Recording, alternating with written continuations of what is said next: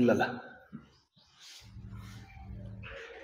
ಅನಂತಾಚಾರ್ ಬರ್ರಿ. ಶ್ರೀ ಗುರುಭ್ಯೋ ನಮಃ. ಹರಿ ಓಂ.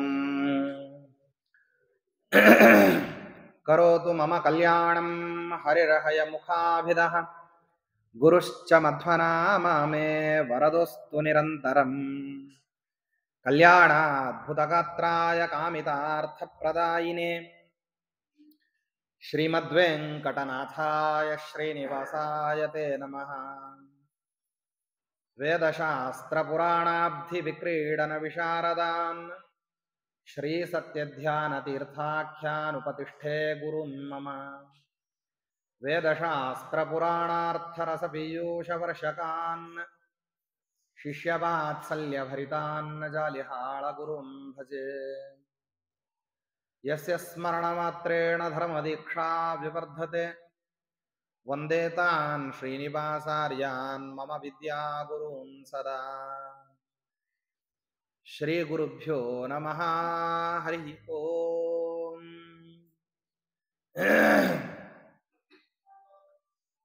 ಶ್ರೀ ವೇದಾಂತ ಮಹಾಚಲಂ ಹಿ ಪರಿತಃ ಸಂಯೋಜ್ಯ ಸೂತ್ರಾಹಿಪಂ ಸದ್ವಾತಾಗಮ ಪೋಷಿತಾತ್ಮ ಹೃದಯಂ ತತ್ಪೂರ್ವ ಪಕ್ಷಾಸುರೈಃ ಸಿದ್ಧಾಂತೋಕ್ತಿ ಸುರೇಶ್ವರೈಶ್ಚ ಮಥಿತಃ ಯಃ ಕೃಷ್ಣದುಗ್ಧಾಂಬುಧಿಃ ಸ್ವೀಯಾನಾಂ ಅಮೃತಂ ಪ್ರಯಚ್ಛತಿ ಸಮಾಂ ಪಾಯಾದ್ಗುಣೋದ್ಯನ್ಮಣಿಃ.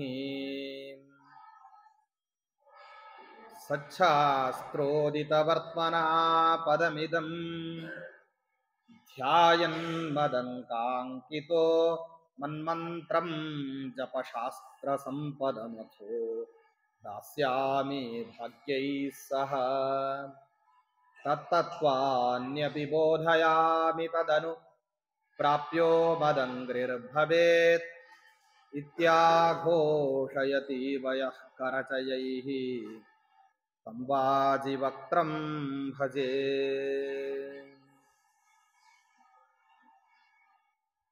ಶ್ರೀ ಗುರುಭ್ಯೋ ನಮಃ.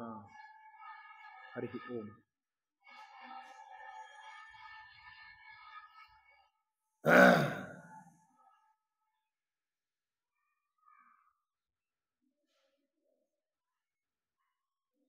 ವಿಪ್ರಾಂಗನಾ ಸ್ವಪ್ರಭವೇ ಪ್ರಹೃಷ್ಟಾಃ ಪ್ರತ್ಯರ್ಪ್ಯ ಸರ್ಪೀ ದಧಿಪಾಯಸಾದಿ ಮುಕ್ತಿಂ ಕರಾಸ್ಥಾಂ ಕಿಲ ತಾವಿತೇನುಃ ಪುಂಸ್ತ್ವೇನ ಕಿಂ ಪೌರುಷ ಮೌಲಿಭಾಜಾಂ.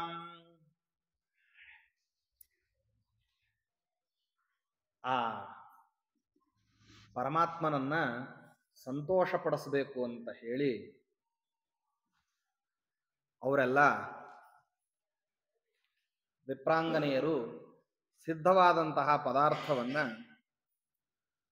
ಭಗವಂತನ ಹತ್ತಿರದಲ್ಲಿ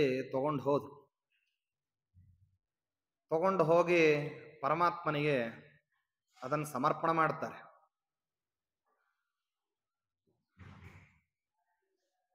ಆ ಸಮರ್ಪಣೆ ಮಾಡಿದಂತಹ ಸಮಯದಲ್ಲಿ ಪರಮಾತ್ಮ ಅದನ್ನು ಸ್ವೀಕಾರ ಮಾಡೋಣ. ಯಾಕೆಂದ್ರೆ ಭಗವಂತ ಅನ್ನಾದ್ಯಾಹಾರ ಪದಾರ್ಥಗಳನ್ನ ಸ್ವೀಕಾರ ಮಾಡತಕ್ಕಂಥದ್ದು 3 ರೀತಿಯಿಂದ ಅಂತ ಐತರೇಯೋಪನಿಷತ್ ಹೇಳ್ತದೆ. ಒಂದು, ಅದನ್ನ ತನ್ನದೇ ಆಗಿರತಕ್ಕಂತಹ ಪದಾರ್ಥಗತವಾದ ಸ್ವಾಖ್ಯರಸವನ್ನ ಭೋಗ ಮಾಡೋದು. ತನ್ನದೇ ರಸ, ಅದು ಸ್ವಾಖ್ಯರಸ. ಪದಾರ್ಥದಲ್ಲಿ ಪರಮಾತ್ಮ ಅದನ್ನು ಇಟ್ಟಿರ್ತಾನೆ. ಅದನ್ನ ತನ್ನ ರಸವನ್ನ ತಾನು ಸ್ವೀಕಾರ ಮಾಡ್ತಾನೆ.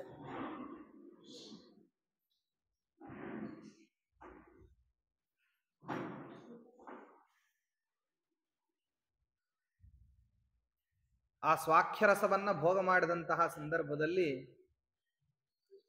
ಅದನ್ನ ಅದನ ಪ್ರಕಾರದ ನೈವೇದ್ಯ ಅಂತ ಹೇಳ್ತೇವೆ. ಎರಡನೇದ್ದು ಘ್ರಾಣ, ಅಂದ್ರೆ ಅಲ್ಲಿರ್ತಕ್ಕಂತಹ ರಸಾದಿ ದ್ರವ್ಯಗಳನ್ನ ಪರಮಾತ್ಮ ಆಘ್ರಾಣನ ಮಾಡತಕ್ಕಂಥ.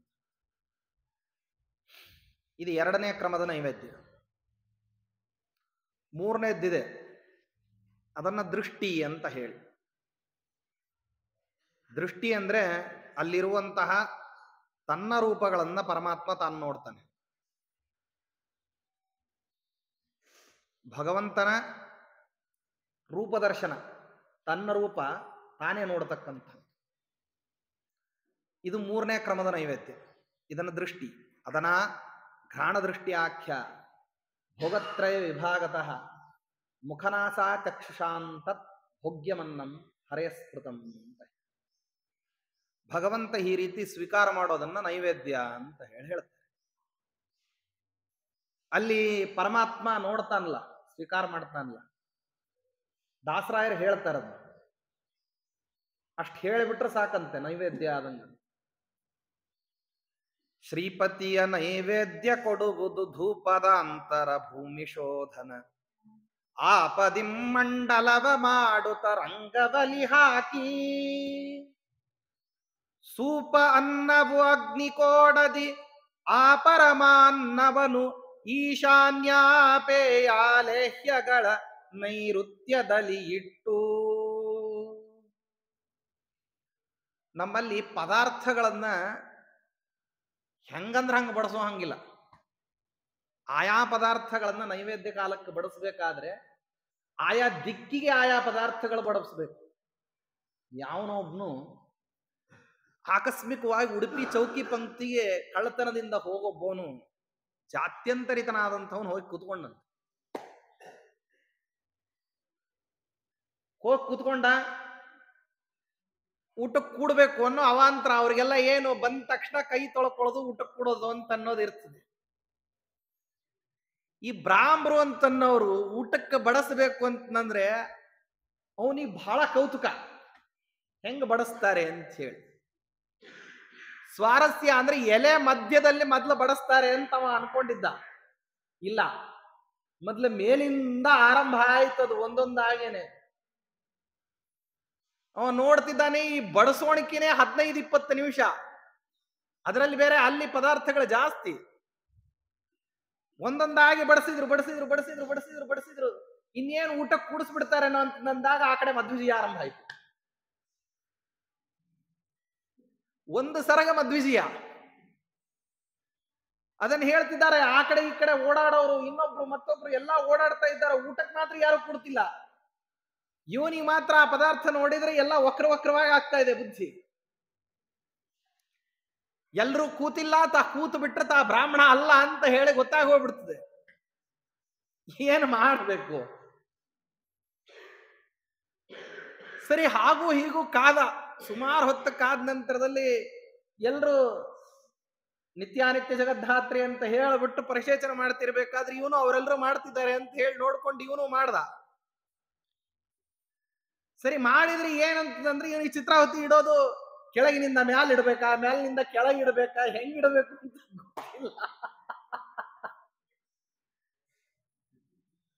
ಸರಿ, ಹೆಂಗೋ ಒಂದ್ ಇಟ್ಟು ಇನ್ನೇನು ಕೂಡ್ಬೇಕು ಅಂತಂದ್ರೆ ಅವರೆಲ್ಲರೂ ಕೈ ನೀರು ಹಾಕೊಂಡಿದ್ದಾರೆ. ಇವತ್ತು ತಿನ್ಲಿಕ್ಕೆ ಆರಂಭ ಮಾಡ್ಬಿಟ್ಟ. ಎಲ್ರಿಗೂ ಅಕ್ಕಪಕ್ಕದವ್ರಿಗೆಲ್ರಿಗೂ ಸಂದೇಹ. ನೋಡ್ತಾ ಇದ್ದಾರೆ ಏಕಪ್ರಕಾರವಾಗಿ. ಇವ ಕೂತ. ಅದೇನು ಕೂತ ಮೇಲೆ ಇವ ನಡುಮಧ್ಯದಲ್ಲಿ ಆಹಾರ ಪದಾರ್ಥವನ್ನು ತಿಂತ ಇದ್ದಾನೆ. ಎಲ್ರು ಪಾಯಸದಿಂದ ಆರಂಭ ಮಾಡಿದ್ರು. ಇವ್ ತಿಂತಿರ್ಬೇಕಾದ್ರೆ ಇವನಲ್ಲ ಅಂತ ಹೇಳಿ ಅವರಿಗೆ ಗೊತ್ತು. ಸರಿ, ಎಲ್ಲ ಊಟ ಹಾಗೂ ಹೀಗೂ ಕಷ್ಟಪಟ್ಟು ಬಗೆಹರಿಸ್ಕೊಂಡು 3/4 ಗಂಟೆ ಮಾಡಿ ಹೊರಗೆ ಬಂದ. ಇನ್ನೊಂದ್ಸರ್ತೆ ಬ್ರಾಹ್ಮಣ ಜೊತೆ ಊಟಕ್ಕೆ ಕೊಡಲ್ಲ ಅಂದ.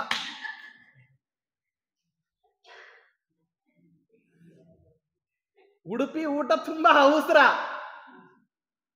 ಉತ್ತರ ಕರ್ನಾಟಕಕ್ಕೆ ಬಂದು ಬಿಟ್ರೆ ಇನ್ನು ನಿಧಾನ ಬೇರೆ. ಅಲ್ಲಿ ಅವಸರದ ಊಟಕ್ಕೇನೆ ಅವನಂದ ಇನ್ನೊಂದ್ಸರ್ತೆ ಬ್ರಾಹ್ಮಣ ಜೊತೆ ಊಟ ಮಾಡೋದಿಲ್ಲ. ಯಾಕೆಂದ್ರೆ ಅವ್ರಿಗೆ ಊಟ ಮಾಡ್ಲಿಕ್ಕೆ ಇರೋ ಅಷ್ಟು ಸಹನೆ ನಮ್ಗೆ ಆ ಸಹನೆ ಕೂಡ ಇಲ್ಲ.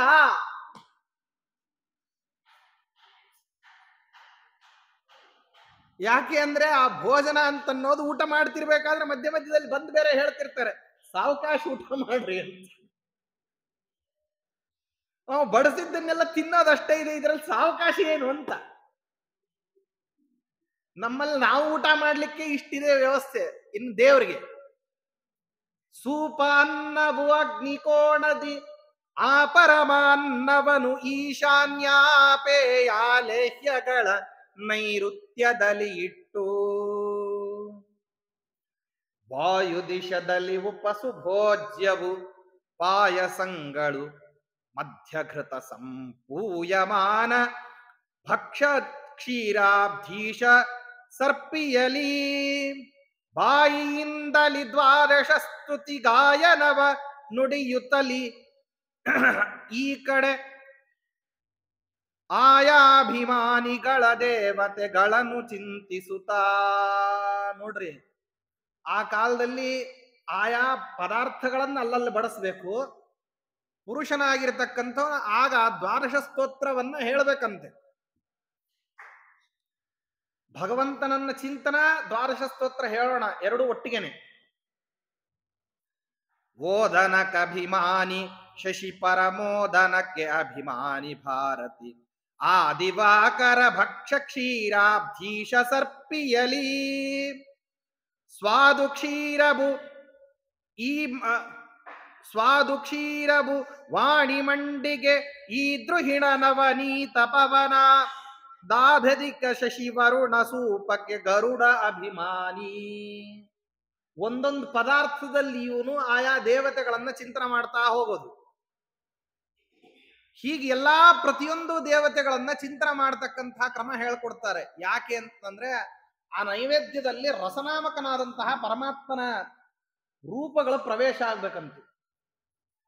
ಯಾಕೆ ಅಂದ್ರೆ ಅನ್ನಾದ್ಯ ಆಹಾರಗಳನ್ನ ವಾಸ್ತವದಲ್ಲಿ ಯಾಕೆ ನಮ್ಮಲ್ಲಿ ಇಷ್ಟು ಎಚ್ಚರದಿಂದ ಈ ನೈವೇದ್ಯ ವೈಶ್ವದೇವ ಅಂತ ಯಾಕೆ ಹೇಳ್ತಾರೆ ಅಂದ್ರೆ ಅಲ್ಲೊಂದು ರಹಸ್ಯ ಇದೆ. ಶಾಸ್ತ್ರದಲ್ಲಿ ಈ ರಹಸ್ಯವನ್ನ ಬೇರೆಯವರ ಅನ್ನ ತಿನ್ನೋದಕ್ಕೂ, ಹಸಿದಾಗ ಪಶುಗಳ ಹಂಗೆ ಹೊಟ್ಟೆ ತುಂಬಲಿಕ್ಕೆ ತುರುಕೊಳ್ಳೋದೇನಿದೆಯಲ್ಲ, ಇದು ಊಟ ಅಲ್ಲ, ಇದು ಭೋಜನ ಅಲ್ಲ. ಭೋಜನ ಅಂತಂದ್ರೆ ವಾಸ್ತವದಲ್ಲಿ ಪ್ರತಿಯೊಂದು ಅಗಳನ್ನ ತಿಂದಾಗ ಪಾಪ ಸಂಚಯ ಆಗ್ತದೆ. ಪ್ರತಿಯೊಂದು ಅನ್ನ ತಿಂದಾಗ ನೀವು ಮಾಡುವಂತಹ ಪ್ರತಿಯೊಂದು ಕಾರ್ಯವೂ ಪುಣ್ಯಕರ್ಮ ಅಂತ ಅನ್ಕೊಂಡು ನಾವು ಪುಣ್ಯಕರ್ಮನೇ ಮಾಡ್ತಿದ್ದೀವಿ ಅಂತ ಭ್ರಾಂತಿಯಲ್ಲಿರ್ತೀವಿ. ಊಟವೂ ಕೂಡ ಒಂದು ಪಾಪ ಕಾರ್ಯ. ಭಗವಂತನ ಸ್ಮರಣೆ ಇಲ್ಲದೆ ಹೋದ್ರೆ, ಭಗವತ್ ಸ್ಮರಣೆ ಇಲ್ಲದೆ ಹೋದ್ರೆ, ಭಗವತ್ ಸ್ಮರಣೆ ಬರದೇ ಹೋದ್ರೆ ಅದು ಒಂದು ಪಾಪದ ಕಾರ್ಯ. ಅತ್ಯಂತ ಪಾಪದ ಕಾರ್ಯ ಯಾವುದು ಅಂತಂದ್ರೆ ಭೋಜನ.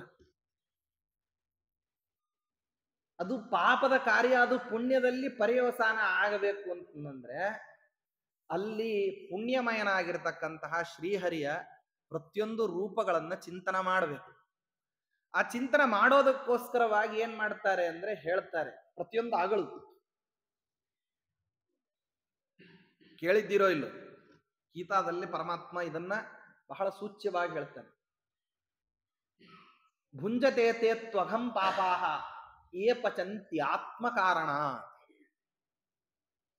ಯಾರು ತಮಗೋಸ್ಕರವಾಗಿ ತಾವು ಅಡುಗೆ ಮಾಡ್ಕೊಂಡು ಊಟ ಮಾಡ್ತಾರೋ ಅದು ಯಾವುದಕ್ಕೆ ಕಾರಣ ಆಗ್ತದೆ ಅಂತಂದ್ರೆ ಪಾಪಗಳನ್ನ ತಿನ್ಲಿಕ್ಕೆ ಕಾರಣ ಆಗ್ತದೆ. ಭುಂಜತೆ ತೇ ತ್ವಘಂ ಪಾಪಾಹ ಏ ಪಚಂತ್ಯಾತ್ಮ ಕಾರಣ. ಅನ್ನಾದ್ ಭವಂತಿ ಭೂತಾನಿ ಪರ್ಜನ್ಯಾದ್ ಅನ್ನ ಸಂಭವ ಯಜ್ಞಾದ್ ಭವತಿ ಪರ್ಜನ್ಯ ಯಜ್ಞ ಕರ್ಮ ಸಮುದ್ಭವ ಕರ್ಮ ಬ್ರಹ್ಮೋದ್ಭವಂ ವಿದ್ಧಿ ಬ್ರಹ್ಮಾಕ್ಷರ ಸಮುದ್ಭವಂ ಏವಂ ಪ್ರವರ್ತಿತಂ ಚಕ್ರಂ ನಾನು ವರ್ತಯತೀಹಯ ಅಘಾಯುರಿಂದ್ರಿಯಾರಾಮೋ ಮೋಘಂ ಪಾರ್ಥ ಸಜೀವತಿ ಅಂತಾನೆ. ನಾವು ನಮಗೋಸ್ಕರವಾಗಿ ಯಾರ ಬಂದ ಆಕಸ್ಮಿಕವಾಗಿ ಕೇಳ್ತಾರೆ. ಹಿಂದಿನ ಕಾಲಕ್ಕೆಲ್ಲ ಹೇಳ್ತಿದ್ರು, ಅಡಿಗೆ ಮಾಡ್ಬೇಕಾದ್ರೆ ಮಾತಾಡಿದ್ರು ಅಂತಂದ್ರೆ ಬೇರೆದೇನೂ ಅಲ್ಲ, ಮಾತಾಡಿದ್ರೆ ಅಡಿಗೆ ಮೈಲಿ ಆಗ್ತದೆ ಅಂತ ಹೇಳ್ತಿದ್ರು. ದೇವ್ರ ಪೂಜೆ ಮಾಡ್ಬೇಕಾದ್ರೆ ಮಾತಾಡೋದಲ್ಲ, ಅಡಿಗೆ ಮಾಡ್ಬೇಕಾದ್ರೆ ಮಾತಾಡಿದ್ರೆ ಅಡಿಗೆ ಮೈಲಿ ಅಂತ. ಇನ್ನು ಕಣ್ಣೀರ್ ಹಾಕಿದ್ರೆ, ರಕ್ತ ಬಂದ್ರೆ, ಮತ್ತೆ ಬಿಕ್ಕಳಿಸಿದ್ರೆ, ಬಾಯಿಯಲ್ಲಿ ಏನಾದ್ರೂ ಆಕಸ್ಮಿಕವಾಗಿ ಹಿಂದಿನ ದಿವಸದ್ದು ಬಂದು ಬಿಟ್ರೆ, ಇವಕ್ಕೆಲ್ಲ ಮೈಲಿಗೆ ಅಂತಂದು ಹೇಳೋದಲ್ಲ. ಆಕಸ್ಮಿಕವಾಗಿ ಲೌಕಿಕ ವ್ಯವಹಾರಗಳನ್ನ ಮಾತಾಡಿದ್ರೆ ಮೈಲಿಗೆ ಅಂತ. ಅಡಿಗೆ ಮಾಡ್ತಿರುವಂತಹ ಸಮಯದಲ್ಲಿ ತುಂಬಾ ಎಚ್ಚರದಿಂದ ಅಡಿಗೆ ಮಾಡ್ರಿ. ಬೇರೆ ಭಾವನೆಗಳು ಬಂದು ಬಿಟ್ರೆ ಆಕಸ್ಮಿಕವಾಗಿ ಅಡಿಗೆ ಮಾಡೋನಿಗೆ, ಯಾಕೆ ಹಿಂದಿನ ಕಾಲಕ್ಕೆಲ್ಲ ಶಿಖಾ ಸೂತ್ರಾದಿಗಳನ್ನು ಧಾರಣ ಮಾಡಿರ್ತಕ್ಕಂಥವ್ರನ್ನೇ ಅನ್ನಾದ್ಯಾಹಾರಗಳಿಗೆ ಸ್ವೀಕಾರ ಮಾಡ್ತಿದ್ರು ಅಂದ್ರೆ ಬಹಳ ಆಂತರ್ಯ ಇದೆ. ಮಂತ್ರಾಲ್ ರಾಯರ ಅತ್ಯಾಪ್ತ ಭಕ್ತರಾಗಿರ್ತಕ್ಕಂಥವ್ರು ಅಪ್ಪ ಅವರು.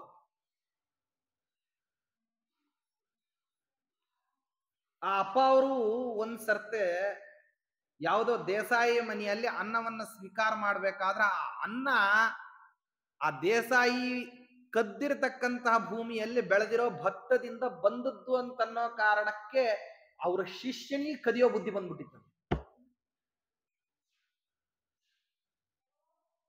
ಅನ್ನ ಸ್ವೀಕಾರ ಮಾಡ್ಬೇಕಾದ್ರೆ ಭಾವನಾ ವ್ಯತ್ಯಾಸ ಆಗ್ಬಿಟ್ರೆ ಅಡುಗೆ ಕಲುಷಿತ ಆಗ್ಬಿಡ್ತದೆ. ಮಡಿಮೈಲಿಗೆ ನಮ್ಮಲ್ಲಿ ಎಲ್ಲಿ ಆರಂಭ ಅಂದ್ರೆ ಸ್ನಾನ ಮಾಡಿದ್ರೆ ಮಡಿಮೈಲಿಗೆ ಆರಂಭ ಅಲ್ಲ, ತಪ್ಪಾಗಿ ತಿಳಿದಿದ್ದಾರೆ. ಸ್ನಾನ ಮಾಡ್ಬಿಟ್ರೆ ಮಡಿಮೈಲಿಗೆ ಆರಂಭ ಅಂತಂದು ಹೇಳ್ಬಿಟ್ಟು ಅಲ್ಲ. ದ್ವಾದಶ ಏಕಾದಶೇಂದ್ರಿಯಗಳಲ್ಲಿಯೂ ಕೂಡ ಶುಚಿರ್ಭೂತತ್ವವನ್ನ ಸಂಪಾದನೆ ಮಾಡಿಕೊಂಡು ಆನಂತರದಲ್ಲಿ ಸ್ನಾನ ಅಂತನ್ನೋದು ಅದೊಂದು ಈ ಕಾಗದದಲ್ಲಿ ಮಾರ್ಜಿನ್ ಅಂತ ಹೇಳ್ತಾರಲ್ಲ, ಅದನ್ನ ಬಿಟ್ಟು ಬರೆಯೋದು ಅಂತ ಹೇಳಿ ಆ ಮಾರ್ಜಿನ್ ಇದ್ದಂಗ ಅಷ್ಟೇ. ಆ ಮಾರ್ಜಿನ್ ಬಿಟ್ಟು ಆನಂತರದಲ್ಲಿ ಏನ್ ಮಾಡ್ತೀರಿ ಅಂದ್ರೆ ನೀವು ವಹಿಯಲ್ಲಿ ಅಂದ್ರೆ ಪುಸ್ತಕದಲ್ಲಿ ಬರೀತಿರಲ್ಲ, ಹೇಗೋ ಆ ರೀತಿಯಲ್ಲಿ ಏನಪ್ಪಾ ಅಂದ್ರೆ ಸ್ನಾನ ಅಂತ ಅನ್ನೋದು ಆರಂಭ ಆಗ್ಲಿಕ್ಕೆ ಆನಂತರದಲ್ಲಿ ಮಡಿ ಕೆಲಸ ಆರಂಭ. ಮಡಿ ಕೆಲಸ ಆವಾಗ ಆರಂಭ ಅಲ್ಲ, ಮೊದಲಿನಿಂದ ಮಡಿ ಕೆಲಸವೇ. ಸ್ವಲ್ಪ ಕಠಿಣ ಆಗತ್ತಲ್ಲಿಂದ. ಭಾವನೆ ಏನಾದ್ರೂ ವ್ಯತ್ಯಾಸವಾಗಿ ಏನಾದ್ರೂ ಅಡಿಗೆ ಮಾಡಿಬಿಟ್ರು ಅಂತಂದ್ರೆ ತಿಂದವನಿಗೆ ದುರ್ಬುದ್ಧಿ ಬರ್ತದಂತೆ. ಅದಕ್ಕೆ ತಿನ್ನೋರೆಲ್ಲರೂ ಕೂಡ ಏನಪ್ಪಾ ಅಂತಂದ್ರೆ ಮೊದ್ಲಿನಿಂದ ತುಂಬಾ, ಅದಕ್ಕೆ ಪ್ರಾಚೀನರಲ್ಲೆಲ್ಲ ಇದ್ದದ್ದು ಬೇರೆ ಬ್ರಾಹ್ಮಣರು ಇರಲೇ ಇಲ್ಲಲ್ಲ, ಬರೀ ಸ್ವಯಂ ಪಾಕದವರೇ ಇದ್ರು. ಈಗ ಯಾರೋ ಬೆರಳಿನ ಫಿಂಗರ್ ಕೌಂಟ್ಸಿಗೆ ಸಿಗುವಂತವ್ರು ಇದ್ದಾರೆ. ಆಗಿನ ಕಾಲಕ್ಕೆ ಏನಂತಂದ್ರೆ ಯಾರು ಯಾರ ಮನೆಯಲ್ಲೂ ಊಟ ಮಾಡ್ತಿರ್ಲಿಲ್ಲ. ತುಂಬಾ ಊಟ ಮಾಡ್ಬೇಕಂದ್ರೆ ಕಾರಣಗಳು ಬೇಕು. ಅತ್ಯಂತ ಕಾರಣ ಇಲ್ಲದೆ ಇರುವಂತಹ ಸಮಯದಲ್ಲಿ ಎಲ್ಲ ಪ್ರತಿಯೊಬ್ಬರ ಮನೆಯಲ್ಲೂ ಶುಚಿರ್ಭೂತವಾದಂತಹ ಅಡಿಗೆಗಳೇ ನಡೀತಿತ್ತೇನೋ, ಅವ್ರ ಮನೆಯಲ್ಲಿ ಶುಚಿಯಾಗಿಲ್ಲ ಆದ್ರಿಂದಾಗಿ ಊಟ ಮಾಡೋದಿಲ್ಲ ಅಂತನ್ನೋ ಕಾರಣ ಯಾರು ಹೇಳ್ತಿರ್ಲಿಲ್ಲ.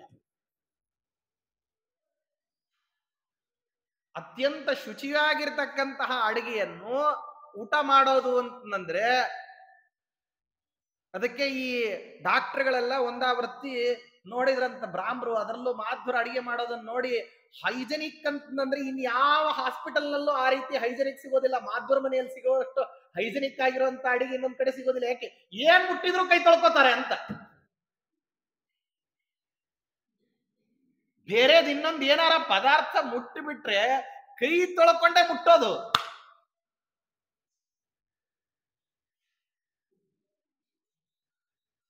ಯಾಕೆ ಅಂದ್ರೆ ಅಶುಚಿ ಬೆರಕೆ ಆಗಬಾರದು ಅಂತನ್ನುವಂಥದ್ದು ಇದ್ದದ್ದು. ಎಷ್ಟು ಶುಚಿರ್ಭೂತವಾಗಿರ್ತಕ್ಕಂತಹ ದೇಹೇಂದ್ರಿಯಗಳಿರ್ತಾವೋ, ಮನಸ್ಸಿರ್ತಾವೋ, ಅಷ್ಟು ಸಹಜವಾಗಿ ಪರಮಾತ್ಮನ ಅತಿಶಯವಾಗಿರತಕ್ಕಂತಹ ಸ್ಮರಣೆ ಬರ್ತದೆ. ಭಗವತ್ ಸ್ಮರಣೆ ಎಷ್ಟು ಬರ್ತದೋ ಅಷ್ಟಷ್ಟು ಅನ್ನದಲ್ಲಿ ದೋಷ ಕಳೀತದೆ, ಪ್ರತಿ ಅಗಳಿನಲ್ಲಿ ದೋಷ ಹೋಗ್ತದೆ. ಹೇಳಿದ್ದಲ್ಲ, ಪುಂಜತೆ ತ್ವಗಂ ಪಾಪಾಹ ಯೇ ಪಚಂತ್ಯಾತ್ಮ ಕಾರಣ. ಅದಕ್ಕೆ ಅಡಿಗೆ ಇಡಬೇಕಾದ್ರೆ ಯಾರಿಗೆ ಅಡಿಗೆ ಮಾಡ್ತೀರಿ ಅಂದ್ರೆ ದೇವ್ರ ನೈವೇದ್ಯಕ್ಕೆ ಅಡಿಗೆ ಮಾಡ್ತೀವಿ. ಸಾಮಾನ್ಯವಾಗಿ ಕೇಳಿದ್ರೂ ಉತ್ತರ ಏನು ಅಂದ್ರೆ ನೈವೇದ್ಯ ವೈಶ್ವದೇವ ಹಸ್ತೋದಕ್ಕೆ ಆಗ್ಬೇಕಲ್ಲ, ಅದಕ್ಕೆ ಅಡಿಗೆ ಮಾಡ್ತೀವಿ ಅಂತ ಹೇಳೋದು. ಮತ್ ನಿಮ್ ಊಟ ಅಂತ ಪ್ರಶ್ನೆ ಮಾಡೋ ಹಂಗಿಲ್ಲ, ಅದೆಲ್ಲ ಆದ್ಮೇಲೆ ಅವ್ರ ಊಟ ಇದ್ದೇ ಇರ್ತದೆ. ಅಡಿಗೆ ಎದಕ್ ಮಾಡ್ತೀವಿ ಅಂದ್ರೆ ನಮ್ಮ ಊಟಕ್ಕೋಸ್ಕರವಾಗಿ ಅಡಿಗೆ ಮಾಡ್ತೀವಿ ಅಂತ ಹೇಳ್ಕೊಳ್ಳೋದೇ ಪಾಪ ಅಂತಂದ್ರೆ ಅದಕ್ಕಾಗಿ ಏನೇ ಮಾಡಿ ತಿನ್ನೋದಿನ್ ಯಾವ ರೀತಿ ಅಂತ ಯೋಚನೆ ಮಾಡ್ರಿ ನೀವು. ಭುಂಜತೆ ತೇ ತ್ವಗಂ ಪಾಪಾಹ ಯೇ ಪಚಂತ್ಯಾತ್ಮ ಕಾರಣ. ಅದಕ್ಕಾಗಿ ಪ್ರಾಚೀನರಲ್ಲಿ ಏನ್ ಮಾಡಿದ್ರು ಅಂದ್ರೆ ಇದು ಪಾಪದಲ್ಲಿ ಪರ್ಯವಸಾನ ಆಗಬಾರದು, ಭೋಜನ ಅಂತನ್ನೋದು ಒಂದು ಯಜ್ಞದಲ್ಲಿ ಪರ್ಯವಸಾನ ಆಗಿದೆ. ಅಲ್ಲಿ ಅನ್ನಾದ್ಯಭಿಮಾನಿಗಳಾಗಿರ್ತಕ್ಕಂತಹ ದೇವತೆಗಳ ಸಂಚಿಂತನ ಅನ್ನೋದು ನಡೀಲಿ. ಭಗವಂತನಿಗೆ ಸಮರ್ಪಿತವಾಗಿರತಕ್ಕಂತಹ ಅನ್ನ. ಮತ್ ಹಾಗಾದ್ರೆ ಪಾಪ ಪರಿಹಾರ ಮಾತ್ರ ಏನು ಅಲ್ಲ. ಕೃಷ್ಣಾಮೃತ ಮಹಾರಣದಲ್ಲಿ ಹೇಳ್ತಾರೆ ಆಚಾರ್ಯರು, ಸಿಕ್ಥೇ ಸಿಕ್ಥೇ ಭವೇತ್ ಪುಣ್ಯಂ ಚಾಂದ್ರಾಯಣ ಶತಾಧಿಕಂ ಅಂತ. ಒಂದು ಚಾಂದ್ರಾಯಣ ಮಾಡೋದು ಹೇಗೆ ಅಂತ ಹೇಳ್ತೀನಿ, ಆಮೇಲೆ ಇಂದು ಯೋಚನೆ ಮಾಡ್ರಿ.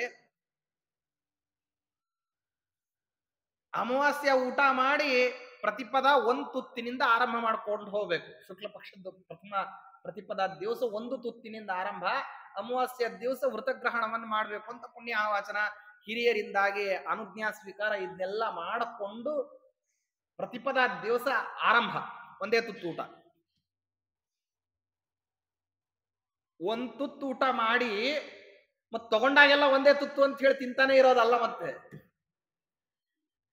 ಒಂದು ಸಾರಿ ತಿನ್ಲಿಕ್ಕೆ ಎಷ್ಟು ತುತ್ತಿನ ಪ್ರಮಾಣ ತಗೊಳ್ತಿರೋ ಅಷ್ಟೇ ಒಂದ್ ತುತ್ತು ಅಂತ ಲೆಕ್ಕ. ಎರಡನೇ ದಿವಸ ಇದು 2, ಮೂರಕ್ಕೆ ತೃತೀಯಕ್ಕೆ 3, ಹೀಗೆ ಹೋಗ್ತಾ ಹೋಗತ್ತೆ. ದಶಮಿ ದಿವಸ 10 ತುತ್ತು, ಮತ್ತೆ ಏಕಾದಶಿ 11 ತುತ್ತು ಇರ್ತದೆ ಅಂತ ಅನ್ಕೋಬೇಡ್ರಿ. ಮತ್ತೆ ಅವತ್ತು ಪೂರ್ಣೋಪವಾಸ. ದ್ವಾದಶಿ 12,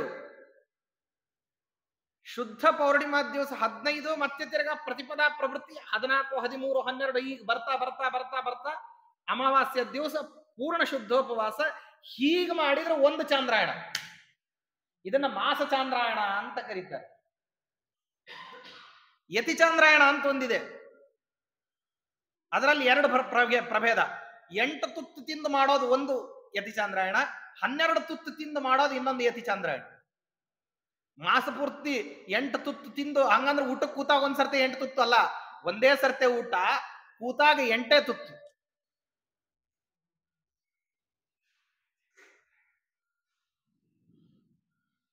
ಇದನ್ನ ಒಂದು ಚಾಂದ್ರಾಯಣ ಮಾಡಿದ್ರೆ ಏನು ಪುಣ್ಯ ಬರ್ತದೋ ಅಂಥದ್ದು ಹರಿನಿವೇದಿತವಾಗಿರ್ತಕ್ಕಂಥ ಅನ್ನವನ್ನ ಸ್ವೀಕಾರ ಮಾಡಿದ್ರೆ ಒಂದು ತುತ್ತಿಗೆ 100 ಚಾಂದ್ರಾಯಣಕ್ಕಿಂತ ಅಧಿಕ ಪುಣ್ಯ ಬರ್ತದಂತೆ. ಏನು ಒಳ್ಳೇದು ಹೇಳಿದ್ರೆ ಆಚಾರ್ಯ, ಏಕಾದಶಿ ತಪ್ಪಿಸ್ಲಿಕ್ಕೆ ತುಂಬಾ ಅನುಕೂಲ ಆಗೋಗ್ಬಿಡ್ತು. ಯಾಕೆ, ಒಂದು ಏಕಾದಶಿ ಮಾಡೋದ್ರಕ್ಕಿಂತ 100 ಚಾಂದ್ರಾಯಣದ ಪುಣ್ಯ ಒಂದು ಊಟಕ್ಕೆ ಬರ್ತದೆ ಅಂತಂದ್ರೆ ಏಕಾದಶಿ ಹೊರತುಪಡಿಸಿ ಬೇರೆ ದಿವಸಕ್ಕಿದೆ.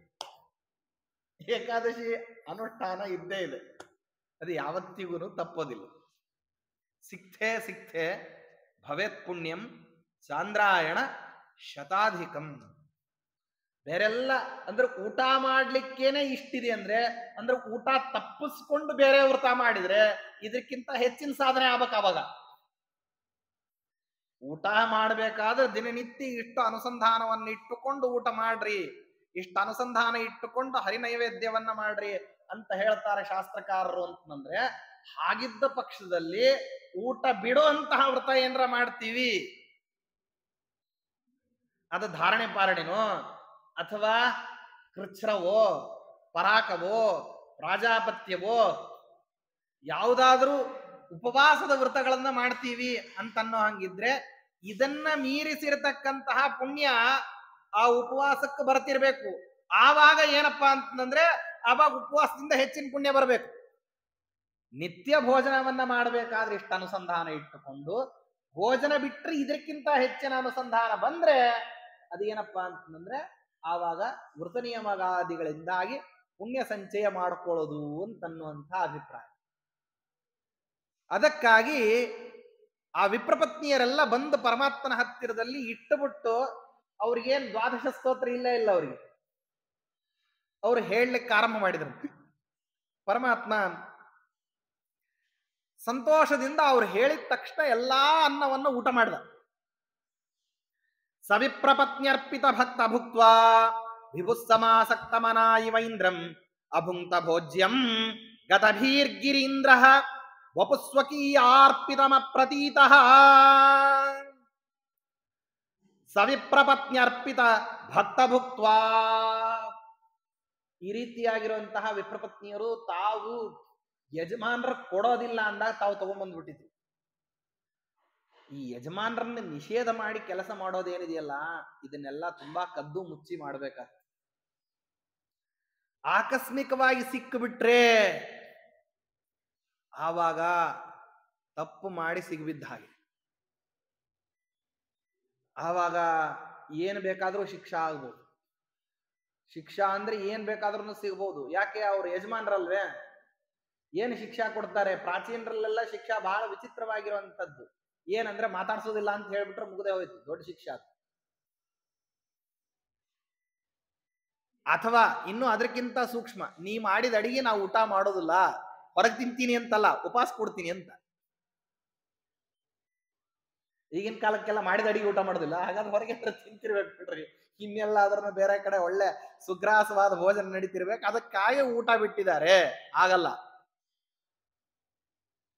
ಅದನ್ನ ಹೇಳಿದ್ರಂದ್ರೆ ತುಂಬಾ ಸಂಕಟ ಆಗ್ಬೇಕು. ಅವಾಗ ಊಟ ಮಾಡೋದಿಲ್ಲ ಅಂತಂದು ಹೇಳ್ಬಿಟ್ರು ಅಂತ ಹೇಳಿ ಸಂಕಟ ಪಡೋ ಅಂತ ಪ್ರಸಂಗ. ಅದಕ್ಕಾಗಿ ಏನ್ ಶಿಕ್ಷಾ ಬರ್ತದೋ ಅಂತ ಹೇಳಿ ಭಯಭೀತರಾಗಿ ಆ ವಿಪ್ರಪತ್ನಿಯರೆಲ್ಲರೂ ಏನ್ ಮಾಡ್ತಿದ್ದಾರೆ ಅಂದ್ರೆ ಪರಮಾತ್ಮನ ಹತ್ತಿರದಲ್ಲಿ ಮರಳಿ ಹೋಗುವಂತ ಹೇಳ್ಬೇಕಾದ್ರೆ ಅಂತಾರೆ, ಹ್ಯಾಗ್ ಹೋಗೋಣ ಪರಮಾತ್ಮ? ಅವರು ನಿಮಗೆ ಅನ್ನಾದಿಗಳನ್ನ ಕೊಡೋದಿಲ್ಲ ಅಂತ ನಿಷೇಧ ಮಾಡಿದಾಗ ನಾವು ನೈವೇದ್ಯ ಮಾಡ್ತೀವಿ ಅಂತ ಹೇಳಿಬಿಟ್ಟು ತಗೊಂಡು ಬಂದು ಬಿಟ್ವಿ. ದೇವ ಪೂಜಾರ್ಚನದಲ್ಲಿ ರತರಾಗಿರ್ತಕ್ಕಂಥವ್ರು, ಆಸಕ್ತರವರು, ಅವ್ರ ಅಯೋಗ್ಯರೇನಲ್ಲ, ಬ್ರಾಹ್ಮಣರು ಯೋಗ್ಯರಾಗಿರುವಂಥವ್ರು.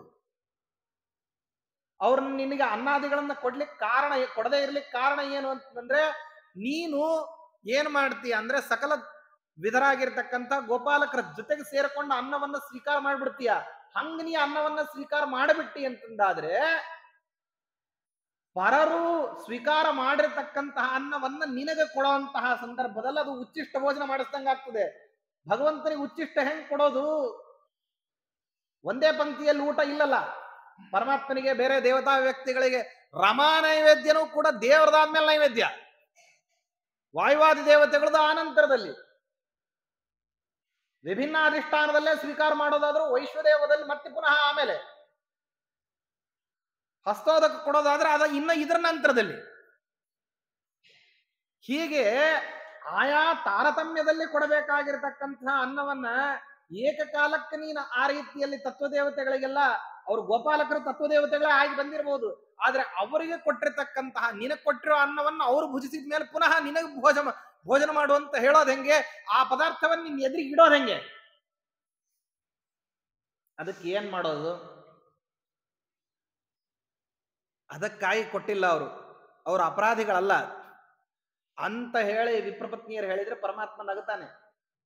ಸರ್ವಜ್ಞ ಪರಮಾತ್ಮ.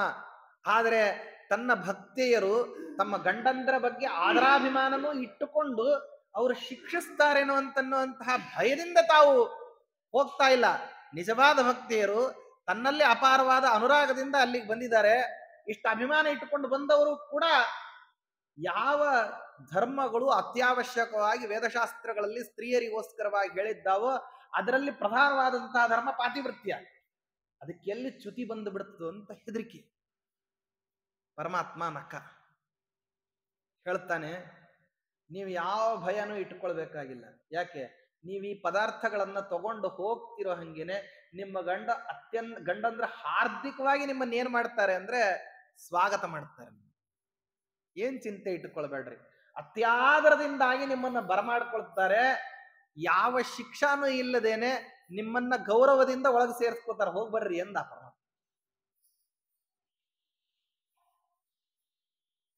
ಯಾಕೆ ಅಂತ ಪ್ರಶ್ನಾರ್ಥಕವಾಗಿ ಪರಮಾತ್ಮನನ್ನ ನೋಡ್ತಾರೆ. ನೀವು ಬರಿಗೈಯಲ್ಲಿ ಏನು ಹೋಗ್ತಿಲ್ಲ, ಏನ್ ಹಿಡ್ಕೊಂಡು ಹೋಗ್ತೀರಿ? ನಿವೇದಿತ ಅನ್ನದ ಪಾತ್ರೆಗಳನ್ನ ಹಿಡ್ಕೊಂಡು ಹೋಗ್ತೀರಿ ನೀವು. ಅದು ಹರಿನೈವೇದ್ಯ ಶೇಷ ಅಂತಂದು ಹೇಳಿ ಗೊತ್ತಿರತಕ್ಕಂತಹ ಬ್ರಾಹ್ಮಣರುಗಳು ಅವ್ರು ಯಾವತ್ತಿಗೂ ಕೂಡ ನೈವೇದ್ಯ ಶೇಷದ ಪಾತ್ರೆಯನ್ನ ತಗೊಂಡ್ಬರ್ತಕ್ಕಂಥವ್ರು ಏನ್ ಮಾಡೋದಿಲ್ಲ ಅಂದ್ರೆ ಅವ್ರು ಯಾವತ್ತೂ ನಿಷ್ಠೂರವಾಗಿ ನಡ್ಕೊಳ್ಳೋದಿಲ್ಲ. ಖಾಲಿ ಕೈಲಿ ಏನು ಹೋಗೋದಿಲ್ಲ. ಅಲ್ಲಿ ನೀವು ಸ್ವಸಾಧನದಲ್ಲಿ ಆಸಕ್ತರಾಗಿರ್ತಕ್ಕಂಥವ್ರು ಮೋಕ್ಷ ಸಾಧಕರು, ಅವರು ಇನ್ನೊಬ್ರು ಮೋಕ್ಷ ಸಾಧನೆಯನ್ನ ಮಾಡಬೇಕಾದ್ರೆ ಅದನ್ನ ನೋಡಿ ಹರ್ಷ ಪಡ್ತಾರೆ.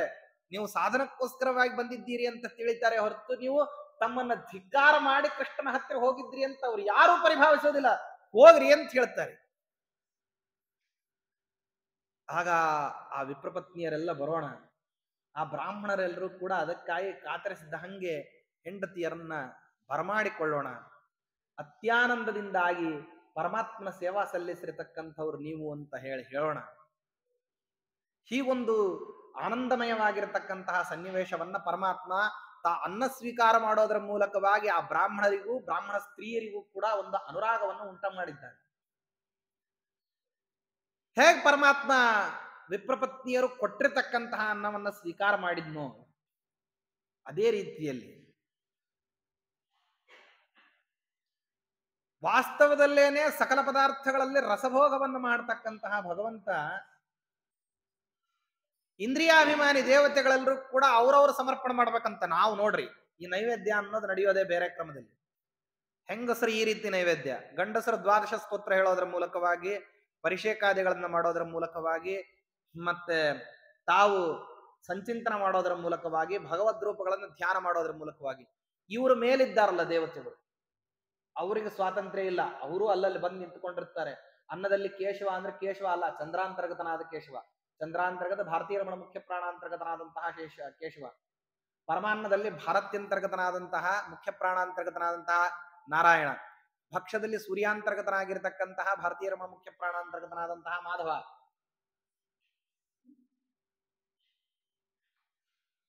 ಹೀಗೆ ಪ್ರತಿಯೊಂದು ಆಹಾರ ಪದಾರ್ಥಗಳಲ್ಲಿ ತತ್ತ ದೇವತೆಗಳು ಏನ್ ಮಾಡ್ಬೇಕು ಅಂತಂದ್ರೆ ಆ ಭಾರತೀಯ ರಮಣನಿಗೆ ನಿಯಾಮಕನಾದಂತಹ ಹರಿಯನ್ನ ಅವ್ರು ಚಿಂತನೆ ಮಾಡಬೇಕು. ಇವ್ರ ನೈವೇದ್ಯ ಇಲ್ಲಿಗೆ ನಿಂತು ಹೋದ್ರೆ ಅವ್ರ ನೈವೇದ್ಯ ಮುಂದೆ ಆರಂಭ ಆಗ್ತದೆ. ಅಡಿಗೆ ಮಾಡೋರು ನೈವೇದ್ಯ ಮಾಡ್ತಾರೆ, ದೇವ್ರ ಪೂಜೆ ಮಾಡೋರು ನೈವೇದ್ಯ ಮಾಡ್ತಾರೆ, ದೇವ್ರ ಪೂಜೆಯಲ್ಲಿ ಬಂದಿರತಕ್ಕಂತಹ ತತ್ವಾಭಿಮಾನಿ ದೇವತೆಗಳು ಅವರು ನೈವೇದ್ಯವನ್ನ ಮಾಡ್ತಾರೆ. ಸ್ವಯಂ ಪರಮಾತ್ಮನ ಸಾಕ್ಷಾತ್ ಪ್ರತಿಬಿಂಬ ಸ್ಥಾನೀಯರಾಗಿರ್ತಕ್ಕಂತಹ ವಾಯುದೇವರು ಅವರು ನೈವೇದ್ಯ ಮಾಡ್ತಾರೆ. ಮೇಲೆ ಎಲ್ಲಾರ್ಕಿಂತ ಮುಂಚೆ ನೈವೇದ್ಯ ಮಾಡೋಳು ಯಾರು ಅಂದ್ರೆ ರಮಾದೇವಿ. ಅಡಿಗೆ ಮಾಡೋಳು ಅವಳೆ, ಮೊದ್ಲ ನೈವೇದ್ಯ ಮಾಡೋಳು ಅವಳೆ. ಪಾಕಕರ್ತೃ ಮಹಾಲಕ್ಷ್ಮಿ, ತದಂತರ್ಯಾಮಿಯಾಗಿರ್ತಕ್ಕಂಥ ವಿಶ್ವಂಭರ. ಜಗತ್ತನ್ನ ಅನ್ನಾದಿಗಳಿಂದ ಪೋಷಣ ಮಾಡತಕ್ಕಂತಹ ವಿಶ್ವಂಭರ ನಾಮಕನಾದಂತಹ ಭಗವಂತ ತಾಯೇನ್ ಮಾಡ್ತಾನೆ ಅಂತಂದ್ರೆ ತಾನೇ ಇನ್ನೊಂದು ರೂಪದಿಂದ ನೈವೇದ್ಯ ಮಾಡ್ತಾನೆ ಲಕ್ಷ್ಮೀ ದೇವಿಯಲ್ಲಿ ನಿಂತ್ಕೊಂಡು. ಮೊದಲು ಭಗವಂತ ತಾನು ತನ್ನ ರೂಪಕ್ಕೆ ನೈವೇದ್ಯವನ್ನ ಮಾಡೋದು, ಮಹಾಲಕ್ಷ್ಮೀ ದೇವಿ ವಿಶ್ವಂಭರಾಂತರ್ಗತನಾದಂತಹ ಪರಮಾತ್ಮನನ್ನೇ ತಾನು ಸಮರ್ಪಣೆ ಮಾಡೋದು, ವಾಯುದೇವರು ರಮಾಗೋಳಕದಲ್ಲಿ ತಾವು ಚಿಂತನೆ ಮಾಡಿಬಿಟ್ಟು ತಾವು ಸಮರ್ಪಣೆ ಮಾಡೋದು, ತತ್ವದೇವತೆಗಳು ತಾವು ನೈವೇದ್ಯ ಮಾಡೋದು. ಇಲ್ಲಿ ಈ ಜಗತ್ನಲ್ಲಿ ಏನೇನು ಪಕ್ವವಾಗಿರತಕ್ಕಂಥ ಆಹಾರ ಪದಾರ್ಥಗಳೆಲ್ಲವೂ ಸಿದ್ಧ ಆಗ್ತಾವೋ ಆ ಸಿದ್ಧವಾಗಿರತಕ್ಕಂಥ ಆಹಾರ ಪದಾರ್ಥಗಳನ್ನ ತತ್ವದೇವತೆಗಳು ಏನ್ ಮಾಡ್ಬೇಕು, ಅಗ್ನಿಯಲ್ಲಿ ನಿಂತುಕೊಂಡು ತಾವು ಸ್ವೀಕಾರ ಮಾಡ್ಬೇಕು. ಸ್ವೀಕಾರ ಮಾಡಿ ಅದನ್ನ ಪರಮಾತ್ಮನಿಗೆ ಏನ್ ಮಾಡ್ಬೇಕು ಅಂದ್ರೆ ತಾವು ನಿವೇದನೆ ಮಾಡ್ಬೇಕು, ಅದು ಅವ್ರ ಬಾಧ್ಯತೆ. ಅದನ್ನ ತತ್ವದೇವತೆಗಳ ಸಮರ್ಪಣೆ ಮಾಡ್ಲಿಕ್ಕೆ 2 ಯಾಗಗಳನ್ನ ಹೇಳ್ತಾರೆ. ಒಂದು ಆಗ್ರಾಯಣ ಇಷ್ಟಿ, ಇನ್ನೊಂದು ಮೊನ್ನೆ ಇನ್ನೂ ಮಾಡಿದ್ರಲ್ಲ, ವೃತ್ತದಿಂದ ನಾಲಿ ಕೆಟ್ಟ ಹೋಗಿದೆ ಅಂತಂದು ಹೇಳಿ ಒಂದು ಹೋಮ ಮಾಡಿದ್ರು ನೋಡ್ರಿ. ಯಾವುದು? ಧಾತ್ರಿ ಹವನ. 2 ಸರ್ತಿ ಈ ರೀತಿ ಏನ್ ಮಾಡ್ಬೇಕಂದ್ರೆ ಧಾನ್ಯ ಸಂಸ್ಕಾರಕ್ಕೋಸ್ಕರವಾಗಿ ಹೋಮ ಮಾಡ್ಬೇಕು. ಮುಂಗಾರು ಮಳೆಯಿಂದ ಬರತಕ್ಕಂಥದ್ದು ಒಂದು ಧಾನ್ಯ, ಹಿಂಗಾರು ಮಳೆಯಿಂದ ಬರತಕ್ಕಂಥದ್ದು ಮತ್ತೊಂದು ಧಾನ್ಯ. ಹಿಂಗೆ 2 ವಿಧವಾದಂತಹ ಧಾನ್ಯಗಳನ್ನ ನಾವು ದೇವತೆಗಳಿಗೆ, ದೇವತೆಗಳು ಭಾರತೀಯ ರಮಣನಾದಂತಹ ವಾಯುವಂತರ್ಗತನಾಗಿರತಕ್ಕಂತಹ ಪರಮಾತ್ಮನಿಗೆ ಹಿಂಗೆ ಸಮರ್ಪಣೆ ಮಾಡ್ಬೇಕು. ಆಗ್ರಾಯಣಿಷ್ಟಿ ಚೈತ್ರ ಶುದ್ಧ ದ್ವಿತೀಯ ದಿವಸ, ಕಾರ್ತೀಕ್ ಮಾಸದಲ್ಲಿ ಧಾತ್ರಿ ಹವನ. ಅದು ಯಾವಾಗ? ಅದು ಆರಂಭ ಅಷ್ಟೇ. ಎಲ್ಲಿ? ದ್ವಾದಶಿ ದಿವಸ ಆರಂಭ, ತಿರ್ಗಾ ದಶಮಿ ದಿವಸದ ತನಕ ಮಾಡ್ಲಿಕ್ಕೆ ಬರ್ತದೆ, ಕಾರ್ತಿಕ್ ಮಾಸ ಇರೋ ತನಕ ಅಂತ ಅನ್ಕೊಂಡಿದ್ದಾರೆ. ಅಲ್ಲ, ಪಂಚಮಿ ದಿವಸದವರೆಗೆ ಮಾತ್ರ ಅವಕಾಶ. ಇದನ್ನ ಅಲ್ಲಿ ಸಂಕಲ್ಪ ಹೇಳ್ಬೇಕಾದ್ರೆ ಹೇಳ್ತಾರೆ, ಅನ್ನ ಸಂಸ್ಕಾರಕ್ಕೆ ಪರ್ಯುಷಿತವಾದಂತಹ ಅನ್ನ ಮತ್ತು ಸೂತಿಕಾದೃಷ್ಟವಾಗಿರ್ತಕ್ಕಂಥ ಅನ್ನ, ರಜಸ್ವಲಾದೃಷ್ಟವಾದಂತಹ ಅನ್ನ, ಅಯೋಗ್ಯವಾಗಿ ಪಚನ ಮಾಡಿರತಕ್ಕಂತಹ ಅನ್ನ, ಮತ್ತೆ ನಾನಾ ವಿಧವಾದಂತಹ ಛಾಯೆಗಳು, ನೆರಳುಗಳು ಬಿದ್ದು ಅಶುದ್ಧವಾಗಿರ್ತಕ್ಕಂತಹ ಅನ್ನ, ಅಸಂಸ್ಕೃತವಾಗಿರ್ತಕ್ಕಂತಹ ಅನ್ನ, ಇಂಥ ಯಾವ ಅನ್ನಗಳನ್ನ ಚಾತುರ್ಮಾಸ್ಯದಲ್ಲಿ ಭೋಜನ ಮಾಡಿರ್ತೀವೋ ತತ್ ಪರಿಹಾರಕ್ಕೋಸ್ಕರವಾಗಿ ಶುದ್ಧಿಯನ್ನ ಸಂಪಾದನೆ ಮಾಡಿಕೊಳ್ಳಿಕ್ಕೋಸ್ಕರವಾಗಿ ಅನ್ನ ಶುದ್ಧಿ, ಅನ್ನದಿಂದ ಸ್ವೀಕೃತವಾಗಿರ್ತಕ್ಕಂತಹ ಆಹಾರ ಪದಾರ್ಥಗಳು ಅನ್ನದಿಂದ ಪರಿವೃತ್ತವಾದಂಥದ್ದು, ಪರಾವೃತವಾದಂಥದ್ದು, ಪರಿಣಾಮವಾದಂತಹ ಪದಾರ್ಥಗಳು ಏನು ದೇಹದಲ್ಲಿ ಇದ್ದಾವೆ ಅವು ಎಲ್ಲವೂ ಕೂಡ ತ್ವಕ್ಚರ್ಮ ಮಾಗಂಸ ರುಧಿರ ಮೇಧೋ ಮಜ್ಜ ಸ್ನಾಯವೋ ಅಸ್ಥೀನಿ ಅಂತನ್ನುವಂತಹ ಸಪ್ತಧಾತುಗಳು, ಆ ಸಪ್ತಧಾತುಗಳು ಇದರಿಂದ ಪರಿಪುಷ್ಟವಾಗಿರ್ತವೆ. ಆ ಪರಿಪುಷ್ಟವಾದಂತಹ ಧಾತುಗಳಲ್ಲಿ ಅನ್ನ ನಿಮಿತ್ತವಾಗಿರ್ತಕ್ಕಂತಹ ದೋಷ ಏನ್ ಬಂದಿದೆ, ಆ ದೋಷದ ಪರಿಹಾರಕ್ಕೋಸ್ಕರವಾಗಿ, ಧಾನ್ಯ ಸಂಸ್ಕಾರಕ್ಕೋಸ್ಕರವಾಗಿ, ಆತ್ಮ ಸಂಸ್ಕಾರಕ್ಕೋಸ್ಕರವಾಗಿ, ಅನ್ನ ಸಂಸ್ಕಾರಕ್ಕೋಸ್ಕರವಾಗಿ ಮತ್ತು ಷಾಡ್ಗುಣ್ಯ ಫಲದ ಅಭಿವೃದ್ಧಿಗೋಸ್ಕರವಾಗಿ ಧಾತ್ರಿ ಹವನವನ್ನ ಮಾಡ್ತೀವಿ ಅಂತ ಒಂದು ಮಾತ್ರ ಮಾಡೋದು ಈಗ ಸಂಪ್ರದಾಯದಲ್ಲಿ ಉಳ್ಕೊಂಡಿದೆ. ಇನ್ನೊಂದು ಅಗ್ರಾಯಣೆಷ್ಟಿ ಏನಾಗ್ಬಿಟ್ಟಿದೆ, ಅದು ನಿಂತು ಹೋಗ್ಬಿಟ್ಟಿದೆ. ಅದನ್ನ ಆಗ್ರಾಯಣೆಷ್ಟಿ ಚೈತ್ರ ಶುದ್ಧ ದ್ವಿತೀಯ ಮಾಡೋದು ಅಂತನ್ನೋದು 6 ತಿಂಗಳಿಗೆ ಸರಿಯಾಗಿ ಅವಕಾಶ ಆಗ್ತದೆ ಅಂತ ಹೇಳಿ ಸ್ಮೃತಿಕಾರರು ಹೇಳಿರೋದು. ಇನ್ನೊಂದು ಅವಕಾಶ ಇದೆ, ಯಾವಾಗ ಅಂತಂದ್ರೆ ಇದಕ್ಕಿಂತಲೂ ಪೂರ್ವಭಾವಿಯಾಗೇನೆ, ಎಲ್ಲಿ ಬಲಿ ಪ್ರತಿಪದ ದಿವಸ. ಆವಾಗ ದೇವತೆಗಳದನ್ನು ಸಮರ್ಪಣೆ ಮಾಡ್ಬೇಕನ್ನ. ದೇವತೆಗಳದನ್ನು ಸಮರ್ಪಣೆ ಮಾಡಬೇಕು ಅಂತಂದ್ರೆ ಆ ಸಮರ್ಪಣೆ ಮಾಡಬೇಕಾಗಿರ್ತಕ್ಕಂಥ ಆಹಾರ ದ್ರವ್ಯಗಳ ಮೇಲೆ ಸ್ವಾತಂತ್ರ್ಯ ಪರಮಾತ್ಮಂದಿದೆ ಅಂತ ಚಿಂತನೆ ಮಾಡಬೇಕು. ಭಗವಂತ ಈ ಸ್ವಾತಂತ್ರ್ಯವನ್ನ ಯಾರಾದರೂ ದೇವತೆಗಳು ಮರ್ತು ಬಿಟ್ರು, ನನ್ನ ಸ್ವತಂತ್ರ ಕರ್ತೃತ್ವ ಶಕ್ತಿಯನ್ನ ಮರ್ತರು ಅಂದ್ರೆ ಅವರಿಗೆ ಸಮಸ್ಯೆ ಆರಂಭ ಆಯಿತು ಅಂತ ಅರ್ಥ. ರಾಹು ತಾನು ಅಮೃತಪ್ರಾಶನದ ಸಂದರ್ಭದಲ್ಲಿ ಬೇರೆ ಪಂಕ್ತಿಯಲ್ಲಿ ಬಂದು ಕೂತ್ಕೊಂಡ ಅಂದಾಕ್ಷಣಕ್ಕೆ ಸೂರ್ಯಚಂದ್ರ ಹೇಳಿದ್ರಂತೆ, ಪರಮಾತ್ಮ ಅಮೃತ ಅವನ ಕೈಗೆ ಹಾಕ್ಬೇಡ, ಅವ ದೈತ್ಯ. ನೋಡ್ರಿ ಎಂಥ ಸಂದಿಗ್ಧ ಪರಿಸ್ಥಿತಿ ಆ ತತ್ವದೇವತೆಗಳಿಗೆ. ಅವರು ಕರ್ಮಸಾಕ್ಷಿಗಳಾದಂತಹ ದೇವತೆಗಳು.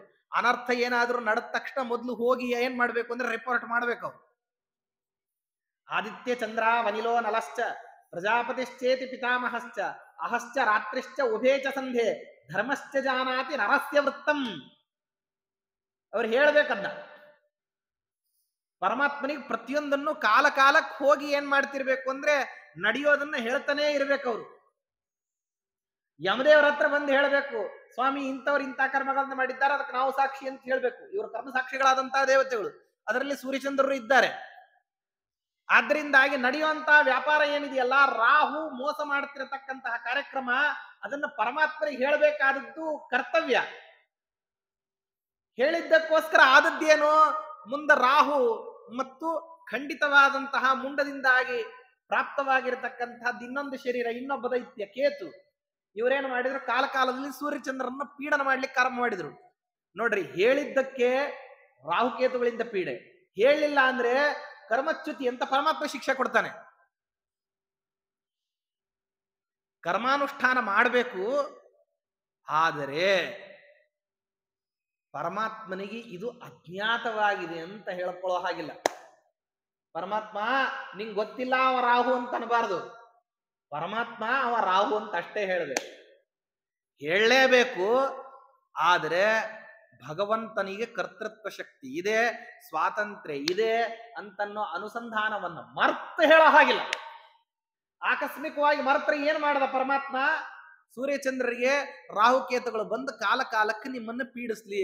ಅದು 6 ತಿಂಗಳಿಗೋ 3 ತಿಂಗಳಿಗೋ 15 ದಿವಸಕ್ಕೆ ಒಂದ್ಸರ್ತಿ, ಕೆಲವು ಸರ್ತಿ ಬಂದ್ಬಿಡ್ತಾವ ಗ್ರಹಣ. ಪೌರ್ಣಿಮಾ ಚಂದ್ರಗ್ರಹಣ, ಅಮಾವಾಸ್ಯ ಸೂರ್ಯಗ್ರಹಣ, ಹಿಂದಿನ ವರ್ಷಗಳಲ್ಲೆಲ್ಲ ನೋಡಿದ್ವಿಲ್ಲ, ತಿಂಗಳೊಳಗೇನೆ 2 ಗ್ರಹಣಗಳು. ಬಹಳ ಅನರ್ಥ ಆಗ್ತದೆ ಅದರಿಂದ. ಬರೀ ಗ್ರಹಣ ಅವರಿಗೆ ಮಾತ್ರನಾ? ಪ್ರಪಂಚದಲ್ಲಿ ಇದ್ದವರೆಲ್ಲರೂ ಅನುಷ್ಠಾನ ಮಾಡ್ಬೇಕನ್ನ. ಬೇಕು ಬೇಡ ಅಂತನ್ನುವಂತ ಪ್ರಶ್ನೆನೇ ಇಲ್ಲ. ಗ್ರಹಣ ಬಂತು ಅಂದ್ರೆ ಅದ್ಯಾಪಿ ಮೇಲ್ಜಾತಿಯವರೆಲ್ಲ ಅನುಷ್ಠಾನ ಮಾಡೋದು ಬಿಟ್ರು ಕೂಡ ಕೆಳಜಾತಿಯವರು ಮಾತ್ರ ಇವತ್ತಿಗೂ ಗ್ರಹಣ ಅಂತಂದ್ರೆ ತಮ್ಮ ಇಡೀ ಮನೆ ತೊಳೆದು ಸ್ವಚ್ಛ ಝಳ ಝಳ ತೊಳೆದು ಎಲ್ಲಾ ಪಾತ್ರೆ ಪದಾರ್ಥಗಳನ್ನು ತಂದು ಬೀದಿಯಲ್ಲಿ ಬೋರ್ಲಾಕಿರ್ತಾರೆ. ಕಾರಣ ಏನು ಅಂದ್ರೆ ಗ್ರಹಣ ಅಂತ ಹೇಳ್ತಾರ. ಅವ್ರಿಗೇನು ಗ್ರಹಣ ಅಂತ ಪಂಚಾಂಗ ನೋಡಿ ಗೊತ್ತಿರೋದಿಲ್ಲ. ಯಾರ ಬ್ರಾಹ್ಮಣನ್ ಕೇಳಿ ಗೊತ್ತು ಮಾಡ್ಕೊಂಡು ಗ್ರಹಣ ಇದೆ ಅಂತಂದಾದ್ರೆ ಮೊದ್ಲು ಮಾಡೋ ಕೆಲಸ ಏನಂದ್ರೆ ಮನಿ ಇಡೀ ತೊಳಿತಾರ. ಅವ್ರು ಇಡೀ ಮನಿ ತೊಳಿತಾರೆ. ಅಂದ್ರೆ ಎಲ್ಲೋ ಒಂದು ಕಡೆ ಏನಾಗಿದೆ ಅಂತಂದ್ರೆ ಆ ಆಚಾರ ಅಂತನ್ನೋದು ಜೀನ್ಸ್ ನಲ್ಲಿ ಪ್ರವೇಶ ಆಗ್ಬಿಟ್ಟಿದೆ. ಅದು ತಪ್ಪಿ ಹೋಗೋಂಗಿಲ್ಲ. ದೇವತೆಗಳಿಂದ ಆರಂಭ ಮಾಡ್ಕೊಂಡು ಪ್ರತಿಯೊಬ್ರು ಇದನ್ನ ಅನುಷ್ಠಾನ ಮಾಡ್ಬೇಕು. ಗ್ರಹಣ ಎಲ್ಲರೂ ಅನುಷ್ಠಾನ ಮಾಡ್ತಾರೆ. ಕಾರಣ ಏನು ಅಂತ ಕೇಳಿದ್ರೆ ಯಾರಿಗೂ ಗೊತ್ತಿಲ್ಲ. ಯಾಕೆ ಅಂದ್ರೆ ಒಂದೇ ಕಾರಣಕ್ಕೆ, ಭಗವಂತನ ವಿಸ್ಮೃತಿ ಬರಬಾರದು, ಪರಮಾತ್ಮ ಸರ್ವೋತ್ತಮ ಅಂತ ಚಿಂತನೆ ಮಾಡ್ತಿದ್ದೀವಿ ಅಂತ ಅನ್ನೋ ಕಾರಣಕ್ಕೆ ಗ್ರಹಣ ಅನುಷ್ಠಾನ. ಅದಕ್ಕೆ ಅದು ಅಪರಾತ್ರಿಯಲ್ಲಿ ಬಂದ್ರೂ ಸ್ನಾನ ಮಾಡ್ಬೇಕು. ಗ್ರಹಣ ಬರೋದೇ ಅಪರಾತ್ರಿಯಲ್ಲಿ ಬಂತು, ಅಕಾಲದಲ್ಲಿ ಬಂತು, ಪ್ರಾತಃ ಕಾಲದಲ್ಲಿ ಬಂತು, ಸಂಜೆ ಹೊತ್ತು ಬಂತು. 3 ಸಂಜೆ ಬಂದ್ರೂ ಸ್ನಾನ, ಮಧ್ಯಾಹ್ನ ಬಂದ್ರೂ ಸ್ನಾನ, ಬೆಳಗ್ಗೆ ಬಂದ್ರೂ ಸ್ನಾನ, ಎಲ್ಲಿ ಯಾವ ಸಮಯದಲ್ಲಿ ಗ್ರಹಣ ಹಿಡಿದ್ರೂ ಸ್ನಾನ ಮಾಡಬೇಕು, ಅನುಷ್ಠಾನ ಮಾಡಬೇಕು. ಎಲ್ರಿಗೂ ಸ್ನಾನ ಇದೆ. ರಜಸ್ವಲ ಸ್ತ್ರೀಗೂ ಕೂಡ ಗ್ರಹಣದ ನಿಮಿತ್ತ ಸ್ನಾನ ಇದೆ ಅಂದ್ರೆ ಯೋಚನೆ ಮಾಡ್ರಿ, ಹಿಂಗ್ ಎಷ್ಟಿರ್ಬೇಕು ಅದ್ರದ ಅವಶ್ಯಕತೆ. ಕಾರಣ ಏನು? ಒಂದೇ ಕಾರಣ, ಅಲ್ಲಿದ್ದು ಹರಿ ವಿಸ್ಮರಣೆ ಅಂತನ್ನೋದು ಬಂದ್ರೆ ಮೈಲಿಗೆ ಆರಂಭ. ಗ್ರಹಣ ಅಂದ್ರೆ ಅಶೌಚ. ಅನುಷ್ಠಾನ ಮಾಡ್ಲಿಲ್ಲ ಅಂದ್ರೆ ಇನ್ನೊಂದು ಗ್ರಹಣ ಬರೋ ತನಕ ಅಶೌಚ ಇರ್ತದೆ. ಗ್ರಹಣ ಬಂದಿತ್ರಿ, ಅನುಷ್ಠಾನ ಮಾಡಿಲ್ಲ, ಸ್ನಾನ ಮಾಡ್ಲಿಲ್ಲ, ಮನೆಯೊಳಗೆಲ್ಲ ಪದಾರ್ಥಗಳನ್ನು ಮುಟ್ಟಿದ್ರು, ಅವ್ರ ಮನಿ ಇನ್ನೆಂದ್ರೆ ಶುದ್ಧ ಆಗೋದು. ಇನ್ನೊಂದು ಗ್ರಹಣ ಬಂದಾಗ ಅವ್ರ ಅನುಷ್ಠಾನ ಮಾಡಿದ್ರೆ ಆವಾಗ ಅವ್ರ ಮನಿ ಮೈಲಿಗೆ ಹೋಗ್ತದಂತೆ. ಅಂದ ಮೇಲೆ ಇನ್ನು ಹೆಂಗಿರ್ಬೇಕದು ಗ್ರಹಣದ ಪ್ರಭಾವ. ಆ ಗ್ರಹಣದ ಅನುಷ್ಠಾನ ಮಾಡುವಂತ ಜಗತ್ತಿನಲ್ಲಿ ಪರಮಾತ್ಮ ಎಲ್ರಿಗೂ ನಿಯಮ ಹಾಕಿದ್ದಕ್ಕೆ ನನ್ನ ಅಪಾರವಾಗಿರ್ತಕ್ಕಂತಹ ಸತ್ವಶಕ್ತಿ, ಸ್ವಾತಂತ್ರ್ಯಾದಿಗಳು ನೀವು ಮರ್ತ್ರಿ. ಯಾರು ಮರ್ತಿದ್ರು? ಸೂರ್ಯಚಂದ್ರರು ಮರ್ತ್ ಬಿಟ್ಟು ಹೇಳಿದ್ರು, ಪರಮಾತ್ಮ ನಿನಗ್ ಗೊತ್ತಿಲ್ಲ ರಾಹು. ನನಗ್ ಗೊತ್ತಿಲ್ಲ ಅಂತ ಯಾಕೆ? ನಂಗೆ ಗೊತ್ತಿಲ್ಲೇನು? ಅವ ಎಲ್ಲಿ ಬೇಕಾರ ಬಂದು ಕೂತ್ಕೊಳ್ಳಿ. ವಿಶ್ವತಶ್ಚಕ್ಷುರುತ ವಿಶ್ವತೋ ಬಾಹುರತ ವಿಶ್ವತಶ್ಚಕ್ಷುರುತ ವಿಶ್ವತೋ ಬಾಹುರತ ಅಂತಾರಲ್ಲ. ಸಹಸ್ರ ಶೀರ್ಷ ಪುರುಷನಾದಂತಹ ನನಗೆ ಎಲ್ಲಿ ಯಾರು ಕೂತಿದ್ದಾರೆ ಅಂತ ಗೊತ್ತಿಲ್ವೇ? ಗೊತ್ತಿದೆ. ಹಾಗಾದ್ರೆ ನಾವು ಹೇಳಬಾರ್ದಿತ್ತ? ಪರಮಾತ್ಮ ಹೇಳ್ಬೇಕು. ಹೇಳೋದು ಯಾಕೆ? ನಿಮ್ ಕರ್ತವ್ಯಕ್ಕೆ. ಮತ್ತೆ ಹೇಳ್ಬೇಕು, ಆದ್ರೆ ಹೇಗೆ ಹೇಳ್ಬೇಕು? ಪರಮಾತ್ಮ ನಿನಗ್ ಗೊತ್ತಿದೆ, ನಾವು ಹೇಳ್ತಾ ಇದ್ದೀವಿ. ನಿಂಗೆ ಗೊತ್ತಿಲ್ಲದೆ ಇದ್ದದ್ದೇನಲ್ಲ, ಆದ್ರೆ ನಾವು ಹೇಳೋದು ಕರ್ತವ್ಯ ಹೇಳ್ತಿದ್ದೀವಿ.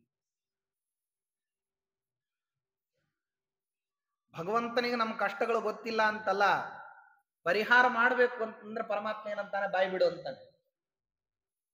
ಬಾಯಿ ಬಿಟ್ಟು ಹೇಳ್ಕೊ ಇಂಥದ್ದು ಬಂದಿದೆ ಅಂತ ಹೇಳಿ, ಆವಾಗ ಪರಿಹಾರ ಮಾಡ್ತಾರೆ.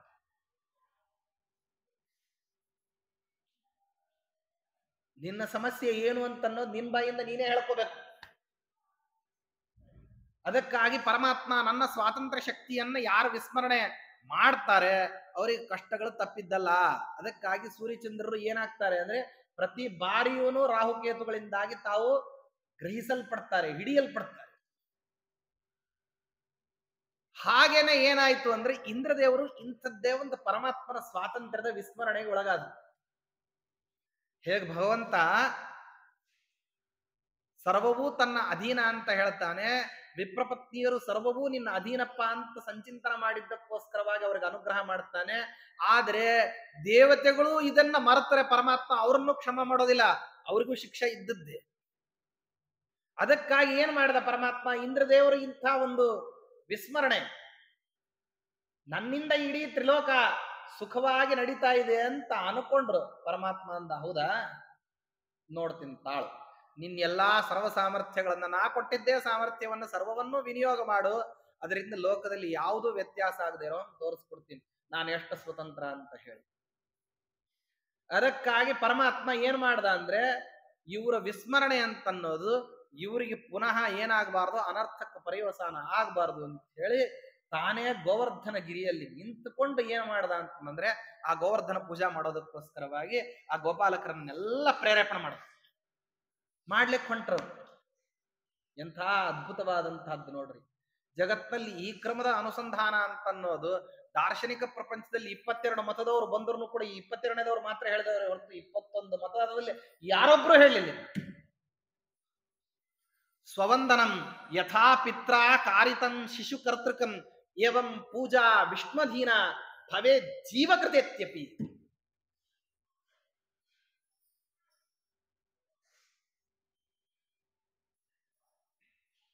ಒಂದು ಹುಟ್ಟುಹಬ್ಬದ ದಿವಸ ತಂದೆಯಾದವನ್ ಏನ್ ಮಾಡ್ತಾನೆ ಅಂದ್ರೆ ಬಲು ಪ್ರೀತಿಯಿಂದ ಮಗನ ಮೇಲೆ ಅಭಿಮಾನ ಪ್ರದರ್ಶನ ಮಾಡಬೇಕು ಅಂತ ಹೇಳಿ ಕರ್ಕೊಂಡು ಹೋಗಿ ಸ್ನಾನ ಮಾಡಿಸ್ತಾನೆ. ಒಳ್ಳೆ ಹೊಸ ಬಟ್ಟೆಗಳನ್ನ ಹಾಕ್ತಾನೆ, ಅಲಂಕಾರ ಮಾಡ್ತಾನೆ, ಕರ್ಕೊಂಡು ಹೋಗಿ ದೇವರಿಗೆ ನಮಸ್ಕಾರ ಮಾಡಿಸ್ತಾನೆ. ಆಮೇಲೆ ನನಗೆ ನಮಸ್ಕಾರ ಮಾಡು ಅಂತ ಹೇಳ್ತಾನೆ. ಮಾಡ್ತಾನೆ ಮಗ. ಯಾಕೆ ಮಾಡ್ಬೇಕು ನಮಸ್ಕಾರ, ಹೇಗೆ ಮಾಡ್ಬೇಕು ಅಂತ ಗೊತ್ತಿಲ್ಲ. ನಮ್ಮಲ್ಲಿ ಈ ನಮಸ್ಕಾರದೊಂದು ಗಲಾಟೆ ಬಹಳ. ಯಾರ್ದಾರ ಮನೆಗೆ ಹೋಗಿದ್ವಿ ಅಂದ್ರೆ ಬಾಯಿಲಿ ನಮಸ್ಕಾರ ಮಾಡು ಅಂತ ಕಿರಿಚಾಡ್ತಾ ಇರ್ತಾರೆ ಇವರು.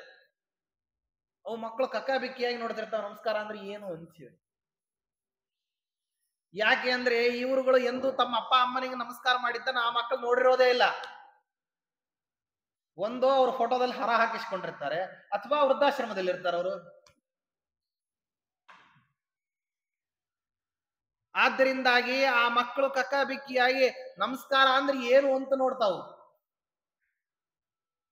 ಬಾಯಿಲೆ ನಮಸ್ಕಾರ ಮಾಡಬೇಕು ಅಂತ ಕಿರ್ಚಾಡ್ತಾರೆ, ಬೈತಾರೆ, ಅಂತಾರೆ, ಆಡ್ತಾರೆ. ಅಲ್ಲೇ ಬಂದಿರೋ ಆಚಾರ್ಯರ ಎದುರಿಗೇನೆ ಕುರುಕ್ಷೇತ್ರ ಆರಂಭ ಆಗಿ ಹೋಗ್ಬಿಡ್ಬೇಕಲ್ಲಿ. ಬುದ್ಧಿ ಬೇಡನೇ ನಮಸ್ಕಾರ ಮಾಡ್ಲಿಕ್ಕೆ ಗೊತ್ತಿಲ್ಲ ಹಾಗೆ ಹೀಗೆ ಅಂತಂದು ಹೇಳಿ ಹೆಂಡತಿಯಿಂದ ಆರಂಭ ಮಾಡ್ಕೊಂಡು ಮಕ್ಕಳ ತನಕ ಎಲ್ರಿಗೂ ಬೈತಾರೆ. ಯಾಕೆ ಇಷ್ಟೆಲ್ಲ ಮಾಡ್ಬೇಕು? ಇಷ್ಟೆಲ್ಲ ಮಾಡೋದ್ರ ಬದಲಾಗಿ ನೀವುಗಳು ಎದ್ದಾಕ್ಷಣಕ್ಕೆ ನಿಮ್ಮ ಅಪ್ಪ ಅಮ್ಮನಿಗೆ ನಮಸ್ಕಾರ ಮಾಡತಕ್ಕಂತ ಒಳ್ಳೆ ಸಂಸ್ಕಾರವನ್ನ ಇಟ್ಕೊಂಡ್ಬಿಟ್ಟಿದ್ರಿ ಅಂದ್ರೆ ಆವಾಗ ಆ ಹೆಂಡತಿ ಮಕ್ಕಳಿಗೆ ಹೇಳಿಕೊಡ್ಬೇಕು ಅಂತ ಇಲ್ಲ, ಸಹಜವಾಗಿ ನಡೆಯುತ್ತದೆ. ಆದ್ದರಿಂದಾಗಿ ಆ ನಮಸ್ಕಾರವನ್ನ ತಂದೆಯಾದಂಥವನು ಏನ್ ಮಾಡ್ತಾನೆ ಅಂದ್ರೆ ಮಗನಿಗೆ ಹೇಳಿ ತಾನು ನಮಸ್ಕಾರ ಮಾಡಿಸ್ಕೊಂತಾನೆ. ಮಾಡಿ ನಮಸ್ಕಾರ ಅವನಿಗೆ. ಆ ನಮಸ್ಕಾರ ಮಾಡಿದ ಮೇಲೆ ಅವನಿಗೆ ಆಶೀರ್ವಾದ ಮಾಡ್ತಾನೆ. ದೀರ್ಘಾಯುಷ್ಮಂತನಾಗಪ್ಪ, ಕೀರ್ತಿವಂತನಾಗು, ಪುತ್ರ ಪೌತ್ರಾದಿಗಳಿಂದ ಸಮೃದ್ಧನಾಗು, ಎಲ್ಲಾ ವಿಧವಾದಂತಹ ಸಂಪತ್ತುಗಳು ನಿನಗೆ ಸಿಗಲಿ, ವಿದ್ಯಾವಂತನಾಗು, ಶ್ರೇಯೋವಂತನಾಗು, ಯಶಸ್ಸು ಬರಲಿ ನಿನಗೆ, ಉಭಯ ಲೋಕಗಳ ಪುಣ್ಯ ಪ್ರಾಪ್ತಿಯಾಗಲಿ ನಿನಗೆ, ಎರಡೂ ಲೋಕಗಳಲ್ಲಿ ಸುಖ ಸಮೃದ್ಧಿಯಾದಿಗಳು ನಿನಗೆ ಸಿಗಲಿ, ಸರ್ವ ವಿಧವಾದಂತಹ ಸುಖಗಳನ್ನು ನಿನಗೆ ಹಾರೈಸ್ತಾ ಇದ್ದೀನಿ, ಎಲ್ಲ ದೇವರು ನಿನಗೆ ಕೊಡ್ಲಪ್ಪ, ತತ್ವದೇವತೆಗಳು, ವಾಯುದೇವರು, ಪರಮಾತ್ಮ ಎಲ್ಲನ್ನೂ ಕೊಡ್ಲಿ ಅಂತ ಹೇಳಿ ಹೃತ್ಪೂರ್ವಕವಾಗಿ ಅವನ ತಲೆ ಮೇಲೆ ಕೈ ಇಟ್ಟ ಆಶೀರ್ವಾದ ಮಾಡ್ತಾನೆ ತಂದೆ. ಯಾರಿಗೆ? ಮಗನಿಗೆ. ಅವನಿಗೆ ಪಾಪ ನಮಸ್ಕಾರ ಮಾಡೋದು ಗೊತ್ತಿಲ್ಲ, ಈ ಆಶೀರ್ವಾದದ ಅರ್ಥ ಅಂತೂ ಮೊದಲೇ ಗೊತ್ತಿಲ್ಲ. ಆದ್ರೂ ಆ ಸಣ್ಣ ಮಗು ಏನ್ ಮಾಡ್ತದೆ ಅಂದ್ರೆ ತಂದೆ ಹೇಳ್ದ ಹಂಗ ಮಾಡಿ ಅವ ಹೇಳ್ತಕ್ಕಂತ ಆಶೀರ್ವಾದವನ್ನೆಲ್ಲ ನಿಂತುಕೊಂಡು ಕೇಳಿಸ್ಕೊಂತ ಇರ್ತ. ನಾವುಗಳು ಮಾಡುವಂತ ದೇವ್ರ ಪೂಜೆ ಹೆಂಗೆ ಅಂದ್ರೆ ಹಿಂಗೇನೆ. ಪರಮಾತ್ಮ ಏನ್ ಮಾಡ್ತಾನೆ ಅಂದ್ರೆ ಬುದ್ಧಿಯಲ್ಲಿ ಪ್ರವೇಶ ಮಾಡಿ ಜಾಗೃತ ಅವಸ್ಥೆಯನ್ನ ಕೊಟ್ಟು, ಎದ್ದೇಳಪ್ಪ ಸಮಯ ಆಗ್ಬಿಟ್ಟಿದೆ, ಎದ್ದೇಳು, ಸ್ನಾನಾನೀಕಗಳನ್ನ ಮಾಡು ಅಂತ ಹೇಳಿ ದೇವರು ಅಂತರಿಂದ್ರಿಯ ಪ್ರೇರಕನಾಗಿ ಏನ್ ಮಾಡ್ತಾನೆ ಅಂದ್ರೆ ಎಬ್ಬಿಸ್ತಾನೆ. ಮೊದಲು ಮಾಡು ಅಂತನ್ನುವಂತಹ ಬುದ್ಧಿ ಪ್ರೇರಣೆಯನ್ನ ಮಾಡ್ತಾನೆ. ಮಾಡ್ಲಿಕ್ಕೆ ಬೇಕಾಗಿರತಕ್ಕಂತಹ ಸಂಸ್ಕಾರಗಳನ್ನ ದೇಹಕ್ಕೂ ಇಂದ್ರಿಯಾದಿಗಳಿಗೂ ಮನಸ್ಸಿಗೂ ಕೊಟ್ಟು ಏನ್ ಮಾಡ್ತಾನೆ ಅಂದ್ರೆ ಕರ್ಕೊಂಡು ಹೋಗ್ತಾನೆ ನಮ್ಮನ್ನು. ಒಳಗ್ ಹೋಗಿ ಕೂತ್ಕೊಂಡ ನಂತರದಲ್ಲಿ ಏನ್ ಮಾಡ್ತಾನೆ ಪರಮಾತ್ಮ, ಇಷ್ಟನ ಮಾಡಿದ್ದೀನಿ, ಆ ಮನಸ್ಸನ್ನು ಒಂದನ್ನ ನನ್ನ ಹತ್ರ ಇಡು ಅಂತ ದೇವ್ರ ಮನೆಗೆ ಹೋದಾಗಲೇ ಆ ಮನಸ್ಸು ಎಲ್ಲಾ ಕಡೆ ಸಂಚಾರಕ್ಕೆ ಹೋಗ್ತದೆ. ಜಪ ಮಾಡ್ತಾ ಕೂತಾಗಲೇ ನಿದ್ದೆ, ಪುರಾಣಕ್ಕೆ ಕೂತಾಗಲೇ ದುರ್ಗಾ ಅನುಗ್ರಹ. ಬೇರೆ ಸಮಯದಲ್ಲೆಲ್ಲ ಅಷ್ಟು ಬರೋದಿಲ್ಲ, ಚೆನ್ನಾಗಿ ನಿದ್ದೆ ಬರೋದಿಲ್ಲ ನೋಡ್ರಿ. ನಿದ್ದೆ ಬರೋದಿಲ್ಲ ಅಂತ ಯಾರ್ಯಾರು ಡಾಕ್ಟರ್ ಹತ್ರ ಹೋಗ್ತಾರೋ ಅವ್ರು ಹೇಳೋದು ಒಂದೇ ಮಾತ್ರೆ, ಏನಂತಂದ್ರೆ ಹೋಗಿ ಪುರಾಣಕ್ಕೆ ಕೂತ್ಕೊಳ್ರಿ. ಏನ್ ಆಗ್ತದೆ ಡಾಕ್ಟರ್ ಆ ರೀತಿ ಕೂತ್ಕೊಂಡ್ರೆ? ಇಲ್ಲಿವರೆಗೆ ಬರದೇ ಇರೋ ನಿದ್ದೆ ಅಲ್ಲಿ ಬರ್ತದೆ.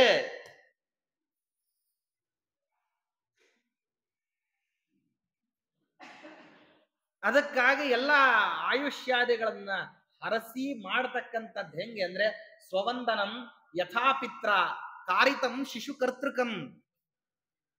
ನಮಸ್ಕಾರ ಮಾಡಿದವನು ಶಿಶು ಅಂತ ಹೇಳಿ ನಾವು ಹೇಳ್ತೀವಿ. ಮಗ ನಮಸ್ಕಾರ ಮಾಡ್ದ, ತಂದೆ ಆಶೀರ್ವಾದ ಮಾಡ್ದ ಅಂತ. ಈ ಆಶೀರ್ವಾದವನ್ನ ತಗೊಳ್ತಕ್ಕಂತಹ ಮಗನಿಗೆ ನಮಸ್ಕಾರದ ಬಗ್ಗೆ ಪರಿಜ್ಞಾನ ಹೆಂಗಿಲ್ವೋ ಹಂಗೇನೆ ನಾವುಗಳು ಮಾಡ್ತಕ್ಕಂತಹ ದೇವ ಪೂಜಾದ ಬಗ್ಗೆ ನಮಗ್ ಪರಿಜ್ಞಾನವೂ ಇರೋದಿಲ್ಲ. ಭಗವಂತ ಆಶೀರ್ವಾದ ಮಾಡ್ತಕ್ಕಂಥದ್ದು, ಹರಿಸ್ತಕ್ಕಂಥದ್ದು ಅಂತ ಅನ್ನೋದು ನಮಗ್ ಗೊತ್ತೇ ಆಗೋದಿಲ್ಲ. ಜನಕ ತನ್ನಾತ್ಮ ಜಗೆ ವರಭೂ ಕ್ಷಣದುಕೂಲವ ತೊಡಿಸಿ ತಾವಂದನೆಯ ಕೈಕೊಳ್ಳು ತವನ ಹರಸುತ ಹರುಷ ಪಡುವಂತೆ ವನರು ಹೆಕ್ಷಣ ಪೂಜ್ಯ ಪೂಜಕ ನೆನೆಸಿ ಪೂಜಾ ಸಾಧನ ಪದಾರ್ಥದೊಳಗೆ ಅಂತ ಹೆಂಗ್ ಹೇಳ್ತಾರೋ ಹಾಗ ಪರಮಾತ್ಮ ಗೋಪಾಲಕರು, ಗೋಪಿಕಾ ಸ್ತ್ರೀಯರು, ಗೋಪವೃದ್ಧರು ಎಲ್ರಿಗೂ ಏನ್ ಮಾಡ್ದ ಅಂತಂದ್ರೆ ಅವ್ರಿಗೆ ತಿಳುವಳಿಕೆ ಕೊಟ್ಟ.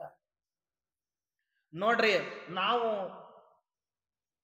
ವನಾರಣ್ಯ ನಿವಾಸಿಗಳು, ನಾವು ಅರಣ್ಯವಾಸಿಗಳಾಗಿರ್ತಕ್ಕಂಥವ್ರು ನಾವು ಯಾವುದರಿಂದ ಪೋಷಿತರಾಗ್ತಿದ್ದೀವಿ ಅಂತಂದ್ರೆ ನಾವು ಪೋಷಿತರಾಗ್ತಕ್ಕಂಥದ್ದೇ ಈ ಗೋವುಗಳ ದ್ವಾರ. ಅಂದ ಮೇಲೆ ನಾವು ಪೂಜನೀಯವಾದ ಪದಾರ್ಥ ಅಂತ ಯಾವುದನ್ನ ಇಟ್ಕೋಬೇಕು? ಈ ಗೋವುಗಳನ್ನೇ ಇಟ್ಕೋಬೇಕು. ನಮ್ಮ ದೇವರು ಯಾರು ಅಂತಂದ್ರೆ ಈ ಗೋವುಗಳೇ. ಹಸುಗಳೇ ನಮ್ಮನ್ನ ಏನ್ ಮಾಡ್ತಾವೆ ಅಂದ್ರೆ, ಆ ಗೋಮಂದೆಗಳೇ ನಮ್ಮನ್ನ ರಕ್ಷಣೆ ಮಾಡ್ತಾವೆ. ಅದನ್ನೇ ನಾವು ಪೂಜಾ ಮಾಡಬೇಕು. ಆ ಗೋವುಗಳು ಪರಿಪುಷ್ಟ ಆಗೋದು ಎಲ್ಲಿಂದ ಅಂದ್ರೆ ಈ ಅರಣ್ಯಗಳಿಂದ. ಅವು ಮೇಯೋದೇ ಎಲ್ಲಿ ಅಂದ್ರೆ ಕಾಡಿನಲ್ಲಿ,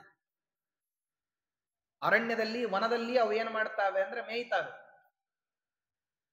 ಅಲ್ಲಿ ಸುಭಿಕ್ಷೆ ಉಂಟಾಗೋದು ಹೆಂಗೆ? ವೃಷ್ಟಿ ಬರೋದ್ರಿಂದ. ಆ ವೃಷ್ಟಿ ಹೆಂಗ ಬರ್ತದೆ? ಇಂದ್ರ ಕೊಡ್ತಾನೆ ಅಂತ ಅನ್ಕೊಳ್ಳಿಕ್ ಹೋಗ್ಬೇಡ್ರಿ. ವೃಷ್ಟಿ ಇಂತಲ್ಲೇ ಆಗ್ಲಿಕ್ಕೆ ನಿಯಾಮಕ ಯಾವುದು ಅಂದ್ರೆ ಅದಕ್ಕೆ ಪರ್ವತಗಳು. ಅಂದ ಮೇಲೆ ನಾವು ಯಾರು ಪೂಜಾ ಮಾಡಬೇಕು ಅಂತಂದ್ರೆ, ನಾವಿಲ್ಲಿ ಪೋಷಿತರಾಗತಕ್ಕಂಥದ್ದು ಹತ್ತಿರದಲ್ಲೇ ಇರತಕ್ಕಂತಹ ಗೋವರ್ಧನ ಪರ್ವತದಿಂದ, ಗೋವುಗಳಿಂದ ಪೋಷಿತರಾಗ್ತಿದ್ದೀವಿ, ಪರ್ವತದಿಂದ ಪೋಷಿತರಾಗ್ತಾ ಇದ್ದೀವಿ. ಆದ್ರಿಂದ ನಾವೇನು ಮಾಡಬೇಕು? ಗೋಪೂಜಾವನ್ನ, ಗೋವರ್ಧನ ಪೂಜಾವನ್ನ ಮಾಡಬೇಕು ಅಂತ ಪರಮಾತ್ಮ ಹೇಳ್ದ. ತರ್ಕಬದ್ಧವಾಗಿ ಪರಮಾತ್ಮ ಅವರ ಎಲ್ಲಾ ಪ್ರಶ್ನೆಗಳಿಗೆ ಉತ್ತರ ಕೊಟ್ಟು ಬಿಟ್ಟು ಯಾವಾಗ ಹಿಂಗ್ ಹೇಳಿದ್ನೋ ಸರಿ ಅಂತ ಒಪ್ಕೊಂಡ್ಬಿಟ್ರು. ಈ ಜಗತ್ನಲ್ಲಿ ಅರ್ಧ ತಿಳ್ಕೊಂಡವ್ರಿಗೆ ಅಷ್ಟೇ ತಿಳಿಸೋದು ಶ್ರಮನೇ ಹೊರತು ಏನೂ ತಿಳಿದೇ ಇದ್ದವ್ರಿಗೆ ತಿಳಿಸೋದು ತುಂಬಾ ಸುಲಭ. ಯಾಕೆ? ಹೇಳ್ದಂಗೆ ಕೇಳಲಿಕ್ಕೆ ಸಿದ್ಧರಿರ್ತಾರ ಅವ್ರು. ನೀವ್ ಹೆಂಗ್ ಹೇಳ್ತೀವಿ ಹಂಗ್ ಕೇಳ್ತೀವಿ ಅಂತ ಹೇಳಿದ್ರೆ ಅಲ್ಲಿಗೆ ಅರ್ಧ ಸಮಸ್ಯೆ ಪರಿಹಾರ ಆದಂಗೆ. ಎರಡೇ ಮಾರ್ಗ ಇರೋದು ಜಗತ್ನಲ್ಲಿ ಉದ್ಧಾರಕ್ಕೆ. ಒಂದ ತಾನು ಸ್ವತಃ ತಿಳ್ಕೋಬೇಕು, ಇಲ್ಲ ತಿಳಿದವ್ರು ಹೇಳಿದ್ದನ್ನು ಕೇಳಬೇಕು. ಈ ಎರಡನ್ನ ಬಿಟ್ಟು ಮೂರನೇದು ಯಾರು ಮಾಡ್ಲಿಕ್ಕೆ ಹೋಗ್ತಾರ ನೋಡ್ರಿ, ಇತೋ ಭ್ರಷ್ಟ ತಥೋಪಿ ಭ್ರಷ್ಟ. ನಮ್ಮಲ್ಲಿ ಹಾಸ್ಯ ಮಾಡೋರು ಬೈಬೇಕಾದ್ರೆ ಹಿರಿಯರಿಲ್ಲ ನೋಡ್ರಿ. 64 ವಿದ್ಯಾದ ಪೈಕಿ ನಿಮ್ಗೆ 2 ವಿದ್ಯಾದ ಕೊರತೆ ಅಂತ ನಂತಿದ್ರು. ಯಾವುದು? ನಿಮಗೆ ಸ್ವಯಂ ತಿಳಿಯೋದಿಲ್ಲ, ಇನ್ನೊಬ್ರು ಹೇಳಿದ್ದು ಕೇಳೋದಿಲ್ಲ. ಬೈಯೋದು ನಾನಾ ರೀತಿ, ಚಂದಾಗಿ ಬೈಯೋರು. ಹೊರಗಿನವ್ರು ಯಾರ ಬಂದ್ರು ಅಂತಂದ್ರೆ ಅವ್ರಿಗೆ ಬೈಬೇಕಾದ್ರೆ ನಿನಗೆ 4 ವಿದ್ಯಾ ಬರೋದಿಲ್ಲ ಅಂತಿದ್ರು. ಮನ್ಯಾಗಿನವ್ರಿಗೆ ಬೈಬೇಕಂದ್ರೆ 2 ವಿದ್ಯಾ ಬರೋದಿಲ್ಲ. ಏನ್ 4 ವಿದ್ಯಾ ಬರೋದಿಲ್ಲ? ಈ ಹಾಗಾದ್ರೆ ಇನ್ನು 60 ಬರ್ತಾವೇನೋ. ಈ 4 ಬಂದ್ರೆ 60 ಕೆಲಸ ಮಾಡ್ತಾವ ನೋಡು ಅನ್ನೋರು. ಯಾವುದು? ಓದ್ಲಿಕ್ಕೆ ಬರೋದಿಲ್ಲ, ಬರೀಲಿಕ್ಕೆ ಬರೋದಿಲ್ಲ, ತನಗೆ ತಿಳಿಯೋದಿಲ್ಲ, ಹೇಳಿದ್ ಕೇಳೋದಿಲ್ಲ ಅಂತ ನನ್ನೋರು. ಚಂದಾಗಿ ಬೈಯೋರು. ಬೈಬೇಕಂತಂದ್ರೆ ಸುಮ್ಮನೆ ಸಾಮಾನ್ಯವಾಗಿ ಬೈದಿರಲ್ಲ, ಸ್ವಾರಸ್ಯ ಹಿಂಗೆಲ್ಲ ಬೈಬೇಕು. ಅವ ಬೈಸ್ಕೊಂಡವನು ಏನ್ ಮಾಡ್ಬೇಕಂದ್ರೆ ಜನ್ಮ ಪೂರ್ತಿ ನೆನಪಿಟ್ಕೊಂಡಿರ್ಬೇಕು, ಹಂಗ ಬೈಯೋದದು. 62 ವಿದ್ಯಾ ಬರ್ತಾವೆ, ಇನ್ನು 2 ಬರೋದಿಲ್ಲ ಅಂತ ಜನರ ಮುಂದೆ ಹೇಳಿದ್ರೆ ಅದು ಯಾವುದು ಅಂತ ಕೇಳಿದಾಗ ಹಿಂಗ್ ಹೇಳಿದ್ರೆ ತನಗೆ ತಿಳಿಯೋದಿಲ್ಲ ಅಂದಾಗ ಮೂರ್ಖ ಅಂತ ಅರ್ಥ, ಹೇಳಿದ್ದು ಕೇಳೋದಿಲ್ಲ ಅಂದ್ರೆ ಉನ್ಮತ್ತ ಅಂತ ಅರ್ಥ. ಆ ಶಬ್ದಗಳಲ್ಲಿ ಬೈದ್ರೆ ಏನಾಗ್ತದೆ? ತುಂಬಾ ಹಾರ್ಷ್ ಆಗಿರ್ತದೆ. ಹೀಗೆಲ್ಲ ಪರ್ಯಾಯದಲ್ಲಿ ಬೈದ್ರೆ ಏನಾಗ್ತದೆ? ಕೇಳದವರು ನಗ್ತಾರೆ, ಬೈಸ್ಕೊಂಡವರು ನಗ್ತಾರೆ. ತಿಳುವಳಿಕೆ ಇದ್ರೆ ಅರ್ಥ ಮಾಡ್ಕೊಂಡು ಸರಿ ಮಾಡ್ಕೊಂತಾರೆ. ಆದ್ರಿಂದಾಗಿ ಅದನ್ನ ತಿಳಿಸ್ಬೇಕಲ್ಲ. ಪರಮಾತ್ಮ ಅದಕ್ಕೆ ಏನ್ ಮಾಡ್ದ ಅಂತಂದ್ರೆ ಇವ್ರಿಗೆಲ್ಲ ಹೇಳ್ದ. ವ್ಯಾಮುಗ್ಧರಾಗಿರ್ತಕ್ಕಂತಹ ಜನ ಅವರು ಪರಮಾತ್ಮ ಏನ್ ಹೇಳ್ತಾನೋ ಅದನ್ನ ಒಪ್ಪಲಿಕ್ಕೆ ಸಿದ್ಧರಾದಂಥವ್ರು. ಕೃಷ್ಣ ಏನ್ ಹೇಳ್ತಾನೋ ಅದೇ ಪರಮ ಪ್ರಾಮಾಣಿಕ ಅಂತನ್ನುವಂತಹ ಬುದ್ಧಿ ಅವರಿಗೆ. ಅದರ ಪರಿಣಾಮ ಏನು? ಭಗವಂತ ಕೈ ಹಿಡ್ಕೊಂಡು ನಡೆಸ್ಕೊಂಡು ಕರ್ಕೊಂಡು ಹೋಗ್ಬಿಟ್ಟ. ಯಾವಾಗ ನನ್ನನ್ನು ಇಷ್ಟು ಅತ್ಯಂತಿಕವಾಗಿ ನಂಬಿದ್ದೀಯೋ ಇನ್ನು ಮುಂದೆ ಸಮಸ್ಯೆ ಅಂತನ್ನೋದು ನಿನ್ ಜೀವನದಲ್ಲೇ ಬರಬಾರ್ದು. ಆ ಗೋಪಾಲಕರಿಗೆ ಹೇಳ್ದ. ಹಾಗಾದ್ರೆ ಎಲ್ಲ ಜವಾಬ್ದಾರಿ ನಂದೆ, ನಾ ಹೇಳ್ದಂಗೆ ಪೂಜೆ ಮಾಡ್ರಿ. ಎಲ್ಲ ರಸಭಕ್ಷ್ಯಗಳನ್ನೆಲ್ಲ ನಿರ್ಮಾಣ ಮಾಡಿದ್ರು.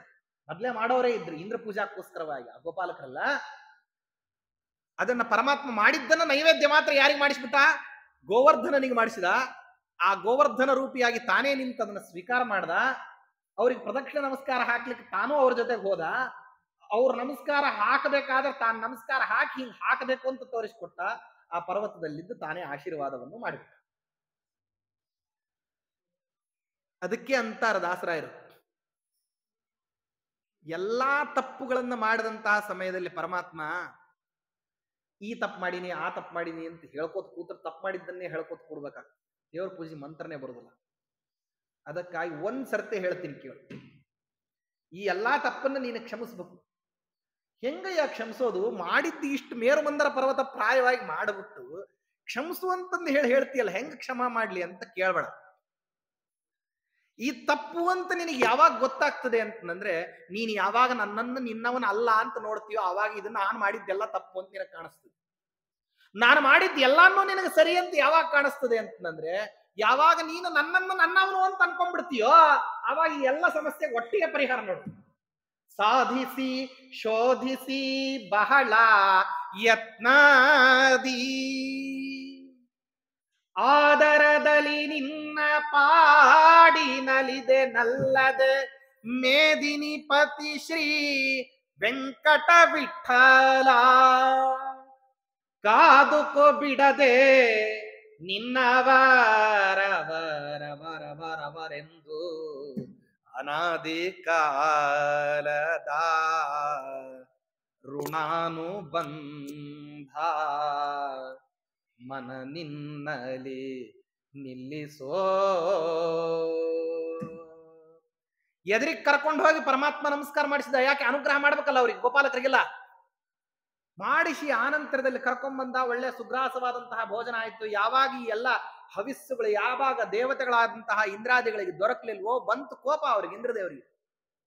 ಏನ್ ಮಾಡಿದ್ರು ಅಂತಂದ್ರೆ, ಆ ಗೋಕುಲದ ಮೇಲೆ ಪ್ರಳಯ ಕಾಲದಲ್ಲಿ ವೃಷ್ಟಿಯನ್ನ ಮಾಡತಕ್ಕಂತಹ ಸಂವರ್ತಕ ಬಲಾಹಕ ಅಂತನ್ನುವಂತಹ ಆ ಮೇಘಗಳನ್ನು ಕರೆದು ಆದೇಶ ಮಾಡಿದ್ರು, ಅಲ್ಲಿ ಮಳೆ ಬೀಳ್ಬೇಕು. ಹೆಂಗೆ ಅಂತಂದ್ರೆ, ಪ್ರಳಯ ಆಗ್ತದೇನೋ ಅನ್ನೋ ಹಂಗೆ ಮಳೆ ಬೀಳ್ಬೇಕು, ಅವರಿಗೆ ಜ್ಞಾನ ಆಗ್ತದ ಅವಾಗ ಅಂತಂದ್ರೆ. ತಪ್ಪು ಮಾಡಿದ್ರೆ ಶಿಕ್ಷಾ ಹೆಂಗ್ ಬರಬೇಕು ಅಂತಂದ್ರೆ, ಇನ್ನೊಂದು ಸರ್ತೆ ಆಕಸ್ಮಿಕವಾಗಿಯೂ ಅವ್ರ ತಪ್ಪವನ್ನ ಮಾಡಬಾರ್ದವ್ರು. ಸರಿ, ಕುಂಭದ್ರೋಣದ ವೃಷ್ಟಿ, ಆ ವೃಷ್ಟಿಯಲ್ಲಿ ಕೊಚ್ಚಿಕೊಂಡು ಹೋಗದೆ ಇರುವಂತಹ ಪದಾರ್ಥ ಇರಬಾರ್ದು. ಎಲ್ಲಾರು ಕೃಷ್ಣನ ಹತ್ರ ಓಡಿ ಬಂದಿದ್ದಾರೆ. ಆ ಗೋಪಾಲಕರೆಲ್ಲ ಹೆಂಡತಿ, ಮಕ್ಕಳು, ಹಸು, ಕರು, ಸಾಕಿರತಕ್ಕಂತಹ ಪದಾರ್ಥಗಳು ಕಕ್ರಾಂತರಾಗಿ ಉಡ್ಲಿಕ್ಕೆ, ಉಣಲಿಕ್ಕೆ, ವಾಸಿಸ್ಲಿಕ್ಕೆ ವ್ಯವಸ್ಥೆಗೆ ಯಾವುದೂ ಇಲ್ಲದೆ ಇರಬೇಕಾದ್ರೆ ಪರಮಾತ್ಮನನ್ನ ತ್ರಾಹಿ ಅಂತ ಬಂದು ನಿಂತು ಬಿಟ್ಟಿದ್ದಾರೆ. ಪರಮಾತ್ಮ ಯಾವಾಗ ದಿಢೀರಂತ ನಮ್ಮನ್ನು ತಿರುಗಿ ನೋಡ್ತಾನೆ ಅಂದ್ರೆ, ಏನೂ ಇಲ್ಲ ನನಗೆ ಅಂತಂದಾಗ ಮೊದಲು ನೋಡ್ತಾನ. ಎಲ್ಲಾ ಕಳ್ಕೊಂಡ್ಬಿಟ್ಟಿದ್ದೀನಿ ಪರಮಾತ್ಮ, ಇನ್ನು ನೀನ್ ಗತಿ ಅಂತಂದಾಗ, ಹೌದಾ, ಆವಾಗ ನೋಡ್ಬೇಕು. ಹಾಗಾದ್ರೆ ತುಂಬಾ ಪ್ರಿಯಾರಿಟಿ ಬರ್ತದೆ ಅವಾಗ. ಅದಕ್ಕೆ ನಾವು ಹೇಳೋದೇನಂದ್ರೆ, ಅನ್ಯಥಾ ಶರಣಂ ನಾಸ್ತಿ ತ್ವಮೇವ ಶರಣಂ ಮಮ. ನಿನ್ನನ್ನ ನಮಸ್ಕಾರ ಮಾಡ್ಲಿಕ್ಕೆ ಬಂದಿದೀವಿ ಅಂತಂದ್ರೆ, ಹೌದಾ, ಮಾಡಿ ಹೋಗು ಅಂತಾನೆ. ಬೇರೆಯವ್ರಿಗೆ ನಮಸ್ಕಾರ ಮಾಡ್ತಿಲ್ಲ, ನಿನಗೆ ಮಾಡ್ತಿದ್ದೀವಿ ಅಂತಂದ, ಹೌದಾ, ಹಾಗಾದ್ರೆ ಮುಂದೆ ಬಾ ಅಂತಂದ. ಅದಕ್ಕೇನೆ ನಮ್ಮ ಮಂತ್ರ ಹೇಳಬೇಕಾದ್ರೆ ಏನ್ ಮಾಡ್ತೀವಿ ಅಂದ್ರೆ, ಬೇರೆಯವ್ರನ್ನ ಬಿಟ್ಟಿವಿ, ನಿನ್ನ ಹತ್ರ ಬಂದಿದೀವಿ ಅಂತ ಹೇಳ್ತೀವಿ ನಾವು. ಪರಮಾತ್ಮನ ಹತ್ರ ಹೋಗ್ತೀವಿ ಅಂತಂದ್ರೆ ಸಾಮಾನ್ಯ, ಪರಮಾತ್ಮನ ಹತ್ರನೇ ಹೋಗ್ತೀವಿ ಅಂತ ಅಂದಾಗ ಆವಾಗ ಪರಮಾತ್ಮ ಏನಂತ, ನಾವು ಹಾಗಾದ್ರೆ ಜವಾಬ್ದಾರಿ ಬಂತಪ್ಪ, ಈಗ ನೋಡ್ಬೇಕು ಇವನನ್ನ. ಯಾಕೆ? ಬೇರೆಯವ್ರು ನೋಡೋದಿಲ್ಲ ಅಂತ ಹೇಳಿಬಿಟ್ಟಿದಾನಲ್ಲ, ಬೇರೆಯವ್ರನ್ನ ಕೇಳೋದಿಲ್ಲ ಅಂತ ಹೇಳಿದಾನಲ್ಲ, ಹಾಗಾದ್ರೆ ಮೊದ್ಲು ಇವನನ್ನು ನೋಡ್ಬೇಕು. ಅದಕ್ಕಾಗಿ ಪರಮಾತ್ಮ ಯಾವಾಗ ತ್ರಾಹಿ ಅಂತ ಎದುರಿಗೆ ಬಂದು ನಿಂತರೋ ಹಾಗಾದ್ರೆ ಜವಾಬ್ದಾರಿ ನಂದೇ ಅಂತ. ಯಾಕೆ? ನಾನೇ ಮಾಡಿಸಿದೀನಿ ಯಾಗ ಅಂದಾಗ, ನೀವು ನನ್ನನ್ನೇ ನಂಬಿದೀರಿ ಅಂತ ನೀವು ಹೇಳ್ಕೊಂಡ ಮೇಲೆ ಹಾಗಾದ್ರೆ ವ್ಯವಸ್ಥೆ ಮಾಡ್ಕೊಂತೀವಿ. ಬಂದ ಆ ಗೋವರ್ಧನಗಿರಿಯನ್ನ ಪರಮಾತ್ಮ ಎತ್ತಿದ. ಪ್ರದಕ್ಷಿಣೀಕೃತ್ಯ ಗಿರಿಂ ಸವರ್ಗ ಮುದಾರ್ಪಿತಂ ಪರ್ವತ ವೇಷಧಾರಿ ಬಲಿಂಚ ಕೃಷ್ಣ ಶತಮನ್ಯು ವಿವರ್ಧನೋಸೌ ಉರರೀಚಕಾರ. ಆ ಗೋವರ್ಧನ ಪರ್ವತವನ್ನ ಪರಮಾತ್ಮ ಎತ್ತಿದ. ಹೆಂಗ ಪರಮಾತ್ಮ ಪರ್ವತವನ್ನ ಎತ್ತಿದ್ನೋ, ಆ ಪರ್ವತ ಹೆಂಗ ಎತ್ತರಕ್ಕೆ ಹೋಗ್ತಿತ್ತು, ಹಂಗ ಇಂದ್ರದೇವರ ಕೋಪ ಹೆಚ್ಚೆಚ್ಚಾಗ್ತಾ ಇತ್ತು. ಪರ್ವತ ಮೇಲೆ ಬಂದಷ್ಟು ಏನಾಗ್ತಾ ಇತ್ತು, ಇಂದ್ರದೇವರಿಗೆ ಕೋಪ. ಮೊದಲನೇದ್ದು, ಆ ಪರ್ವತಗಳಿಗೆ ಇಂದ್ರದೇವರು ದ್ವೇಷಿಗಳವು. ಅಂಥದ್ರಲ್ಲಿ ಪರ್ವತ ಎಲ್ಲಿಗೆ ಬರ್ತಾ ಇದೆ, ಹೆದರಿಕೆ ಇಲ್ಲದೆ ಇರೋ ಹಂಗೆ ಮೇಲ್ಮೇಲಕ್ಕೆ ಬರ್ತಾ ಇದೆ. ಅದು ಮೇಲಿರೋರು ಯಾರು? ಇಂದ್ರದೇವರು. ಮೇಲ್ಮೇಲೆ ಬಂದಂಗೆ ಏನಾಗ್ತದೆ, ಶತ್ರು ಮೇಲ್ಮೇಲೆ ಬಂದಂಗೆ ಅದಕ್ಕೆ ದುಃಖ ಆಗಬಾರ್ದೆ. ವಾಸ್ತವದಲ್ಲಿ ಪರ್ವತಗಳಕ್ಕಿಂತಲೂ ಇಂದ್ರದೇವರು ಬಲಿಷ್ಠರಾಗಿರತಕ್ಕಂತಹ ಇಂದ್ರದೇವರನ್ನ ವಾಸ್ತವದಲ್ಲಿ ಪರಮಾತ್ಮ ನೀನು ಬಲಿಷ್ಠ ಅಂತ ಹೇಳಿ ಅಂದುಕೊಂಡ್ರೆ ನಿನ್ನನ್ನು ದುರ್ಬಲನನ್ನಾಗಿ ಮಾಡೋದು ನನಗೆ ಕ್ಷಣಾರ್ಧ. ಯಾರ ಎದುರಿಗೆ ದುರ್ಬಲನನ್ನ ಮಾಡ್ತೀನಿ ಅಂತಂದ್ರೆ, ಪ್ರಬಲನ ಎದುರಿಗೆ ನಿನ್ನನ್ನು ದುರ್ಬಲನನ್ನ ಮಾಡೋದಲ್ಲ, ದುರ್ಬಲನ ಎದುರಿಗೆ ನಿನ್ನನ್ನು ದುರ್ಬಲನನ್ನ ಮಾಡ್ತೀನಿ. ಭಗವಂತ ಕೊಡುವಂತಹ ಶಿಕ್ಷಾದಲ್ಲಿ ಬಹಳ ಔಚಿತ್ಯ ಇರ್ತದೆ. ನೀನು ಯಾವಾಗ ನಿನ್ನನ್ನ ನನ್ನ ಎದುರಿಗೆ ಪ್ರಬಲ ಅಂತ ಹೇಳಿ ಹೇಳ್ಕೊಳ್ತೀಯೋ ಆವಾಗ ನಿನ್ನನ್ನು ಅದೆಷ್ಟು ದುರ್ಬಲನನ್ನ ಮಾಡ್ತೀನಿ ಅಂತಂದ್ರೆ, ಸಾಮಾನ್ಯರ ಎದುರಿಗೆ ನಿನ್ನನ್ನು ದುರ್ಬಲನನ್ನಾಗಿ ಮಾಡಿದ್ರೆ ಅದೊಂದು ದೌರ್ಬಲ್ಯವೇ ಅಲ್ಲ, ಬೇರೆಯವರೆಲ್ಲ ಏಟು ಕೊಟ್ರೆ ಅದು ಗೊತ್ತಾಗ್ತದೆ, ದೇವ್ರು ಏಟು ಕೊಟ್ಟ ಅಂದ್ರೆ ಗೊತ್ತೂ ಆಗೋದಿಲ್ಲ. ತುಂಬಾ ವಿಚಾರ ಮಾಡ್ಬೇಕಾಗ್ತದೆ ಯಾಕೆ ಕೊಟ್ಟ ಅಂತ. ಅದಕ್ಕೆ ಪರಮಾತ್ಮ ಏನಂದ, ಪರ್ವತಗಳ ರೆಕ್ಕೆಯನ್ನ ನಿನ್ನ ಆಯುಧದಿಂದ ಕತ್ತರಿಸ್ತಿರ್ತಕ್ಕಂತಹ ಮಹನೀಯ ನೀನು, ನಗಾರಿ ಅಂತ ಹೇಳಿ ಸ್ತೋತ್ರ ಮಾಡ್ತಾರೆ ನಿನ್ನನ್ನ. ಅಂಥದ್ದು ನಿನ್ನ ಧಾಳಿಗೆ ಹೆದರಿ ಮೇರುಮಂದರ ಪರ್ವತಗಳ ಮಕ್ಕಳುಗಳು ಹೆದರ್ಕೊಂಡು ಹೋಗಿ ಸಾಗರ ಗರ್ಭದಲ್ಲಿ ಅಡಕೊಂಡು ಕೂತ್ರು ಅಂದ್ರೆ ಎಷ್ಟು ಬಲಿಷ್ಠ ಇರ್ಬೇಕು ನೀನು. ಇಂಥ ಬಲಿಷ್ಠನಾದಂತಹ ನಿನ್ನ ಎದುರಿಗೆ ಏನು ಮಾಡ್ತೀನಿ ಅಂತಂದ್ರೆ, ಆ ದುರ್ಬಲನನ್ನು ಎತ್ತಿ ಹಿಡಿತೀನಿ. ಯಾರನ್ನ ನೀನು ದುರ್ಬಲ ಅಂತ ಪರಿಭಾವಿಸಿ ಅವನಿಗೆಲ್ಲ ಶಿಕ್ಷಾ ಕೊಟ್ಟಿಲ್ಲ, ಇವತ್ತು ನೀನು ನನ್ನನ್ನ ತಿರಸ್ಕಾರ ಮಾಡಿದ್ದಕ್ಕೆ ನಿನ್ನ ಎದುರಿಗೆ ಏನು ಮಾಡ್ತಾನೆ, ನಿನ್ನ ಹತ್ತಿರ ದುರ್ಬಲನಾದಂಥವ್ನು, ನಿನ್ನ ಹತ್ತಿರ ರೆಕ್ಕೆಗಳನ್ನ ಕತ್ತರಿಸ್ಕೊಳ್ಳುವಂಥವ್ನು ಅವನೇನ್ ಮಾಡ್ತಾನೆ ಅಂದ್ರೆ, ನಿನ್ನ ಎದುರಿಗೆ ಇಡೀ ಸಮಸ್ತ ಜಗತ್ತು ಯಾವ ಜಗತ್ತನ್ನ ನೀನು ದ್ವೇಷ ಮಾಡಿ ಅನರ್ಥ ಮಾಡಬೇಕು ಅಂತ ಅನ್ಕೊಂಡ್ಯೋ, ಆ ಅನರ್ಥ ಯಾರಿಗೆ ಆಗಬೇಕಾಗಿತ್ತೋ ಅದನ್ನೆಲ್ಲ ನಿನ್ನಿಂದ ತಾಡಿತನಾಗಿರ್ತಕ್ಕಂತಹ ವ್ಯಕ್ತಿ ಅವ್ರಿಗೆ ಆಶ್ರಯ ಕೊಡ್ತಾನೆ ಅಂದ್ಮೇಲೆ ನಿನ್ನ ಗತಿ ಎಲ್ಲಿಗೆ ಬಂತು ಅಂತ ಯೋಚನೆ ಮಾಡು ಅಂತಾನೆ ಪರಮಾತ್ಮ. ಬೇರೆದೆಲ್ಲ ಎತ್ತಲಿಕ್ಕೆ ಬರ್ತಿತ್ತೋ ಇಲ್ಲ, ಯಾಕೆ ಪರ್ವತವನ್ನೇ ಎತ್ತಿದ ಅಂದ್ರೆ ಪರಮಾತ್ಮ ಈ ಆಂತರ್ಯ ಇದೆ ಒಳಗೆ. ಈ ಆಂತರ್ಯ ಇಟ್ಟುಕೊಂಡು ಪರಮಾತ್ಮ ಏನ್ ಮಾಡ್ತಾನೆ ಅಂದ್ರೆ, ಶಿಕ್ಷಾ ಕೊಟ್ರೆ ಏನಾಗ್ಬೇಕು, ಬುದ್ಧಿವಂತರಿಗೆ ಕರೆದೆಲ್ಲ ಬೈಯೋದಿಲ್ಲ, ಒಬ್ಬೊಬ್ಬರಿಗೂ ಬೈಯೋದು ಒಂದೊಂದು ಕ್ರಮ. ಈಗಲೇ ಹೇಳಿದ್ನಲ್ಲ, ಬೈಲಿಕ್ಕೆ ತುಂಬಾ ಸ್ವಾರಸ್ಯಕರವಾದಂತಹ ಬೈಗಳಿವೆ ಅಂತಂದ್ರೆ, ಬೈಬೇಕಾದಂಥವ್ರನ್ನೆಲ್ಲರನ್ನು ನೋಡಿ ಬೈದೇ ಎದ್ದು ಹೋದ್ರೆ ಅದೊಂದು ಬೈಗಳಿದೆ. ತಿರಸ್ಕಾರ ಮಾಡಿಬಿಟ್ರೆ ಅದಕ್ಕಿಂತ ದೊಡ್ಡ ಬೈಗಳ ಇನ್ನೊಂದು ಇಲ್ಲೇ ಇಲ್ಲ. ಜಗತ್ತಿನಲ್ಲಿ ಪ್ರತಿಕ್ರಿಯೆ ಎರಡೇ ಅಂತ ಎಲ್ಲರೂ ಸಾಮಾನ್ಯವಾಗಿ ಯೋಚನೆ ಮಾಡ್ತಾರೆ ಬುದ್ಧಿದ್ದವರು. ಒಂದು ಮಾಡಿದ್ದಕ್ಕೆ ಕ್ರಿಯಾಕ ಪ್ರತಿಕ್ರಿಯಾವನ್ನ ಮಾಡಿಬಿಡೋದು, ಅದು ಎರಡು ರೀತಿಯಲ್ಲಿ, ಐದರ್ ಆಫೆನ್ಸಿವ್ ಆರ್ ಡಿಫೆನ್ಸಿವ್. ಮೂರನೇದ್ದಿದೆ ಅಂತಾನೆ ಪರಮಾತ್ಮ, ಯಾವುದು, ನೆಗ್ಲಿಜಿಯನ್ಸಿ. ಯಾವಾಗ ಈ ರೀತಿಯಲ್ಲಿ ಪರಮಾತ್ಮ ತೋರಿಸಿದ್ನೋ, ಆ ಪರ್ವತವನ್ನು ಎತ್ತಿ ಹಿಡಿದು ನಿಂತು ಸರ್ವ ವಿಧವಾಗಿರ್ತಕ್ಕಂಥ ಪ್ರಯತ್ನಗಳನ್ನ ಮಾಡಿದ್ದಾರೆ ಇಂದ್ರದೇವರು.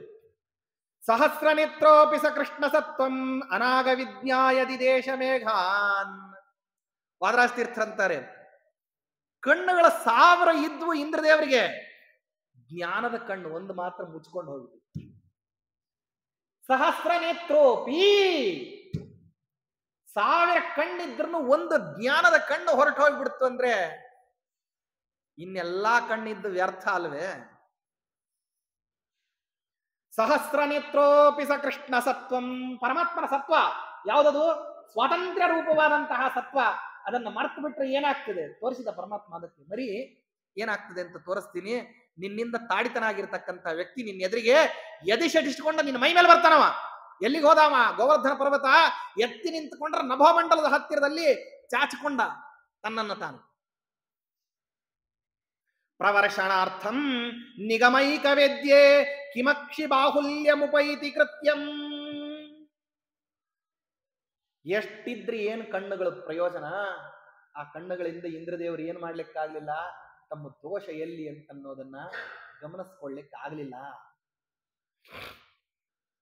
ಶತಕ್ರತೌ ವರ್ಷತಿ ವಾಸುದೇವ ಗಿರಿಂ ಸಮುದ್ರತ್ಯ ಬಭೂವ ತೂಷ್ಣೀಂ ಜಿಹೀರ್ಷುಭಿಃ ಸ್ವಾಸಮ ಶತ್ರುವೈರ್ಯಂ ತದಾದ್ಯವರ್ಯೈರ್ ಯದ್ಧರಣಂ ಹಿ ಕಾರ್ಯಂ. ಆ ಉದ್ಧರಣವನ್ನ ಪರಮಾತ್ಮ ಮಾಡ್ತಿರೋ ಹಂಗೇನೆ ಏನಾದ್ರು ಅಂತಂದ್ರೆ, ಇಂದ್ರದೇವರು ತಮ್ಮ ತಮ್ಮ ತೇಜಸ್ಸನ್ನ ಕಳಕೊಂಡ್ರು.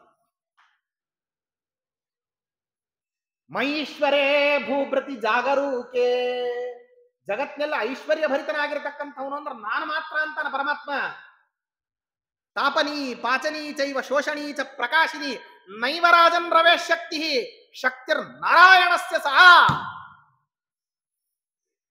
ಪ್ರಹ್ಲಾದರಾಜರನ್ನ ನಾನಾ ರೀತಿಯಿಂದ ಹಿಂಸಾ ಮಾಡಿಬಿಟ್ಟು ಕೇಳ್ತಾನಂತೆ ಹಿರಣ್ಯಕಶಿಪು, ಏನು ಸುಟ್ರು ಸುಡೋದಿಲ್ಲ ನೀನು, ತಳ್ಳಿದ್ರೆ ಹಾಳ ಹೋಗೋದಿಲ್ಲ, ಬೀಳಿಸಿದ್ರೆ ಏಟಾಗೋದಿಲ್ಲ, ಉಸಿರುಗಟ್ಟಿಸಿದ್ರು ಸಾಯೋದಿಲ್ಲ, ನೀರಿನಲ್ಲಿ ಮುಳುಗಿಸಿದ್ರೆ ಪ್ರಾಣ ಹೋಗೋದಿಲ್ಲ, ನೀನು ಕರೆದ್ರೆ ಮೈ ಮೇಲಿನ ಚರ್ಮ ಕೂಡ ಏನಾಗೋದಿಲ್ಲ ಅಂದ್ರೆ ಸುಡೋದಿಲ್ಲ, ಯಾಗೋ ಇದೆಯಾ ಅಂತ ಕೇಳಿದ್ನಂತೆ. ಪ್ರಹ್ಲಾದರಾಜರಂದ್ರಂತೆ, ಸವೈ ಬಲಂ ಬಲಿನಾಂ ಚಾಪರೇಶಾಂ, ಪದಾರ್ಥಗಳಲ್ಲಿ ಶಕ್ತಿ ಇದ್ದಾವೆ ಅಂತ ಜಗತ್ತಿಗೆಲ್ಲ ಗೊತ್ತಿದ್ದೇ ಇದೆ.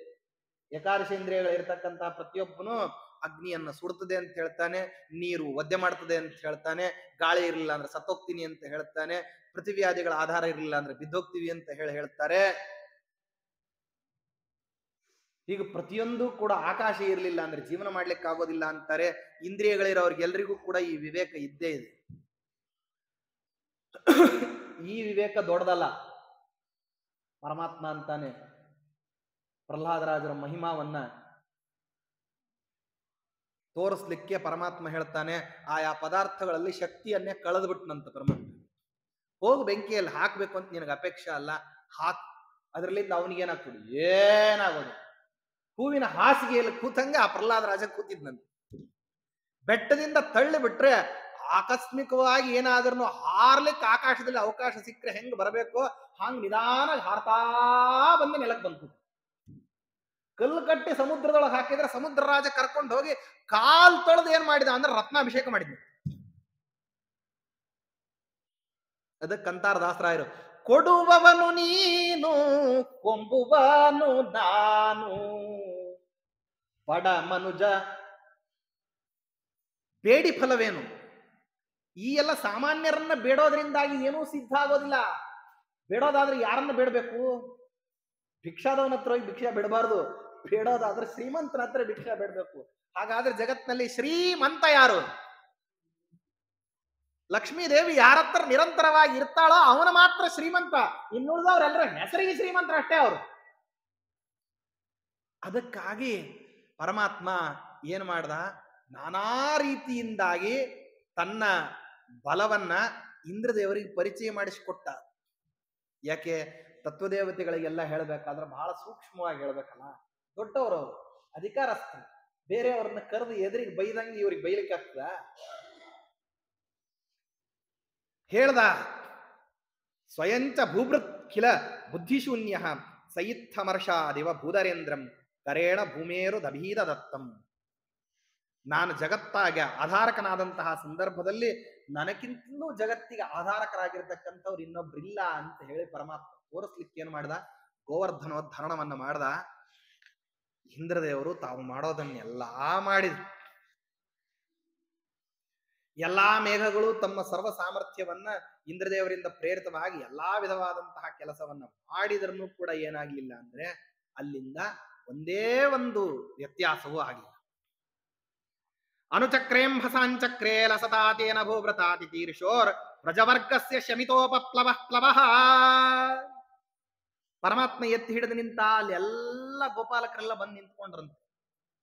ನಿಂತ್ಕೊಂಡ ಮೇಲೆ ಇವ ಏನೋ ಎತ್ತೋದೇನೋ ಎತ್ತು ಬಿಟ್ಟಿದ್ದಾನೆ ಸಣ್ಣ ಹುಡುಗ ಪರ್ವತವನ್ನ. ಬಿದ್ದು ಹೋದ್ರೆ ಏನ್ ಗತಿ ಅಂತಂದು ಹೇಳ್ಬಿಟ್ಟು ತುಂಬಾ ಯೋಚನೆ ಮಾಡೋರು ಇರ್ತಾರ ನೋಡ್ರಿ. ಅವ್ರೇನ್ ಮಾಡಿದ್ರಂತೆ, ತಾವು ಪೋಟ್ಗೋಲ್ಗಳನ್ನು ಕೊಟ್ರಂತ ಅಲ್ಲಲ್ಲಿ. ಯಾಕೆಂದ್ರೆ ಬಿದ್ದು ಹೋಗಬಾರ್ದು ಅಂತ ಹೇಳಿ. ಆ ಪರ್ವತ ಇವ್ರು ಕೊಡುವಂತ ಪೋಟ್ಗೋಲಿಗೆ ನಿಂತ್ಕೊಳ್ತದೆ ಅಂತ ಅನ್ನೋ ಭ್ರಾಂತಿ. ನಾವೆಲ್ಲ ಮಾಡುವಂತ ಕೆಲಸಗಳು ಹಿಂಗೆ ಇರ್ತವೆ. ನಾವು ಸಾಧನೆ ಮಾಡಿಬಿಟ್ವಿ ಅಂತ ಹೇಳಿ ಪರಮಾತ್ಮ ಸಾಧನೆಯ ಭಾರ ಗೋವರ್ಧನದಂತೆ ಇರತಕ್ಕಂತಹ ಭಾರವನ್ನು ಹೊತ್ತಿರ್ತಕ್ಕಂತಹ ಪರಮಾತ್ಮ ತಾನು ಭಾರ ಹೊತ್ತಿದ್ದೀನಿ ಅಂತಾನೆ ತೋರಿಸ್ಕೊಳ್ಳೋದಿಲ್ಲ.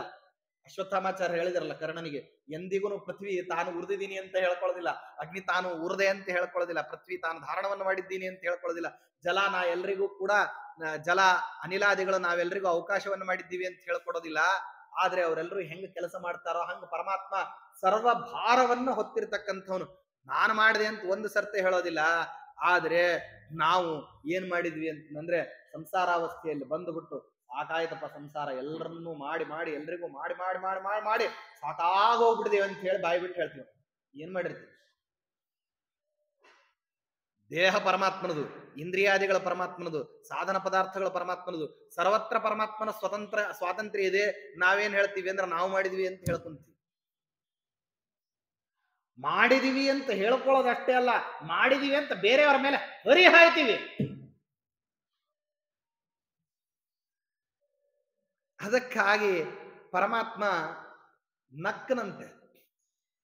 ಪ್ರಸೂನ ಕೋಶೈರ್ಘನವರ್ಷತಾದ ನಿಪಾತಿತೈರಂಕಿತ ಸರ್ವಗಾತ್ರ ಮುಕುಂದ ಹಸ್ತಾಂಬುಜ ಸಂಗಸೌಖ್ಯ ಪ್ರಹೃಷ್ಟರೋ ಮಾಲಿರಿವಾದ್ರಿನಾಸ್ತೆ. ಆಗ ಪರಮಾತ್ಮ ಎತ್ ಹಿಡಿದ್ನಲ್ಲ, ಅಲ್ಲಿವರೆಗೂ ಕವಿಗಳಲ್ಲಿ ಒಂದು ಸಮಸ್ಯೆ ಪರಿಹಾರ ಆಗಿರಲಿಲ್ಲ. ಕಾವ್ಯಮಯವಾಗಿ ವರ್ಣನೆ ಮಾಡ್ತಾನೆ. ಪರಮಾತ್ಮ ಗೋವರ್ಧನ ಪರ್ವತವನ್ನು ಎತ್ತಿದ. ಕವಿಗಳಲ್ಲಿ ಒಂದು ಸಮಸ್ಯೆ ಇತ್ತಂತೆ. ಏನು?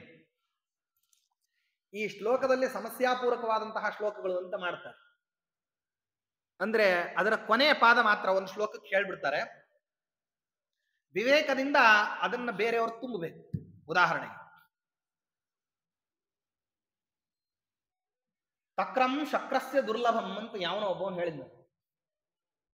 ಶಕ್ರ ಅಂದ್ರೆ ಇಂದ್ರದೇವರು, ಅವರಿಗೆ ಮಜ್ಜಿಗೆ ಅನ್ನೋದು ದುರ್ಲಭವಾದದ್ದು. ಆ ಶಬ್ದದ ಅರ್ಥ ಇಷ್ಟೇ, ತಕ್ರಂ ಶಕ್ರಸ್ಯ ದುರ್ಲಭಂ ಅಂತಂದ್ರೆ ಮಜ್ಜಿಗೆ ಇಂದ್ರದೇವರಿಗೆ ದುರ್ಲಭ ಅಂತ ಹೇಳ್ದ.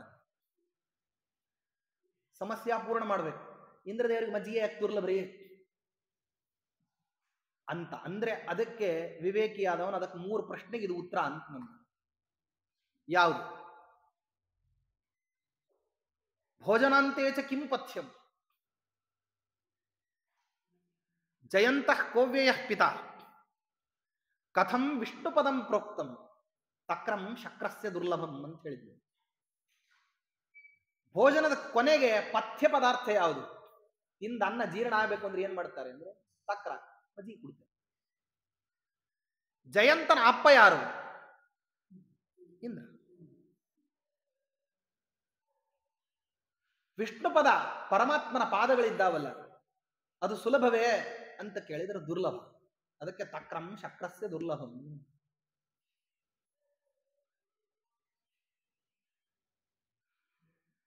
ಹೇಳೋ ಅಂತಹ ಚಾಟುಕ್ತಿಗಳಿವೆ. ಹಂಗ ಇಲ್ಲೊಂದು ಚಾಟುಕ್ತಿ ಏನಂದ್ರೆ ಶಿಶೋಹ್ಕರೇ ಹಸ್ತಿ ಸಹಸ್ರಮಸ್ತಿ ಅಂತ ಹೇಳಿದ್ರು. ಮಗುವಿನ ಕೈಯಲ್ಲಿ 1000 ಆನೆಗಳಿದ್ದಾವೆ ಅಂತ ಯಾರೋ ಒಬ್ರು ಶ್ಲೋಕವನ್ನು ರಚನೆ ಮಾಡ್ರಿ ಅಂತ ಹೇಳಿದ್ರಂತೆ.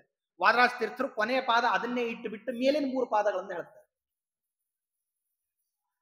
ಸಪರ್ಯಟತ್ ಕುಂಜರ ಪುಂಜ ಶೋಭಂ ಧರಂ ಯದಾ ಶ್ರೀಪತಿ ರುದ್ಧಧಾರ ತದಾ ಸಮಸ್ಯಾಂ ಪರಿಪೂರಯಂತಿ ಶಿಶೋಹ್ಕರೇ ಹಸ್ತಿ ಸಹಸ್ರಮಸ್ತಿ. ಪರಮಾತ್ಮ ಗೋವರ್ಧನ ಪರ್ವತವನ್ನು ಎತ್ತಿದಾಗ ಏನ್ ಪರ್ವತ ಅಂತಂದ್ರೆ ಖಾಲಿ ಪರ್ವತನ ಅದು. ಅದರಲ್ಲಿ ವೃಕ್ಷಗಳಿದ್ದು, ಸರೋವರಗಳಿದ್ದು, ಮೃಗ ಪಕ್ಷಿಗಳಿದ್ವು, ಆನೆಗಳು ಹಿಂಡಾಗಿ ವಾಸ ಮಾಡ್ತಾ ಇದ್ವು. ಎಷ್ಟು ಆನೆಗಳಿದ್ವು? 1000 ಆನೆಗಳಿದ್ವು. ಹೇಳಿದ್ರಲ್ಲ ಶಿಶೋಹ್ಕರೇ ಹಸ್ತಿ ಸಹಸ್ರಮಸ್ತಿ. ಪರಮಾತ್ಮ ಶಿಶುಭಾವದಲ್ಲಿಯೇನೆ ತಾನು ಪರ್ವತವನ್ನ ಎತ್ತಿದ್ದಕ್ಕೋಸ್ಕರವಾಗಿ ಹಸ್ತಿ ಸಹಸ್ರಗಳು ಇದ್ದಾವೆ ಅಂತನ್ನುವಂತಹ ಶ್ಲೋಕಕ್ಕೆ ಆವಾಗ ಪೂರ್ಣತಾ ಬಂತು. ಯಾಕೆ ಅಂತಂದ್ರೆ ಧರಂ ಯಥಾ ಶ್ರೀಪತಿ ರುದ್ಧಧಾರ, ಆ ಪರ್ವತವನ್ನೇ ಪರಮಾತ್ಮ ಯಾವಾಗ ಎತ್ತಿಬಿಟ್ನೋ ಅವಾಗ 100 ಆನೆಗಳು ಮಗುವಿನ ಕೈಯಲ್ಲಿದ್ದಾವೆ ಅಂತನ್ನುವಂತಹ ಸಮಸ್ಯಾವನ್ನ ಕವಿಗಳಿಗೆ ಪೂರ್ಣ ಮಾಡ್ಲಿಕ್ಕಾಗ್ಲಿಲ್ಲ. ಪರಮಾತ್ಮ ಗೋವರ್ಧನ ಪರ್ವತವನ್ನ ಎತ್ತಿದ್ದನ್ನು ವರ್ಣನ ಮಾಡಬೇಕು ಅಂತ ಹೊರಟ್ರೆ ಶಿಶೋಹ್ಕರೇ ಹಸ್ತಿ ಸಹಸ್ರಮಸ್ತಿ ಅಂತನ್ನುವಂತಹ ಶ್ಲೋಕ ಅದು ಪರಿಪೂರ್ಣ ಆಗಿಬಿಡ್ತು.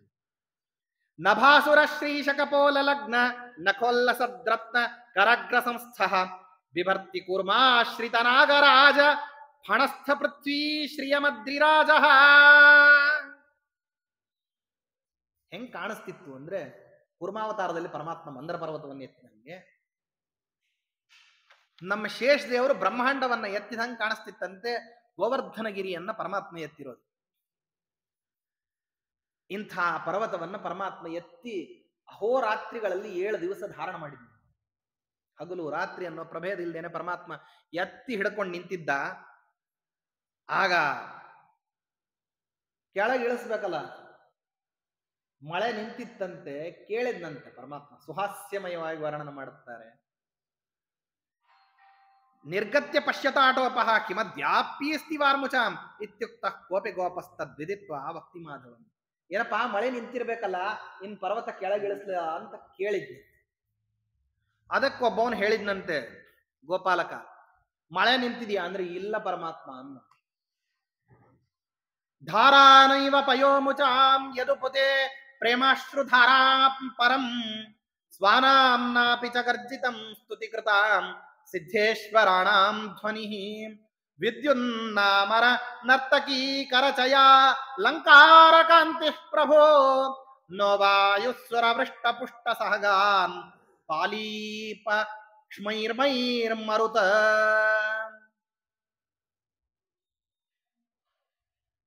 ಧಾರಾನೈವ ಪಯೋ ಮುಚಾಂ ಯದುಪತೆ. ಗೋಪಾಲಕ ಹೇಳಿದಂತೆ ಮಳೆ ಬರ್ತಾ ಇದೆಯೋನು ಅಂತಂದ್ರೆ ನಿಂತಿಲ್ಲ ಅನ್ನಂತೆ.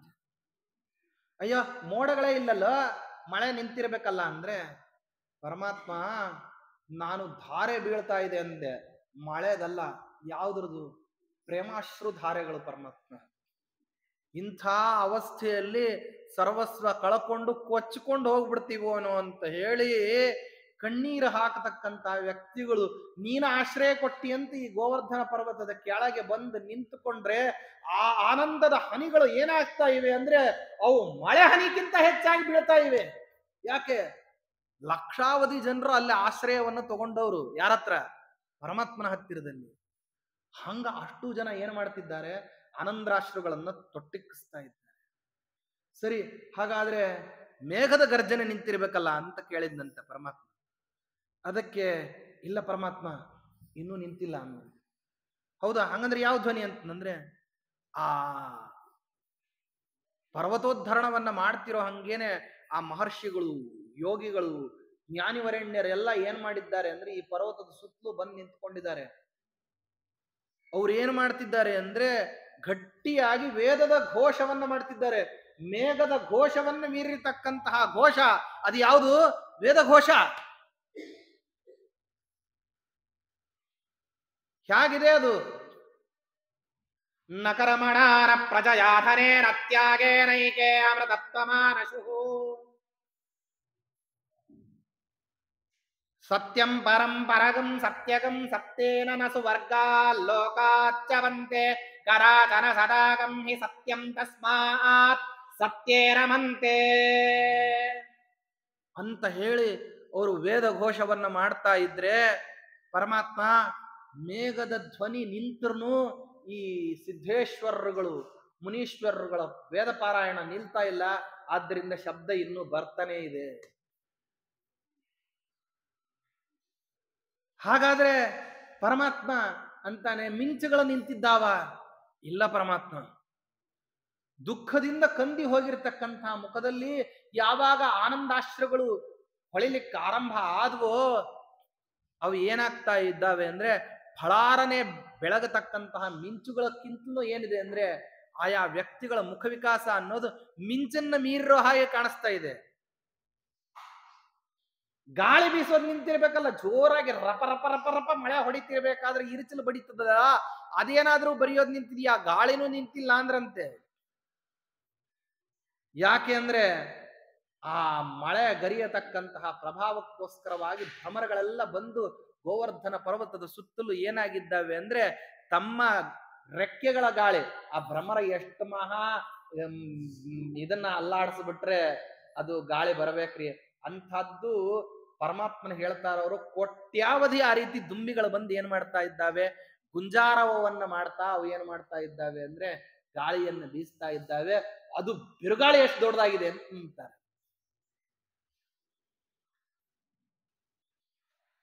ಅದಕ್ಕೆ ನೀಲಂ ನೈವ ನಭಸ್ಸುಲಜ್ಜಿತ ಶಚೀ ಭರ್ತೃಮುಖೇ ನೀಲಿಮಾ ಮೇಘಾ ಕ್ವಾಪಿ ನ ಸಂತಿ ಕಿಂತು ದಿವಿಜ ಭ್ರಾಜದ್ವಿಮಾನಾಂಬುದಾ ತಾಮಿಸ್ರಂ ನಹಿ ದಿತ್ಯಥೇ ತದದೃಶಮಪಿ ತ್ವಾಂ ಮಾನುಷಂ ಮನ್ವತಾಂ ಚಿತ್ತೇಷ್ವಸ್ಥಿರವೇ ಪತುರ್ನಿಜ ಜನೇ ಭೀತೇಂದ್ರ ಗಾತ್ರೇ ಪರಂ.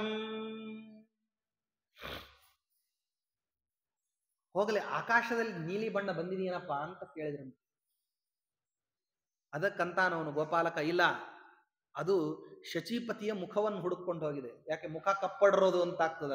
ಆಕಾಶ ಕಪ್ಪಡ್ರಿದೆ ಮಳೆ ಬರಬೇಕಾದ್ರೆ ಅಂತಾರೆ. ಆ ಕಪ್ಪು ಎಲ್ಲಿ ಹೋಗಿದೆ ಅಂದ್ರೆ ಇಂದ್ರದೇವರ ಮುಖಕ್ಕೆ ಹೋಗಿದೆ. ಅಂದ್ರೆ ಇಂದ್ರದೇವರಿಗೆ ಅಪಮಾನ ಆಗಿದೆ ಅಂತ ಹೇಳ್ತಾನವನು ಅಲಂಕಾರಿಕವಾಗಿ.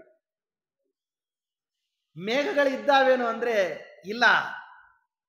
ಹಾಗಾದ್ರೆ ಕಾಣ್ತಾ ಇದೆಯಲ್ಲ ಅಂದ್ರೆ ಆ ಸ್ವರ್ಗ ಶ್ರೀ ಕಾಣದೇ ಇರೋ ಹಂಗೆ ಸ್ವರ್ಗ ಲೋಕವನ್ನ ಮುಚ್ಚೋ ಹಾಗೆ ದೇವತಾ ಸ್ತ್ರೀಯರು, ಅಪ್ಸರಾ ಸ್ತ್ರೀಯರೆಲ್ಲರೂ ಕೂಡ ಗಗನಾಂಗಣದಲ್ಲಿ ಬಂದು ಪರಮಾತ್ಮ ನಿನ್ನನ್ನ ಹಾಡ್ತಾ ನಿನ್ನ ವಿಷಯದಲ್ಲಿ ನರ್ತನವನ್ನ ಮಾಡ್ತಿದ್ದಾರೆ. ಆದ್ರಿಂದ ಮೇಘದಕ್ಕಿಂತಲೂ ಹೆಚ್ಚು ಆಕಾಶ ತುಂಬಿಕೊಂಡಿದೆ ಅಂತ ಅನಿಸ್ತದೆ. ಕತ್ಲೆ ಇದೆಯಾ ಅಂದ್ರೆ ಇಲ್ಲ. ಅದೆಲ್ಲಿ ಹೋಯ್ತು ಹಾಗಾದ್ರೆ? ನಿನ್ನನ್ನು ಯಾರು ಮನುಷ್ಯ ಮಾತ್ರರು ಅಂತ ತಿಳಿದಿದ್ದಾರಲ್ಲ ಪರಮಾತ್ಮ, ಅವ್ರ ಮನಸ್ಸನ್ನು ಹುಡುಕೊಂಡು ಹೋಗಿದೆ ಆ ಕತ್ಲೆ. ಹಾಗಾದ್ರೆ ಚಳಿ ಇದೆಯೇನೋ ಅಂದ್ರೆ ಇಲ್ಲ, ಅದೆಲ್ಲಿ ಹೋಗಿದೆ? ಇಂದ್ರದೇವರ ಹತ್ರ ಹೋಗಿದೆ. ಯಾಕೆ? ಇನ್ನು ಮುಂದೆ ಪರಮಾತ್ಮ ಏನ್ ಮಾಡ್ತಾನೋ ಅಂತ ನಡಕ ಹುಟ್ಟಿದೆ ಇಂದ್ರದೇವರಿಗೆ ಅಂತ ಹೇಳಿ ಹೇಳ್ತಾನೆ. ತತಃ ಪರೀತಸ್ವೈರ್ಗೋಪೀಹಿ ಗೋಪೈಹಿ ಗೋಪೀಭಿರ್ಗೋಧನೈರಪಿ ಪ್ರತಸ್ಥೆ ಪ್ರಯತಂ ಗೋಷ್ಠಂ ಸ್ತೂಯಮಾನಸುರೈರ್ನರೈಹಿ. ಆಗ ಪರಮಾತ್ಮ ನಿಧಾನವಾಗಿ ಆ ಪರ್ವತವನ್ನು ಇಳಿಸಿ ಆ ಪರ್ವತದಿಂದ ಕೆಳಗಿದ್ದಂತಹ ವ್ಯಕ್ತಿಗಳನ್ನೆಲ್ಲರನ್ನು ಕರಕೊಂಡು ತಾನು ವೃಂದಾವನವನ್ನು ಪ್ರವೇಶ ಮಾಡ್ತಿರ್ಬೇಕು. ದೇವತೆಗಳೆಲ್ಲ ಪ್ರತ್ಯಕ್ಷವಾಗಿ ಬಂದು ಸ್ತೋತ್ರ ಮಾಡ್ತಾರೆ. ಆ ಸ್ತೋತ್ರ ಮಾಡ್ತಿರ್ಬೇಕಾದ್ರೆ ಇಂದ್ರದೇವರು ಎದುರಿಗೆ ಬಂದು ನಿಂತ್ಕೊಳ್ತಾರೆ. ಅಪರಾಧ ಮಾಡಿ ಎಲ್ಲೋ ಹಿಂದೆ ಹೋಗಿ ಅಡ್ಕೊಂಡು ಕೂತ್ಕೊಂಡ್ಬಿಟ್ರೆ ಪರಮಾತ್ಮ ಬಿಡ್ತಾನ? ಹುಡುಕೊಂಬಂದು ಹಿಡಿದು ಏನ್ ಮಾಡ್ತಾನೆ ಅಂದ್ರೆ ಶಿಕ್ಷಾ ಕೊಡ್ತಾನೆ. ಅಪರಾಧನೇ ಮಾಡಿದ್ದೀವಿ ಅಂತಂದ್ರೆ ನಿರ್ಲಜ್ಜತನದಿಂದ ಇನ್ ಲಜ್ಜಾ ಬಿಟ್ಟು ಏನ್ ಮಾಡ್ಬೇಕು? ಮಾಡಿದೀವಿ ಅಂತ ಹೇಳ್ಕೋಬೇಕು. ಅದಕ್ಕೇನೆ ದೇವ್ರ ಪೂಜೆ ಮಾಡ್ಬೇಕಾದ್ರೆ ಎಲ್ಲ ತುಂಬಾ ತಪ್ಪು ಮಾಡಿರ್ತೀರಿ ಅಂತ ಕೊನೆ ಮಂತ್ರವನ್ನು ಗಟ್ಟಿಯಾಗಿ ಹೇಳ್ಕೊಳ್ದು. ಏನಂತ? ಅಪರಾಧ ಸಹಸ್ರಾಣಿ ಕ್ರಿಯಂತೆ ಹರ್ನಿಶಮ್ಮಯ ಅಂತ ಹೇಳಿ ಲಜ್ಜೆಯಿಂದಾಗಿ ಇಂದ್ರದೇವರು ಬಂದು ಹೇಳ್ತಾರೆ, ನಾಥಾಪರಾಧ ಕೃದುಪೇತ್ಯ ಸುಲಜ್ಜಿತೋಥೋ ಶಕ್ರೋಚ್ಯುತಂ ರಹಸಿರಂ ಅಮೃತಂ ತ್ರಿಲೋಕ್ಯಾಂ ಮೂರ್ಧಾ ಪ್ರಣಮ್ಯ ಸದಯಂ ಸುದಯಾಭ್ಯಸಿಂಚಂ ಗೋವಿಂದನಾಮ ಚ ಪಠನ್ ಸ್ವಕೃತೋಘ ಶಾಂತ್ಯೈ. ತಾವು ಮಾಡಿರುವಂತಹ ಎಲ್ಲಾ ತಪ್ಪುಗಳನ್ನ ಪರಿಹಾರ ಮಾಡ್ಲಿ ಅಂತ ಹೇಳಿ ಇಂದ್ರದೇವರು ಕಾಮಧೇನುವಿನ ಕ್ಷೀರವನ್ನ ಕರ್ಕೊಂಬಂದಿದ್ರಂತೆ. ನಾವೆಲ್ಲ ಪಂಚಾಮೃತ ಮಾಡ್ತೀವಲ್ಲ, ಆ ಪಂಚಾಮೃತ ಮಾಡ್ಲಿಕ್ಕೆ ಒಂದು ಹಿನ್ನೆಲೆ ಇದೆ. ಏನಂದ್ರೆ ಆ ಪಂಚಾಮೃತದಲ್ಲಿ ಬಳಸುವಂತಹ ಪದಾರ್ಥಗಳೇನಿದ್ದಾವಲ್ಲ ಅವು ಒಂದಕ್ಕಿಂತ ಇನ್ನೊಂದು ಉತ್ಕೃಷ್ಟ ಪದಾರ್ಥ. ಹಾಲಿನಕ್ಕಿಂತ ಮೊಸರು, ಮೊಸರಿನಕ್ಕಿಂತ ತುಪ್ಪ, ತುಪ್ಪದಕ್ಕಿಂತ ಜೇನುತುಪ್ಪ, ಜೇನುತುಪ್ಪದಕ್ಕಿಂತ ಫಲ. ಇದಕ್ಕೂ ಮೀರಿದ್ದಿದೆ. ಪಂಚಾಮೃತಕ್ಕೆಲ್ಲದಕ್ಕೂ ಏನ್ ಮಾಡ್ತಾರೆ ಅಂದ್ರೆ ಬೇರೆಯವರೆಲ್ಲ ಸೇವಾ ಕೊಡ್ತಾರೆ. ಆ ಅರ್ಚಕರು ಅನ್ನೋರು ಏನಿರ್ತಾರಲ್ಲ ಅವ್ರು ಕೊನೆ ಜುಟ್ಟನ್ನು ತಮ್ಮ ಕೈ ಒಳಗೆ ಹಿಡ್ಕೊಂಡಿರ್ತಾರ. ಶಾಣ್ಯರಿರ್ತಾರ ಬಹಳ. ಹಾಲಿನಿಂದ ಅಭಿಷೇಕ ಮಾಡಿದ್ರೆ 100 ಜನ್ಮದಲ್ಲಿ ಮಾಡಿರೋ ಪುಣ್ಯ ಹೋಗ್ತದೆ. ಪುಣ್ಯ ಪಾಪ ಹೋಗ್ತದಂತೆ, ಪುಣ್ಯ ಪ್ರಾಪ್ತಿಯ. ಪುಣ್ಯ ಅಂದ್ರೆ ಅನಿಷ್ಟ ಪುಣ್ಯನೂ ಹೋಗ್ತದೆ ಅಂತ ಇಟ್ಕೊಳ್ಳಿ. ಹಾಗೇನೆ ಮೊಸರಿನಿಂದ ಮಾಡಿದ್ರೆ 1000 ಜನ್ಮದಲ್ಲಿ ಅರ್ಜಿತವಾದ ಪಾಪ ಹೋಗ್ತದೆ. ತುಪ್ಪದಿಂದ ಅಭಿಷೇಕ ಮಾಡಿದ್ರೆ 10,000 ಜನ್ಮಗಳಲ್ಲಿ ಮಾಡಿರ್ತಕ್ಕಂತಹ ಪಾಪ. ಜೇನುತುಪ್ಪದಲ್ಲಿ ಅಭಿಷೇಕ ಮಾಡಿದ್ರೆ 1,00,000 ಜನ್ಮಗಳಲ್ಲಿ ಮಾಡಿರೋದು ಹೋಗ್ತದೆ.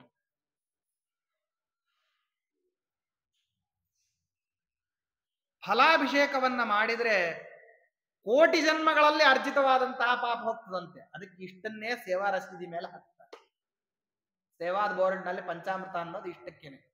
1,000,000 ತನಕ ಬಂತು ಅಂದ್ರೆ ಮುಗೀತು. ಈ ಅರ್ಚಕರು ಕೊನೆಯದೊಂದನ್ನು ಇಟ್ಕೊಂಡಿದ್ದಾರೆ. ಯಾವುದು ಗೊತ್ತಾ? ಸ್ವಾದೂದಕ ಅಂತ ಒಂದಿದೆ. ಅದರ ಅಭಿಷೇಕ ಮಾಡಿದ್ರೆ ಅನಂತ ಜನ್ಮಗಳಲ್ಲಿ ಮಾಡಿರುವಂತಹ ಪಾಪ ಹೋಗ್ತದಂತ. ಅದಕ್ಕೆ ಅದನ್ನ ಸೇವಾದ ಲಿಸ್ಟಿಗೆ ಹಾಕಿಲ್ಲ ನಾವು ಮಠದಲ್ಲಿ. ಅದನ್ನ ಅರ್ಚಕರು ತಮ್ಮ ಸುಪರ್ದಿಗೆ ಇಟ್ಕೊಂಡ್ರೆ. ಯಾಕಂದ್ರೆ ಇನ್ನು ಉಳಿದದ್ದೆಲ್ಲ ಕೊಟ್ಬಿಡ್ತೀವಿ. ಯಾಕೆ ಪಂಚಾಮೃತ ಮಾಡಿದ್ಮೇಲೆ ಬಳದು ಕೊಟ್ಬಿಟ್ಟಿರ್ತೀವಿ ನೋಡ್ರಿ ಅದನ್ನ. ಆದ್ರೆ ಸ್ವಾದೂದಕ ಮಾತ್ರ ಅದು ತೀರ್ಥಾಯಿ ಪರ್ಯವಸಾನ ಆಗೋದು. ಎಷ್ಟು ಕೊಡ್ತೀವಿ ಅದನ್ನ? ಒಂದೇ ಉದ್ಧರಣೆ. ಉಳಿದದ್ದೆಲ್ಲ ಎಲ್ಲಿ ಇಟ್ಕೊಂಡಿರ್ತೀವಿ? ಖಾಲಿ ಒಳಗ ಉಳಿಸ್ಕೊಂಡಿರ್ತೀವಿ. ಅನಂತ ಜನ್ಮಾರ್ಜಿತವಾಗಿರ್ತಕ್ಕಂತಹ ಪಾಪಗಳು ಅದು ಸ್ವಾದೂದಕದವನ್ನ ಅಭಿಷೇಕ ಮಾಡಿದ್ರೆ ಹೋಗ್ತದೆ. ನವದ್ರವ್ಯಗಳನ್ನು ಹಾಕಿ ಸ್ವಾದೂದಕವನ್ನ ಅಭಿಷೇಕ ಮಾಡಬೇಕಂತ ಪರಮಾತ್ಮ. ತುಳಸಿ ಕಾಷ್ಠ, ಶ್ರೀಗಂಧ, ಕೇಶರ, ಪಚ್ಚಕರ್ಪೂರ, ದೇವದಾರು, ಕೃಷ್ಣಾಗಾರು, ಏಲಕ್ಕಿ,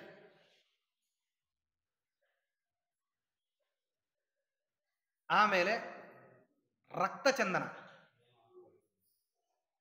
ಹಾಗೂ ಲಾವಂಚ. ಈ ಪದಾರ್ಥಗಳನ್ನು ಹಾಕಿ ಇದರಲ್ಲಿ ಗಂಧವನ್ನ ತೇಯ್ಬೇಕಂತೆ. ಅಷ್ಟಗಂಧ ಅಂತಾರಲ್ಲ ಇದೆ. ತುಳಸಿ ಒಂದನ್ನ ಬಿಟ್ಟು ಅದನ್ನ ತೇಯ್ತಾರೆ. ಅದು ಕೊನೆಗೇನಾಗಿದೆ? ಎಲ್ಲಾ ಪದಾರ್ಥಗಳನ್ನ ಬಿಟ್ಟು ಆದಷ್ಟು ಗಂಧ ಅಂತ ಮಾಡಿದೀವಿ. ವಾಸ್ತವದಲ್ಲಿ ಅಷ್ಟಗಂಧದಿಂದ ಸಹಿತವಾಗಿ ಪರಮಾತ್ಮನ ಅರ್ಚನೆ ಮಾಡಬೇಕು. ಅದು ಆದಷ್ಟ ಗಂಧದಲ್ಲಿ. ಯಾಕೆ ಆದಷ್ಟೇ ಪದಾರ್ಥಗಳನ್ನು ಹಾಕೋರು, ನಾವು ಎಲ್ಲ ಪದಾರ್ಥ ಹಾಕುವುದಿಲ್ಲ. ಅದನ್ನ ಸ್ವಾದೂದಕದಿಂದಾಗಿ ಅಭಿಷೇಕ ಮಾಡ್ಬೇಕಂತೆ. ಹಿಂಗ್ ಒಂದಕ್ಕಿಂತಲೂ ಒಂದು ಇನ್ನೊಂದು ಏನಾಗ್ತಾ ಹೋಗ್ತದೆ ಅಂದ್ರೆ ಉತ್ಕೃಷ್ಟ ಆಗ್ತಾ ಹೋಗ್ತದೆ.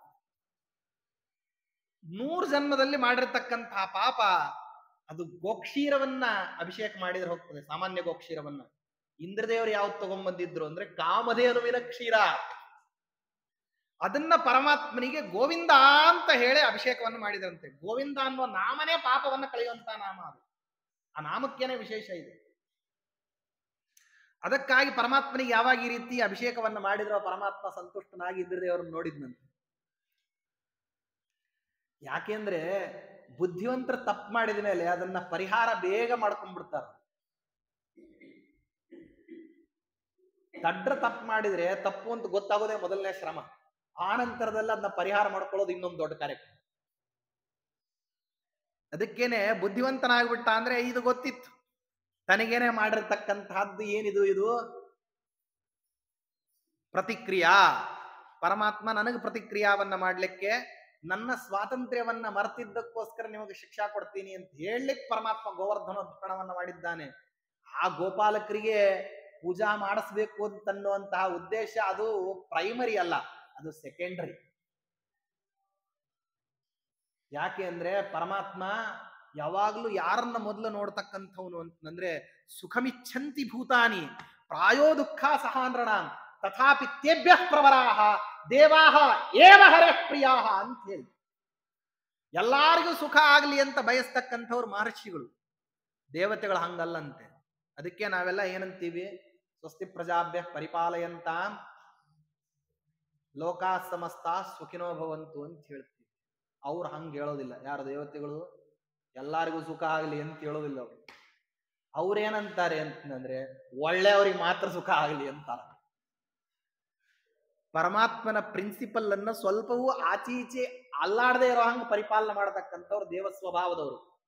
ಅದಕ್ಕೆ ರಾಯರನ್ನ ಏನಂತೀವಿ, ದೇವಸ್ವಭಾವೋ ದಿವಿಜದ್ರುಮೋ ಎಂಬಂತ. ಎಲ್ರಿಗೂ ವರ ಕೊಡ್ತಾರೆ ಅಂತ ಭ್ರಾಂತಿ ಇದೆ. ಕೆಟ್ಟದ್ದನ್ನ ಕೇಳಿದ್ರೆ ರಾಯರ್ ತಥಾಸ್ತು ಅನ್ನೋದಿಲ್ಲ. ರಾಯರ್ ಬೇಕಾದಷ್ಟು ಪಿಶಾಚಿಗಳನ್ನ ಬಿಡಿಸಿರ್ತಾರೆ. ಆ ಪಿಶಾಚಿಗಳಿರ್ತಾವ ಹತ್ರದಲ್ಲಿ, ಅವು ತಥಾಸ್ತು ಅಂದ್ಬಿಡ್ತಾವ ಹೊಟ್ಟೆ. ಕೆಟ್ಟದ್ದನ್ನ ಕೇಳಿದಾಗ ರಾಯರ್ ಕೊಟ್ರು ಅಂತ ಅನ್ಕೊಳ್ಳಿಕ್ ಹೋಗ್ಬೇಡ್ರಿ, ಹಂಗ ಭ್ರಾಂತ ಆಗ್ಬೇಡ್ರಿ. ಅನರ್ಥಕರವಾಗಿರ್ತಕ್ಕಂಥ ವರಗಳನ್ನು ಕೇಳಿಬಿಟ್ಟು ರಾಯರ ಹತ್ರ ಹೋಗಿದ್ವಿ, ರಾಯರ್ ವರ ಕೊಟ್ರು, ಅದಕ್ಕೋಸ್ಕರವಾಗಿ ನಾನು ಮತ್ತೆ ಇಂಥ ಒಂದು ಉಪದ್ಯಾಪಿತನವನ್ನ ಮಾಡೋ ಹಂಗಾಯ್ತು ಅಂತ ಹೇಳಿ ಧೈರ್ಯದಿಂದ ಹೇಳ್ಕೊಳ್ಳಿಕ್ ಹೋಗ್ಬೇಡ್ರಿ. ರಾಯರ ವೃಂದಾವನ ಸುತ್ತಲೂ ಯಾರಿದ್ದಾರೆ ಅಂತಂದ್ರೆ, ಯಾಕೆ ಅವ್ರದ್ದು ಮಂತ್ರದಲ್ಲೇ ಹೇಳ್ತೀವಿ ನೋಡ್ರಿ, ಭೂತ ಪ್ರೇತ ಪಿಶಾಚಾದಿ ಪೀಡಾ ತಸ್ಯ ನ ಜಾಯತೆ ಏತತ್ ಸ್ತೋತ್ರಂ ಸಮುಚ್ಚಾರ್ಯ ಗುರೋ ವೃಂದಾವನಾಂತಿಕೆ. ನಾವೆಲ್ಲ ಹೇಳೋರೆಲ್ಲರೂ ಪಿಶಾಚಿಗಳನ್ನು ಕರ್ಕೊಂಡೇ ರಾಯರ ವೃಂದಾವನದ ಹತ್ರ ಹೋಗಿರ್ತೀವಿ. ಅವು ಎಲ್ಲಿ ಹೋಗ್ಬೇಕು ಅವು ಪಿಶಾಚಿಗಳು? ನಮ್ಮ ಹತ್ರ ಬೇಡ, ನಿಮ್ಮ ಹತ್ರ ಬೇಡ ಅಂತ ಎಲ್ರೂ ಕಳಿಸಿ ಬಿಟ್ರೆ ಅದಕ್ಕೆ ರಾಯರು ಎಲ್ರಿಗೂ ಆಶ್ರಯ ಕೊಟ್ಟಿರ್ತಾರೆ, ಅವರಿಗೂ ಕೊಟ್ಟಿರ್ತಾರೆ. ಯಾಕೆಂದ್ರೆ ನಿಂತಿರಿಲ್ಲಿ, ನಿನ್ನ ಕ್ಯಾಂಡಿಡೇಟ್ಸ್ ಬಂದಾಗ ನೀನು ತಥಾಸ್ತು ಅಂತನ್ನು. ವರ್ಣಾಶ್ರಮ ದ್ರೋಹಕರವಾಗಿರ್ತಕ್ಕಂಥದ್ದು ಏನೇನು ವ್ಯಾಪಾರಗಳನ್ನು ಮಾಡ್ತಾರೋ ಅದಕ್ಕೆ ರಾಯರು ತಥಾಸ್ತು ಅಂತ ಅನ್ನೋದಿಲ್ಲ. ಆ ಸುತ್ತಲಿರುವಂತ ಪಿಶಾಚಿಗಳು ಏನ್ ಮಾಡ್ತಾವು, ತಥಾಸ್ತು ಅಂತ ಬಿಡ್ತಾವು. ಅದಕ್ಕಾಗಿ ಉತ್ತಮವಾಗಿರ್ತಕ್ಕಂಥದ್ದನ್ನ ಬೇಡದಾಗ ಪರಮಾತ್ಮ ಹೆಂಗ ಅನುಗ್ರಹ ಮಾಡ್ತಾನೋ, ಅಯೋಗ್ಯವಾದದ್ದನ್ನ ಇಚ್ಛಾ ಮಾಡಿದ್ರೆ ಪರಮಾತ್ಮನ ಅನುಗ್ರಹ ಆಯಿತು ಅಂತ ಅನ್ಕೊಳ್ಬಾರ್ದು ಆ ರೀತಿಯಲ್ಲಿ. ಹೀಗೇನೆ ಪರಮಾತ್ಮನನ್ನ ಕುರಿತು ಇಂದ್ರದೇವರು ತಾವ ಅಭಿಷೇಕವನ್ನ ಮಾಡಿದಾಗ ಭಗವಂತ ಅದನ್ನೇನ್ ಮಾಡ್ದ ಅಂತಂದ್ರೆ, ತಾನು ನೋಡಿ ಅಮೃತ ಸಮಾನವಾಗಿರ್ತಕ್ಕಂತಹ ಕ್ಷೀರ, ವಾಸ್ತವದಲ್ಲಿ ಅದು ಹೆಸರಿಗೆ ಹಾಲು, ಕಾಮಧೇನುವಿನ ಕ್ಷೀರ ಅಂತಂದ್ರೆ ಅದು ಅಮೃತ ಸದೃಶವಾದಂತ. ಅದನ್ನು ಸ್ವೀಕಾರ ಮಾಡಿ ಪರಮಾತ್ಮ ಇಂದ್ರದೇವರಿಗೆ ಏನ್ ಮಾಡಿದ್ದಾನೆ, ಅನುಗ್ರಹವನ್ನ ಮಾಡಬೇಕು. ಏನ್ ಬೇಕು ಅಂತ ಕೇಳ್ದ ಪರಮಾತ್ಮ. ನೋಡ್ರಿ, ಅಪರಾಧ ಮಾಡಿದ ಮೇಲೂ ಏನಿದೆ ಅಂತಂದ್ರೆ, ದೇವತೆಗಳ ವಿಷಯದಲ್ಲಿ ಹೇಳಿದ್ನಲ್ಲ, ತಥಾಪಿ ತೇಭ್ಯ ಪ್ರವರಾಹ ದೇವಾಹ ಏವ ಹರೇ ಪ್ರಿಯಾಹ. ದೇವತೆಗಳು ಸೃಷ್ಟಿಯ ಸಮತೋಲನವನ್ನ ಕಾಪಾಡತಕ್ಕಂಥವ್ರು. ಆದ್ರಿಂದ ಅವ್ರು ಯಾವಾಗಲೂ ಪ್ರೀತ್ಯಾಸ್ಪದರಾದವ್ರು. ನೀ ಹೇಳಿಲ್ವೇ ನಿನ್ನೆ, ಅಪ್ರಿಯಾಣ್ಯಪಿ ಕುರ್ವಾಣಃ ಯಃ ಪ್ರಿಯ ಪ್ರಿಯೇವ ಸಹ. ಕೆಟ್ಟದ್ದನ್ನು ಮಾಡಿದ್ರು ನಮ್ಮವ್ರು ಮಾಡಿದ್ದಾರೆ ಅಂತ ಹೇಳ್ಬಿಟ್ರೆ ಅವಾಗ ಅದೆಲ್ಲ ಮುಚ್ಚೋಯ್ತು. ನಮ್ಮವರು ಅಂತ ಹೇಳಿದಾಗಲೇ ನೀವು ಆ ದೋಷ ಹೇಳಬಾರ್ದು. ದಗ್ಧ ಮಂದಿರ ದೇಹೇಪಿ ಕಸ್ಯವನ್ನವು ಅನಾದರಹ. ನಮ್ಮ ದೇಹವನ್ನೇ ಸುಟ್ರು ಕೂಡ ಅಗ್ನಿ ಕಾಲ್ ಮಾಡಬೇಡ್ರಿ ಅಂತಾನೆ ಹೇಳ್ತೀವಿ. ನಮ್ಮಪ್ಪನನ್ನೇ ಸುಟ್ರು ಕೂಡ ಮತ್ತೆ ತಿರ್ಗಾ ಅಗ್ನಿಗೆ ಬಂದು ಏನ್ ಮಾಡ್ತೀವಿ? ನಮಸ್ಕಾರನೇ ಹಾಕ್ತೀವಿ. ಯಾಕೆ? ಯಃ ಪ್ರಿಯ ಪ್ರಿಯೇವ ಸಹ. ಅದಕ್ಕಾಗಿ ಇಂದ್ರದೇವರು ಈ ರೀತಿಯಲ್ಲಿ ಮಾಡಿದ್ರೆ ಏನಾಯ್ತು? ಅವರ ಪ್ರೀತ್ಯಾಸ್ಪದರೆ. ಯಾಕೆ? ದೊಡ್ಡ ದೊಡ್ಡ ಕೆಲಸ ಮಾಡ್ತಿರ್ತಾರೆ. ತ್ರಿಲೋಕಾಧಿಪತ್ಯವನ್ನು ವಹಿಸ್ಕೊಂಡು ಸಂತತವಾಗಿ ಅನಂತನ ಚಿಂತನೆಯಲ್ಲಿ ಇರತಕ್ಕಂಥವ್ರು ಕಾದಾಚಿತ್ಕವಾಗಿ ತಪ್ಪು ಮಾಡಿದ್ದಕ್ಕಿಂತ ಮಾಡಿದ್ದೇನೆ ಹೊರತಾಗಿ ಯಾವಾಗಲೂ ಅವ್ರು ನನ್ನ ಭಕ್ತರೇ. ಅದಕ್ಕಾಗಿ ಪರಮಾತ್ಮ ಏನ್ ಮಾಡ್ದ? ಇಷ್ಟೆಲ್ಲ ಮಾಡಿ ಅಭಿಷೇಕ ಮಾಡಿದ ಮೇಲೆ ಪರಮಾತ್ಮ ಅದನ್ನೆಲ್ಲ ಬಿಟ್ಟೇ ಬಿಟ್ಟ. ದಾಸರಾಯರು ಹೇಳಿದ್ರಲ್ಲ, ನಿನ್ನವರು ಅಂತ ಹೇಳಿ ಅನ್ಕೊಂಡ್ಬಿಟ್ರೆ ಈ ಪದಾರ್ಥ ಈ ಎಲ್ಲ ಪಾಪ ದೊಡ್ಡದಾಗಿ ಕಾಣಿಸ್ತದೆ. ಅದಕ್ಕಾಗಿ ಪರಮಾತ್ಮ ತನ್ನವರು ಅಂತ ಇಂದ್ರದೇವರನ್ನು ನೋಡಿದ್ದಕ್ಕೋಸ್ಕರವಾಗಿ ಅಭಿಷೇಕ ಆದ್ಮೇಲೆ ಕೇಳ್ತಾನೆ, ಏನ್ ವರ ಕೊಡ್ಲಿ ಅಂದ. ಸಿಕ್ತಲ್ಲ ಅವಕಾಶ. ತಪ್ಪು ಮಾಡಿದ್ರು ನೋಡ್ರಿ, ಅದಕ್ಕೆ ಏನಂದ್ರೆ ಅವಕಾಶವೇ ಸಿಗೋದು. ಅದಕ್ಕೆ ಹೇಳೋದು, ಸೆಗಣಿ ಅವನ ಜೊತೆ ಸರಸ ಆಡೋದ್ರಕ್ಕಿಂತಲೂ ಗಂಧದವನ ಜೊತೆಗೆ ಮತ್ತಿವ ದೊಡ್ಡ ಗಂಧದವನಿವ. ಅದಕ್ಕಾಗಿ ಪರಮಾತ್ಮನನ್ನ ಕೇಳ್ತಾರೆ, ಭಗವಂತ ವರ ಕೊಡ್ತೀನಿ ಅಂತೀಯಲ್ಲ, ನನ್ನ ಮಗ ಅಪ್ರತಿಮವಾಗಿರ್ತಕ್ಕಂತಹ ಕೀರ್ತಿಯನ್ನು ಸಂಪಾದನೆ ಮಾಡಬೇಕು, ಅಂಥವ್ ಇನ್ನೊಬ್ಬವನು ಇರಬಾರ್ದು ಅಂತ ವರ ಕೊಡುವುದು. ಯಾರು? ಅರ್ಜುನ. ಅದಕ್ಕಾಗಿ ಕೇಳಿದ್ದಕ್ಕೆ ಪರಮಾತ್ಮ ಅಂದ, ಆ ಗೋವಿಂದಾಧಿಪತ್ಯವನ್ನು ನನಗೆ ಕೊಟ್ಟಿದ್ದಕ್ಕೆ ನಿನ್ನ ಮಗನಿಗೆ ತ್ರಿಲೋಕಾಧಿಪತ್ಯ, ತ್ರಿಲೋಕದ ಗಂಡ ಅಂತನ್ನುವಂಥ ಕೀರ್ತಿಯನ್ನ ಕೊಡ್ತೀನಿ ಅಂತ ಹೇಳಿ ಪರಮಾತ್ಮ ಹೇಳ್ದ. ಭಗವಂತ ಯಾವಾಗ ಹೇಳಿದ್ನೋ ಆ ಕಡೆಗೆ ಭೀಮಸೇನ ದೇವರು ಏನ್ ಮಾಡಿದ್ರು? ತಮ್ಮ ಪಕ್ಷಕ್ಕೆ ಅರ್ಜುನನನ್ನು ಸೇರಿಸಿಕೊಂಡು ಅಲ್ಲಿಂದ ಸರ್ವ ವಿಧವಾಗಿರ್ತಕ್ಕಂಥದ್ದು ಎಷ್ಟು ಪರಮಾತ್ಮನೇ ತಾನು ಕೀರ್ತಿಯನ್ನು ಕೊಡ್ತೀನಿ ಅಂದದ್ದಕ್ಕೋಸ್ಕರವಾಗಿ ದ್ರೌಪದಿ ಪರಿಣಯದ ಸಂದರ್ಭದಲ್ಲೂ ತಾವೇನ್ ಮಾಡ್ಲಿಲ್ಲ ಅಂತಂದ್ರೆ ಮತ್ಸ್ಯಯಂತ್ರವನ್ನ ಭೇದನ ಮಾಡ್ಲಿಲ್ಲ. ದ್ರೋಣಾಚಾರ್ಯರು ಗುರುದಕ್ಷಿಣೆ ಯಾರು ಕೊಡ್ತಾರೆ ಅಂತ ಕೇಳಿದ್ರೆ ಸುಮ್ಮನೆ ಇರ್ತಕ್ಕಂಥ ಅರ್ಜುನನನ್ನ ಪ್ರೇರೇಪಣೆ ಮಾಡಿ, ನಾ ಕೊಡ್ತೀನಿ ಅಂತ ಒಬ್ಬ ಹೆಂಗ ನೀ ಕೊಡ್ತೀನಿ ಅಂತ ಹೇಳು. ಕೊಡಸೋರು ಯಾರು? ಈ ಭೀಮಸೇನ ದೇವರು. ಕೊಡ್ತೀನಿ ಅಂತ ಒಪ್ಕೋ ಅಂತ ಹೇಳಿ ಏನ್ ಮಾಡಿದ್ರು? ವಾಗ್ದಾನ ಮಾಡಿಸಿ ದುರ್ಯೋಧನಾದಿಗಳು ಹೋದಾಗ ಅವ್ರಿಗೆ ಕಸಬರಿಗೆ ಏಟು ಬಿದ್ದ ಮೇಲೆ ಆ ದ್ರುಪದರಾಜನ ರಥಚಕ್ರ ರಕ್ಷಕರನ್ನೆಲ್ಲರನ್ನು ಹಿಡಿದು ಕಟ್ಟಿ ಹಾಕಿ ಆ ದ್ರುಪದರಾಜ ಹತ್ತ ಸಿಕ್ಕಾಗ ಅವನಿಗೆ ಯುದ್ಧ ಮಾಡ್ಲಿಕ್ಕೆ ನ್ಯಸ್ತಶಸ್ತ್ರನಾದಂಥವನು, ಅವನು ಏನೂ ಕೈಯಲ್ಲಿ ಇಲ್ಲ ಅನ್ಬೇಕಾದ್ರೆ ಅವನನ್ನ ನ್ಯಸ್ತಶಸ್ತ್ರನನ್ನು ಕೂಡ ಅವನ ಕೈಯಲ್ಲಿ ಏನೂ ಇಲ್ಲ ಅನ್ನೋ ಹಂಗನು ಮಾಡಿ ಅರ್ಜುನ ಲೀಲಾಜಾಲವಾಗಿ ಅವನನ್ನು ಹಿಡ್ಕೊಂಡ್ರೆ ಜಗತ್ನಲ್ಲೆಲ್ಲ ಕೀರ್ತಿ ಯಾರ್ದು? ಅರ್ಜುನ ದ್ರುಪದರಾಜನನ್ನ ಬಂಧನ ಮಾಡಿಬಿಟ್ಟ. ನನ್ನ ಶಿಷ್ಯರಲ್ಲಿ ಅಪ್ರತಿಮ ಶಿಷ್ಯ ಯಾರಪ್ಪ ಅಂತಂದ್ರೆ ದ್ರೋಣಾಚಾರ್ಯ ಹೇಳ್ಕೊಂಡ್ರು. ಯಾರು? ಅರ್ಜುನ ಅಂತ ಹೇಳಿ. ಯಾವುದಕ್ಕೆ? ದ್ರುಪದನನ್ನ ಹಿಡಿದುಕೊಟ್ಟ ಅಂತ ಹೇಳಿ. ಅದು ಹಿಡಿದು ಕೊಟ್ಟವ್ರು ಯಾರು? ಹೆಸರು ಅರ್ಜುನ. ಯಾಕೆ? ಪರಮಾತ್ಮ ಹೇಳಿದ್ದಾನ, ನಾನು ಕೊಡ್ತೀನಿ ಕೀರ್ತಿಯನ್ನ ಅಂತ ಹೇಳಿ. ಭಗವಂತ ಯಾವಾಗ ಹೇಳಿದಾನೋ ಆವಾಗ ಅವನ ಸಂಕಲ್ಪವೇ ದೊಡ್ಡ ಸಂಕಲ್ಪ. ಆ ಸಂಕಲ್ಪಕ್ಕೆ ನಾವೆಲ್ಲರೂ ಏನ್ ಮಾಡ್ಬೇಕು? ಅನುಮೋದನೆ ಮಾಡ್ಬೇಕು. ಪರಮಾತ್ಮ ಇಂದ್ರದೇವರಿಗೆ ಏನ್ ಹೇಳ್ದ?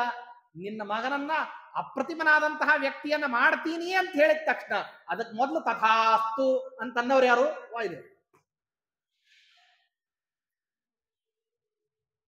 ತಪ್ತಂ ಹೇಮ ಕೃಶಾನುಸಂಗಿಗ ಗಣೇ ವಾತಾಯನೆ ಭಾಜನೆ ಮಾಹೇಂದ್ರಿಯಾ ಶುಭ ಕುಂಡಲಂ ರಚಯಿತುಂ ದೇವೈರುಪಾಯಾದಿಶಃ ಸಂಗ್ರಹ್ಯಾಂಬುನಿ ಸನ್ನಿವೇಶಿತಮಿವೋತ್ತುಂಗ ಸ್ಫುಲಿಂಗಾವೃತಂ ತೇಜೋರಾಶಿರಿನೋ ಜಗಾಮ ಜಲಧಿಂ ರಾಗಾಂಕಿತ ಪಶ್ಚಿಮಂ.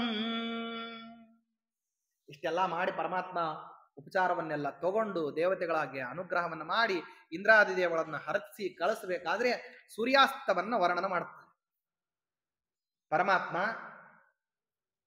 ಸೂರ್ಯಾಸ್ತ ಆಗೋಕ್ಕಿಂತ ಪೂರ್ವದಲ್ಲಿ ಏನು ಮಾಡಿದ್ದಾನೆ? ವೃಂದಾವನವನ್ನ ಪ್ರವೇಶ ಮಾಡಿದ್ದಾನೆ. ಸಲಬ್ಧ ಜನ್ಮಾದಿಶಿ ವಜ್ರಪಾಣೇ ಪ್ರವೃದ್ಧ ಗಾತ್ರೋ ಗಗನಸ್ಯ ಮಧ್ಯೆ ಅಗಾದ್ವಿನಾಶಂ ದಿವಣಃ ಪ್ರತೀಚ್ಯಾಂ ನಿಧಿರ್ನಿದೇಶೋ ಮಹತಾಪ್ಯಲಂಘ್ಯ. ಹಿಂಗೆ ಸೂರ್ಯ ತಾನು ಸೂರ್ಯೋದಯವನ್ನ ಮಾಡಿರ್ತಕ್ಕಂಥದ್ದು. ಸೂರ್ಯಾಸ್ತದ ವರ್ಣನ, ಇದನ್ನೆಲ್ಲ ವಿಸ್ತಾರವಾಗಿ, ಯಾಕೆಂದ್ರೆ ಮಹಾಕಾವ್ಯ ಅಂದಾಗ ವರ್ಣನ ಮಾಡಬೇಕು, ಇದನ್ನೆಲ್ಲ ವರ್ಣಿಸ್ತಾರೆ. ಇದಾದ ನಂತರದಲ್ಲಿ ಪರಮಾತ್ಮ ತಾನು ಚಂದ್ರವಂಶದಲ್ಲಿ ಸಮುದ್ಭೂತನಾಗಿರತಕ್ಕಂತಹ ವಿಷಯವನ್ನ ಸಾರ್ಥಕ ಮಾಡ್ಲಿಕ್ಕೆ ಏನು ಮಾಡಿದ್ದಾನೆ ಅಂತಂದ್ರೆ, ರಾತ್ರಿ ಕಾಲದಲ್ಲಿ ವೇಣುಗಾನವನ್ನು ಮಾಡಬೇಕು ಅಂತ, ರಾತ್ರಿ ಕಾಲದಲ್ಲಿ ವೇಣುಗಾನವನ್ನು ಮಾಡಬೇಕು ಅಂತನ್ನೋ ಕಾರಣಕ್ಕೋಸ್ಕರವಾಗಿ ಪರಮಾತ್ಮ ತಾನು ವೇಣುಗಾನವನ್ನು ಮಾಡ್ಲಿಕ್ಕೆ ಆರಂಭ ಮಾಡಿದ್ದಾನೆ. ಬಹಳ ಅದ್ಭುತವಾದಂತಹ ವೇಣುಗಾನ. ನೋಡೋರಿಗೆಲ್ಲರಿಗೂ ಏನಾಗ್ತಾ ಇತ್ತು ಅಂತಂದ್ರೆ, ಅದನ್ನು ಕೇಳಬೇಕು ಅಂತ ಅನ್ನೋದಕ್ಕೋಸ್ಕರವಾಗಿ ಪೃಥ್ವಿ ಮಂಡಲದಲ್ಲೇ ವ್ಯತ್ಯಾಸಗಳು ನಡೀತಾ ಇದ್ವು. ಜಡವು ಚೇತನದಂತೆ, ಚೇತನವು ಜಡದಂತೆ ವ್ಯವಹಾರ ಮಾಡ್ತಾ ಇತ್ತು. ಚೇತನ ವ್ಯಕ್ತಿಗಳೆಲ್ಲರೂ ಕೂಡ ತಮಗೆ ಚೇತನ ಇದೆ ಅಂತನ್ನೋದು, ತಮ್ಮಲ್ಲಿ ಉಸಿರ ಆಡ್ತಾ ಇದೆ ಅಂತನ್ನೋದನ್ನು ಮರ್ತು ಪರಮಾತ್ಮನ ವೇಣುಗಾನವನ್ನ ಕೇಳ್ತಿದ್ರು. ಪ್ರಸನ್ನ ವೆಂಕಟದಾಸರು ಬಹಳ ಸ್ವಾರಸ್ಯವಾಗಿ ಹೇಳ್ತಾರೆ ಈ ವಿಷಯವನ್ನು. ಎಂಥ ಅದ್ಭುತ ಇತ್ತು ಅಂತಂದ್ರೆ, ತಳಗೀನುದಕ ಉಕ್ಕೇರಿ ಬಂದವು ತುಳುಕಿ ಚಲ್ಲಾಡಿ ನಿಂತಾಳು ಯಮುನೆ, ಮ್ಯಾಲೆ ಮಾಡೊಡ್ಡಿ ಮೇಘಾಳಿ ಭೋರಿಟ್ಟವು ಕಲ್ಲು ಕರಗಿ ನೀರಾದವು, ನಳಿನ ಚಂಪಕನಾಗ ಪುನ್ನಾಗ ಪಾಟಲ ಶಾವಂತಿಗೆ ಕುಂದ ಬಕುಲವು, ಮಾಲತಿ ಜಾಜಿಯು ಪರಿಮಳಂಗೂಡಿ ನೀಲಾಂಗ ನಂಗ್ರಿಗೆ ಎರಗಿದವು, ತಳಗೀನುದಕ ಬುಕ್ಕೇರಿ ಬಂದವು. ಪರಮಾತ್ಮ ವೇಣುಗಾನ ಮಾಡೋದೇ ಯಮುನಾ ತೀರದಲ್ಲಿ ಮಾಡ್ತಿದ್ದಂತೆ. ಯಾಕೆ ಹೆಂಡತಿ ಅಲ್ವೇ, ಬಹಳ ಪ್ರೀತ್ಯಾಸ್ಪದಳಾದಂತಹ ಪತ್ನಿ. ಯಾರೋಳು? ಕಾಳಿಂದಿ. ಆ ತೀರದಲ್ಲಿ ಬಂದು ವೇಣುಗಾನವನ್ನ ಮಾಡ್ತಿದ್ವಿ. ಆ ವೇಣುಗಾನವನ್ನ ಮಾಡುವಂತಹ ಸಂದರ್ಭದಲ್ಲಿ ಎಲ್ಲರೂ ಬರಬೇಕು. ನದಿ ಶಬ್ದ ಜೋರು, ಜುಳು ಜುಳು ಜುಳು ಜುಳು ಜುಳು ಅಂತ ಹೇಳಿ, ಅಲ್ಲಿ ಬೇರೆ ಉತ್ತರ ದೇಶದ ಪ್ರವಾಹ, ಹೊರ್ಗರಿಯುವಂತಹ ನದಿ ಶಬ್ದದ ಮಧ್ಯದಲ್ಲಿ ಪರಮಾತ್ಮನ ವೇಣುಗಾನ ಕೇಳಬೇಕಲ್ಲ. ಆ ಕಾಳಿಂದಿ ಪರಮಾತ್ಮ ವೇಣುಗಾನ ಮಾಡ್ಲಿಕ್ಕೆ ಆರಂಭ ಮಾಡಿದ್ರೆ ಹರಿಯೋದನ್ನೇ ನಿಲ್ಲಿಸಿಬಿಡ್ತೀನಿ. ಅಲ್ರಿ, ನದಿ ಹರಿಲಿಲ್ಲ ಅಂದ್ರೆ ಬೇರೆಯವ್ರಿಗೆ ಯಾರಿಗೆ ತೊಂದರೆ ಆಗ್ತದೋ ಬಿಡ್ತದೋ. ಈ ಬ್ರಾಹ್ಮರು ನೋಡ್ರಿ, ಬೆಳಗ್ಗಿನ ಸಂಧ್ಯಾವನ್ಯ ಮಾಡ್ಬೇಕು ಅಂತಂದ್ರೆ ದೇವ್ರ ಮನೆಗೆ ಬರೋದಿಲ್ಲ ಇವ್ರು. ಇವ್ರು ಹೋಗೋದು ಎಲ್ಲಿ? ನೆಟ್ಟಗ ನದಿಗೆ ಹೋಗ್ತಾರೆ. ಎದ್ದ ತಕ್ಷಣ ಅಶೇಷ ಲೌಕಿಕ ವೈದಿಕ ಭೇದವಿನ್ನ ವರ್ಣಾತ್ಮಕತ್ವವನ್ನು ಹೇಳ್ಕೊತಾನೆ ಹೊಂಟು ಬಿಡೋದತ್ಲ ಕಡೆ. ಅಲ್ಲಿ ಹೋಗ್ಬಿಟ್ಟು ಮಮ ವಿದ್ಯಾ ಸಂಬಂಧಿ ವೀರ್ಯ ಸಂಬಂಧಿ ಬೆಷ್ಟ ಪದೀಹಿ ಅಶೇಷ ಜನೈ, ಏನಾಚಾರ್ಯ ಸ್ನಾನಕ್ಕೆ ಬಂದ್ರ ಮುಳುಗರಿ ಅಂತ ಹೇಳೋದು ಅವಾಗ. ಅಶೇಷ ಜನೈ ತ್ವತ್ಸರ್ವ ಕರ್ಮ ಕರ್ತೃತ್ವ ಕಾರಯಿತ್ರತ್ವ ದಿನಸಂಧಾನ ಪೂರ್ವಕಂ ಕಾರಯಿಷ್ಯೇ ಚ ಅಂತ ಹೇಳಿ ತಾವು ಮುಳುಗ ಹಾಕಿ ಬಂದವರಿಗೂ ಮುಳುಗ ಹಾಕ್ರಿ ಅಂತ ಹೇಳ್ಬಿಡು. ಬಂದವ್ರಿಗೆ ಯಾಕೆ ಹಾಕ್ರಿ ಅಂತ ಹೇಳುದು? ಅಲ್ಲಿ ರಾಯರು ಹೇಳಿದಾರಲ್ಲ, ಏನಂತಂದ್ರೆ ತತ್ಸರ್ವ ಕರ್ಮ ಕರ್ತೃತ್ವ ಕಾರಯಿತೃತ್ವಾದ್ಯನುಸಂಧಾನ ಪೂರ್ವಕಂ. ನಾನು ಮಾಡ್ತೀನಿ, ನನ್ನ ಜೊತೆಗೆ ಇದ್ದವ್ರಿಗೆಲ್ರಿಗೂ ಕೂಡ ನಿನ್ನ ಸ್ವತಂತ್ರ ಕರ್ತೃತ್ವವನ್ನು ಹೇಳಿ ಮಾಡಿಸ್ತೀನಿ. ಇದೇ ದೊಡ್ಡ ಕೆಲಸ. ಮಾಡೋದಲ್ಲ ದೊಡ್ಡದು, ಮಾಡಿಸೋದು ಬಹಳ ದೊಡ್ಡದು. ಯಾಕೆ ಅಂದ್ರೆ ಹೇಳಿದ ತಕ್ಷಣ ಮಾಡಲ್ವೇ ಎಲ್ರು? ಹೇಳದ ಕ್ಷಣಕ್ಕೆ ಮಾಡಲ್ಲ, ತಲೆಗೆ ಹೋಗಲ್ಲ. ಮಾಡ್ರಿ ಅಂತ ಹೇಳಿದ ತಕ್ಷಣ ಯಾಕೆ ಅಂತ ಇವ್ರು ಮೊದಲು ಪ್ರಶ್ನಾರ್ಥಕ ಚಿಹ್ನೆ ಮುಖದ ಮೇಲೆ ತೋರಿಸ್ತಾರೆ. ಆಚಾರ್ಯ ಹೇಳ್ಬಿಟ್ರು ಮಾಡ್ಬೇಕು ಅಂತ ಹೇಳಿದ್ರು. ಯಾಕೆ? ಎಲ್ಲಾ ಹೇಳ್ಬೇಕು. ಫಲ ಏನ್ ಬರ್ತದೆ, ಏನ್ ಕಳ್ಕೋತೀರಿ, ಏನ್ ಸಂಪಾದನೆ ಮಾಡ್ಕೊಂತೀರಿ, ಯಾಕೆ ಇಲ್ಲಿ ಬಂದಿರಿ, ಅಷ್ಟು ಹೇಳ್ಬೇಕು. ಅಷ್ಟರೊಳಗೆ ಸ್ನಾನ ಸಮಯ ಆಗೋಗ್ಬಿಡ್ತು. ಅದಕ್ಕಾಗಿ ಪುರಾಣ ಸಂಜಿಗೆ ಯಾಕೆ ಹೇಳೋದಂದ್ರೆ ಮಾರನೇ ದಿವಸ ಸ್ನಾನ ಮಾಡ್ಲಿ ಅಂತ ಹೇಳಿ. ಹಿಂದಿನ ದಿವಸನೇ ಸ್ನಾನದ ಮಹಿಮಾ ಹೇಳ್ಬಿಟ್ಟು ಮಾರನೇ ದಿವಸ ಸ್ನಾನ ಮಾಡ್ರಿ. ಯಾಕಂದ್ರೆ ನಾಳೆ ನೋಡ್ರಿ ದ್ವಾದಶಿ ಬಹಳ ಅಲ್ಪ ದ್ವಾದಶಿ ಇದೆ. 4:15 ತನಕ ಕಾಯ್ತೀನಿ, 5:30 ತನಕ ಕಾಯ್ತೀನಿ ಅಂತ ಅನ್ನೋ ಹಂಗಿಲ್ಲ. ಯಾಕೆ? ತಿಥಿ ಕಡಿಮೆ ಇರೋದ್ರಿಂದಾಗಿ ಹಸ್ತೋದಕನೇ ಬೇಗ ಆಗ್ಬೇಕು. ಅದಕ್ಕೋಸ್ಕರವಾಗಿ ಏನಾಗಬೇಕು, ಮೊದಲು ಅದಕ್ಕೆ ತಕ್ಕಂಗೆಲ್ಲ ಮೊದಲು ಪೂರ್ವಭಾವಿಯಾದಂತಹ ಕೆಲಸ ಎಲ್ಲ ಬೇಗ ಆಗ್ಬೇಕಲ್ಲ. ಅಂದ್ಮೇಲೆ ಸ್ನಾನಕ್ಕೆ ಬೇಗ ಹೋಗ್ಬೇಕು ಅಂತ ಬಂದಾಗ ಅಲ್ಲಿ ಹೋದ ತಕ್ಷಣ ಸ್ನಾನ ಆಗ್ಬೇಕು ಅಂದ್ರೆ ಹಿಂದಿನ ದಿವಸನೇ ಅದನ್ನ ಹೇಳ್ಕೊಡ್ಬೇಕಂತ ನೋಡ್ರಿ. ಕತ್ಲೆ ಆಗ್ತದೆ ಅಂತ ಬೆಳಕು ಬಂದದ್ದು. 3 ಗಂಟೆ ತುಂಬಾ ಕತ್ಲೆ ಆಗ್ತದೆ ಹೆಂಗೆ ಅಂತ ಅನ್ಕೊಳ್ಬೇಡ್ರಿ, ಬೆಳಕು ಬರ್ತದೆ ಆವಾಗ. ಅದಕ್ಕಾಗಿ ಅತ್ಯದ್ಭುತವಾಗಿರ್ತಕ್ಕಂತಹ ಕರ್ಮವನ್ನ ಮಾಡಬೇಕು ಅಂತ ಅನ್ನೋದಕ್ಕೋಸ್ಕರವಾಗಿ ಅವರೆಲ್ಲರೂ ಯಾವುದನ್ನ ಆಶ್ರಯ ಮಾಡ್ತಾರೆ ಅಂದ್ರೆ ನದಿಯನ್ನ ಆಶ್ರಯ ಮಾಡ್ತಾರೆ ಬ್ರಾಹ್ಮಣರು. ಈ ಪರಮಾತ್ಮ ವೇಣುಗಾನ ಮಾಡ್ದ, ಕಾಳಿಂದಿ ಹರಿಯೋದ್ ನಿಂತು ಅಂತಂದ್ರೆ ಅಲ್ಲಿದ್ದ ಬ್ರಾಹ್ಮಣ ಗತಿ ಏನು ಅಂತ ಪ್ರಶ್ನೆ. ದಾಸರಂತಾರೆ, ಏನ್ ಚಿಂತೆ ಮಾಡ್ಲಿಕ್ಕೆ ಹೋಗ್ಬೇಡ್ರಿ, ನಮ್ಮಲ್ಲಿ ಎಲ್ಲಾ ಚೇತನಗಳನ್ನು ಅವ್ರವ್ರ ಯೋಗ್ಯತಾ ತಕ್ಕಂಗೆ ವ್ಯತ್ಯಾಸ ಮಾಡ್ಲಿಕ್ಕೆ ಬರ್ತದೆ ಪರಮಾತ್ಮನಿಗೆ. ವೇಣುಗಾನ ಮಾಡ್ತಿರೋ ಹಂಗ ನದಿ ಹರಿಯೋದ್ ನಿಂತು ಅಂತಂದ್ರೆ ಅಲ್ಲಲ್ಲೇ ಬುಗ್ಗೆಗಳು ಹುಟ್ಟಿದಂತೆ. ಆ ಬುಗ್ಗೆಗಳು ಅಂದ್ರೆ ಸೀನಿಯರಿನ ಬುಗ್ಗೆಗಳು ಎಲ್ಲ. ನದಿ ದಂಡಿಗೆ ವರತಿ ಅಂತ ತೋಡ್ತಾರ, ಗೊತ್ತಿದೆಯೋ ಇಲ್ಲೋ? ಇಲ್ಲೆಲ್ಲ ಬೆಂಗಳೂರಿನ ಮಂದಿಗೆಲ್ಲ ಗೊತ್ತಿರೋದಿಲ್ಲ. ನದಿ ತೀರದಲ್ಲಿರೋರಿಗೆ ಅಥವಾ ಯಾರಾದ್ರೂ ಗಯಾಕ್ ಹೋಗಿದ್ರೆ ಸ್ನಾನ ಮಾಡಿದ್ರೆ ಗೊತ್ತಾಗ್ತದೆ. ಯಾಕಂದ್ರೆ ಗಯಾದಲ್ಲಿ ನದಿ ಹರಿಯೋದಿಲ್ಲ. ಅಲ್ಲಿ ಏನಿದ್ರು ನೀವೇನ್ ಮಾಡ್ಬೇಕು, ತುಂಬೇನೆ ಹಾಕೋಬೇಕು ನೀವು. ವರತಿ ಅಂತಾರೆ. ವರತಿ ಅಂತ ಹೇಳಿ ಮರಳಿನೊಳಗೆ ತೋಡಿದ್ರೆ ನೀರ್ ಬರ್ತದೆ. ಆಮೇಲೆ ಅದು ನೀರ್ ಬರ್ತಿರ್ಬೇಕಾದ್ರೆ ಮಣ್ಣಿನ ಜೊತೆಗೆ ಬರ್ತದೆ. ಅದನ್ನ ಏನ್ ಮಾಡ್ಬೇಕು ಅಂದ್ರೆ ತಂಬಿಗೆ ತುಂಬಿ ತುಂಬಿ ನಿಧಾನಾಗಿ ಮೈ ಮೇಲೆ ಹಾಕೋಬೇಕು. ಅದೇ ಸ್ನಾನ ಅಲ್ಲಿ. ಯಾಕೆಂದ್ರೆ ಅಲ್ಲಿ ಎಲ್ರಿಗೂನು ವ್ಯಕ್ತಗಾಮಿನಿ ಅಲ್ಲ, ಆಕಿ ಗುಪ್ತಗಾಮಿನಿ. ಅದಕ್ಕಾಗಿ ಆ ರೀತಿಯಲ್ಲಿ ಆ ಬುಗ್ಗೆಗಳೆಲ್ಲ ಹುಟ್ಟಿದ್ವಂತೆ. ಸ್ನಾನ ಮಾಡೋದಿಲ್ಲ ಸಕಾಲಕ್ಕೆ ಅನ್ಲಿಕ್ಕೆ ಹೋಗ್ಬೇಡ್ರಿ. ನೀರು ಏನಾಗ್ತದೆ, ಈ ರೀತಿ ಬುಗ್ಗೆಗಳಿಂದ ಬರುವಂತಹ ನೀರು ಅದು ಸಿಹಿ ನೀರು, ಅದು ಉಕ್ಕಿ ಹರಿತಿರ್ತದೆ. ಅದರೊಳಗೆ ಸ್ನಾನವನ್ನೆಲ್ಲ ಪೂರೈಸ್ಕೊಳ್ರಿ. ಯಾಕೆ? ನದಿ ಹರಿಯೋದು ನಿಂತು ಬಿಟ್ಟಿತ್ತು. ತಳಗೀನುದಕ ಉಕ್ಕೇರಿ ಬಂದವು, ತುಳುಕಿ ಚೆಲ್ಲಾಡಿ ನಿಂತಾಳು ಯಮುನೆ. ಮೊದ್ಲಲ್ಲಿ ನೀರು ಉಕ್ಲಿಕ್ಕೆ ಆರಂಭ ಆಯ್ತು, ಆಮೇಲೆ ಇಲ್ಲಿ ಹರಿಯೋದು ನಿಂತು. ಯಾಕಂದ್ರೆ ಮೊದ್ಲು ನೀರು ನಿಲ್ಲಿಸ್ಬಿಟ್ರೆ ಆಮೇಲೆ ತೊಂದರೆ ಆಗ್ತದೆ. ಮೊದ್ಲು ಪರ್ಯಾಯ ವ್ಯವಸ್ಥೆ ಮಾಡಿ ಆಮೇಲೆ ಹೇಳ್ಬೇಕು. ಅದಕ್ಕೆ ದಾಸರಾಯರು ಏನ್ ಹೇಳಿದ್ರು, ತಳಗೀನುದಕ ಉಕ್ಕೇರಿ ಬಂದವು, ತುಳುಕಿ ಚೆಲ್ಲಾಡಿ ನಿಂತಾಳು ಯಮುನೆ. ಮ್ಯಾಲೆ ಮಾಡೊಡ್ಡಿ ಮೇಘಾಳಿ ಭೋರಿಟ್ಟವು, ಕಲ್ಲು ಕರಗಿ ನೀರಾದವು. ಆ ಸಂಗೀತದ ಗಾನಸುಧೆಗೆ, ಆ ವೇಣುರವಕ್ಕೆ ಏನಾಗ್ತಾ ಇತ್ತು ಅಂತಂದ್ರೆ ಕಲ್ಲು ಕೂಡ ಕರಗ್ತಾ ಇತ್ತು. ನಳಿನ ಚಂಪಕನಾಗ ಪುನ್ನಾಗ ಪಾಟಲ, ಶಾವಂತಿಗೆ ಕುಂದ ಬಕುಲವು. ನಾನಾ ವಿಧವಾಗಿರ್ತಕ್ಕಂತಹ ಸುಮರಾಶಿಗಳೆಲ್ಲ ಅವೆಲ್ಲ ಬೆಳೆದು ನಿಂತು ಆಯಾ ಬಳ್ಳಿಗಳಲ್ಲಿ ಗಿಡಗಳಲ್ಲಿ ಇರ್ತಕ್ಕಂಥದ್ದು ಏನಾಗ್ತಿತ್ತು ಅಂದ್ರೆ ಗಾಳಿ ಬೀಸ್ತಿರೋ ಹಂಗೇನೆ ಅವು ಗಾಳಿಯ ಜೊತೆಗೆ ಹಾರ್ತಾ ಇದ್ವಂತೆ. ಧೂಳು ಹಾರೋದಷ್ಟೇ ಕಂಡಿರಿ, ಯಾಕೆ? ಭಾಗ್ಯ ಕಡಿಮೆ ನಿಮ್ದು. ಆಗಿನ ಕಾಲಕ್ಕೆ ಗಾಳಿಯಲ್ಲಿ ಹೂಗಳು ಹಾರ್ತಾ ಇದ್ವು. ಹಾರಿ ಅವು ಏನಾಗ್ಬೇಕು ಅಂದ್ರೆ ಪರಮಾತ್ಮ ಎಲ್ಲಿ ವೇಣುನಾದವನ್ನ ವೇಣುರವನ್ನ ಹೊರಡಿಸ್ತಾ ಇದ್ನೋ ಅಲ್ಲಿ ಬಂದು ಪರಮಾತ್ಮನ ಪಾದದ ಮೇಲೆ ರಾಶಿ ರಾಶಿಯಾಗಿ ಅವು ಏನಾಗ್ಬೇಕಂತಂದ್ರೆ ಬಂದು ಬೀಳ್ಬೇಕಂತೆ. ಯಾಕೆಂದ್ರೆ ಪ್ರಥಮ ಪೂಜಾವನ್ನ ಮಾಡತಕ್ಕಂಥವ್ರು ವಾಯುದೇವರಲ್ಲಿ, ನೀವೆಲ್ಲ ದೇವ್ರ ಪಿಡಿಗೆ ಕಟ್ಟಿಟ್ಟು ಆಗೋದಿಲ್ರಿ, ವಯಸ್ಸಾಗಿದೆ, ಮತ್ತೆ ನಮ್ಗೆ ಆರೋಗ್ಯ ಸರಿ ಇಲ್ಲ ಅಂತ ಹೇಳಿ ದೇವ್ರ ಪಿಡಿಗೆ ಕಟ್ಟಿಟ್ರು ಪೂಜೆ ಯಾರು ಮಾಡ್ತಾರೆ ಅಂತ ಅನ್ಕೊಂಡಿದ್ದೀರಿ? ಪೆಟ್ಟಿಗೆ ನಿಮ್ದಾದ್ರೂ ಪೂಜೆ ಮಾಡೋರು ವಾಯುದೇವರು. ಅದಕ್ಕಾಗಿ ನಳಿನ ಚಂಪಕನಾಗ ಪುನ್ನಾಗ ಪಾಟಲ, ಶಾವಂತಿಗೆ ಕುಂದ ಬಕುಲವು. ಮಾಲತಿ ಜಾಜಿಯು ಪರಿಮಳಂಗೂಡಿ, ನೀಲಾಂಗ ನಂಗ್ರಿಗೆ ಎರಗಿದವು. ಜಡದಲ್ಲೇ ಇಷ್ಟು ವ್ಯತ್ಯಾಸ ಆಗೋದು.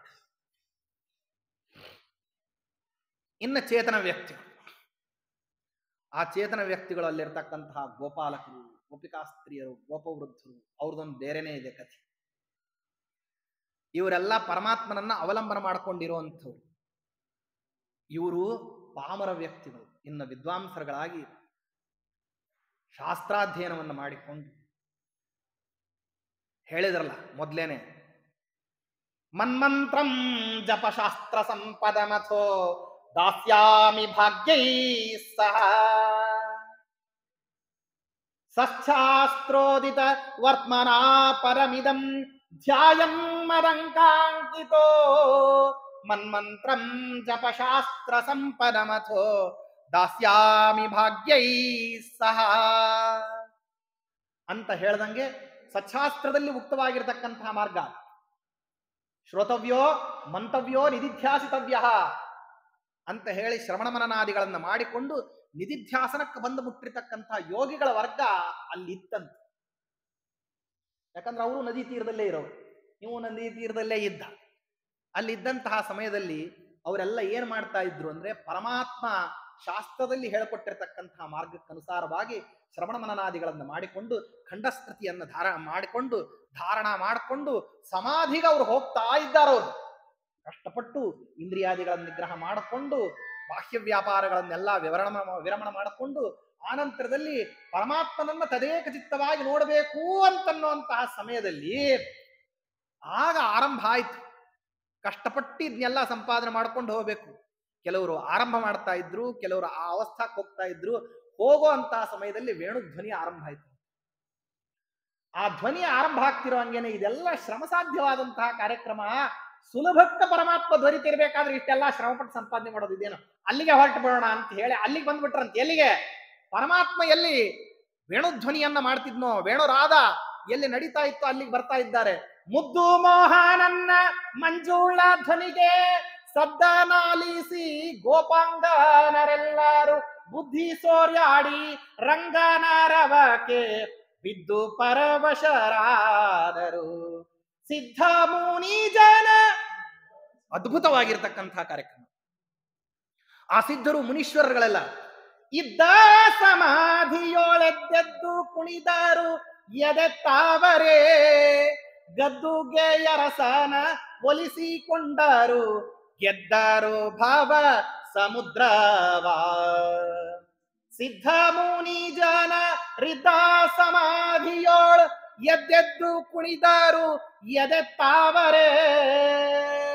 ಹೃದಯ ಕಮಲವನ್ನು ವಿಕಾಸ ಮಾಡಿ ಅಲ್ಲಿ ಪರಮಾತ್ಮನನ್ನು ಏನ್ ಮಾಡ್ಬೇಕು ಅಂದ್ರೆ ಕಾಣಬೇಕು ಅವರು. ಅದೆಲ್ಲ ಬಹಳ ಶ್ರಮ ಸಾಧ್ಯವಾದಂಥದ್ದು. ಸುಲಭವಾಗಿ ಪರಮಾತ್ಮ ಬಾಹ್ಯ ಚಕ್ಷುಸ್ಸಿಗೆ ಏನಾಗ್ತಾ ಇದ್ದಾನೆ, ಗೋಚರನಾಗ್ತಿದ್ದಾನೆ ಅಂತ ಹೇಳಿ ಅವ್ರು ಏನ್ ಮಾಡಿದ್ರಂತೆ, ಎದ್ದು ಕುಣಿದು ಬಿಟ್ಟು ಬಂದ್ರಂತೀವಿ. ಇದೆಲ್ಲ ಏನಿದು? ಸಮಾಧಿಗ್ರಸ್ತರಾಗಿರ್ತಕ್ಕಂಥ ಯೋಗಿಗಳೇ ಹಿಂಗಿದ್ರಂತೆ. ಗಂಡಸರ್ರಿ ಸಮಾಧಿಗೆ ಹೋಗುವಂಥವ್ರು, ಹೆಣ್ಮಕ್ಳು ಸಮಾಧಿಗೆ ಹೋಗ್ತಾರೇನು ಅಂತಂದ್ರೆ, ಪುರಂದರದಾಸರಂತಾರೆ ಹೆಣ್ಮಕ್ಳು ಸಮಾಧಿಗೆ ಹೋಗ್ತಾರೆ, ಆದ್ರೆ ಆ ಸಮಾಧಿಯ ಅವಸ್ಥಾ ಜಗತ್ತು ಏನ್ ಮಾಡ್ತದೆ ಅಂದ್ರೆ ಹಾಸ್ಯಾಸ್ಪದವಾಗಿ ನೋಡ್ತದೆ ಹೊರತಾಗಿ ಅದೊಂದು ಅದ್ಭುತವಾದಂತಹ ಅವಸ್ಥಾ. ಇವ್ರು ಬಂದ್ರೆ ಪರಮಾತ್ಮ ಕಣ್ಣು ತೆಗೆದು ನೋಡಿರ್ಲಿಲ್ಲಂತೆ, ಆದ್ರೆ ಹೆಂಗಸರು ಬಂದ್ರೆ ಕಣ್ಣು ತೆಗೆದು ಪರಮಾತ್ಮ ನೋಡಿದ್ನಂತೆ. ಏನಾಗಿದೆ ಇವರಿಗೆ ಅಂತ ಆಶ್ಚರ್ಯಪಟ್ಟನಂತೆ. ಅದನ್ನ ಬಹಳ ಸ್ವಾರಸ್ಯವಾಗಿ ಹೇಳ್ತಾರೆ. ಏನ್ ಹೇಳ್ತಾರ? ನಾಳಿನ ದಿವಸ ಶ್ರೀಕೃಷ್ಣಾರ್ಪಣಮಸ್ತು.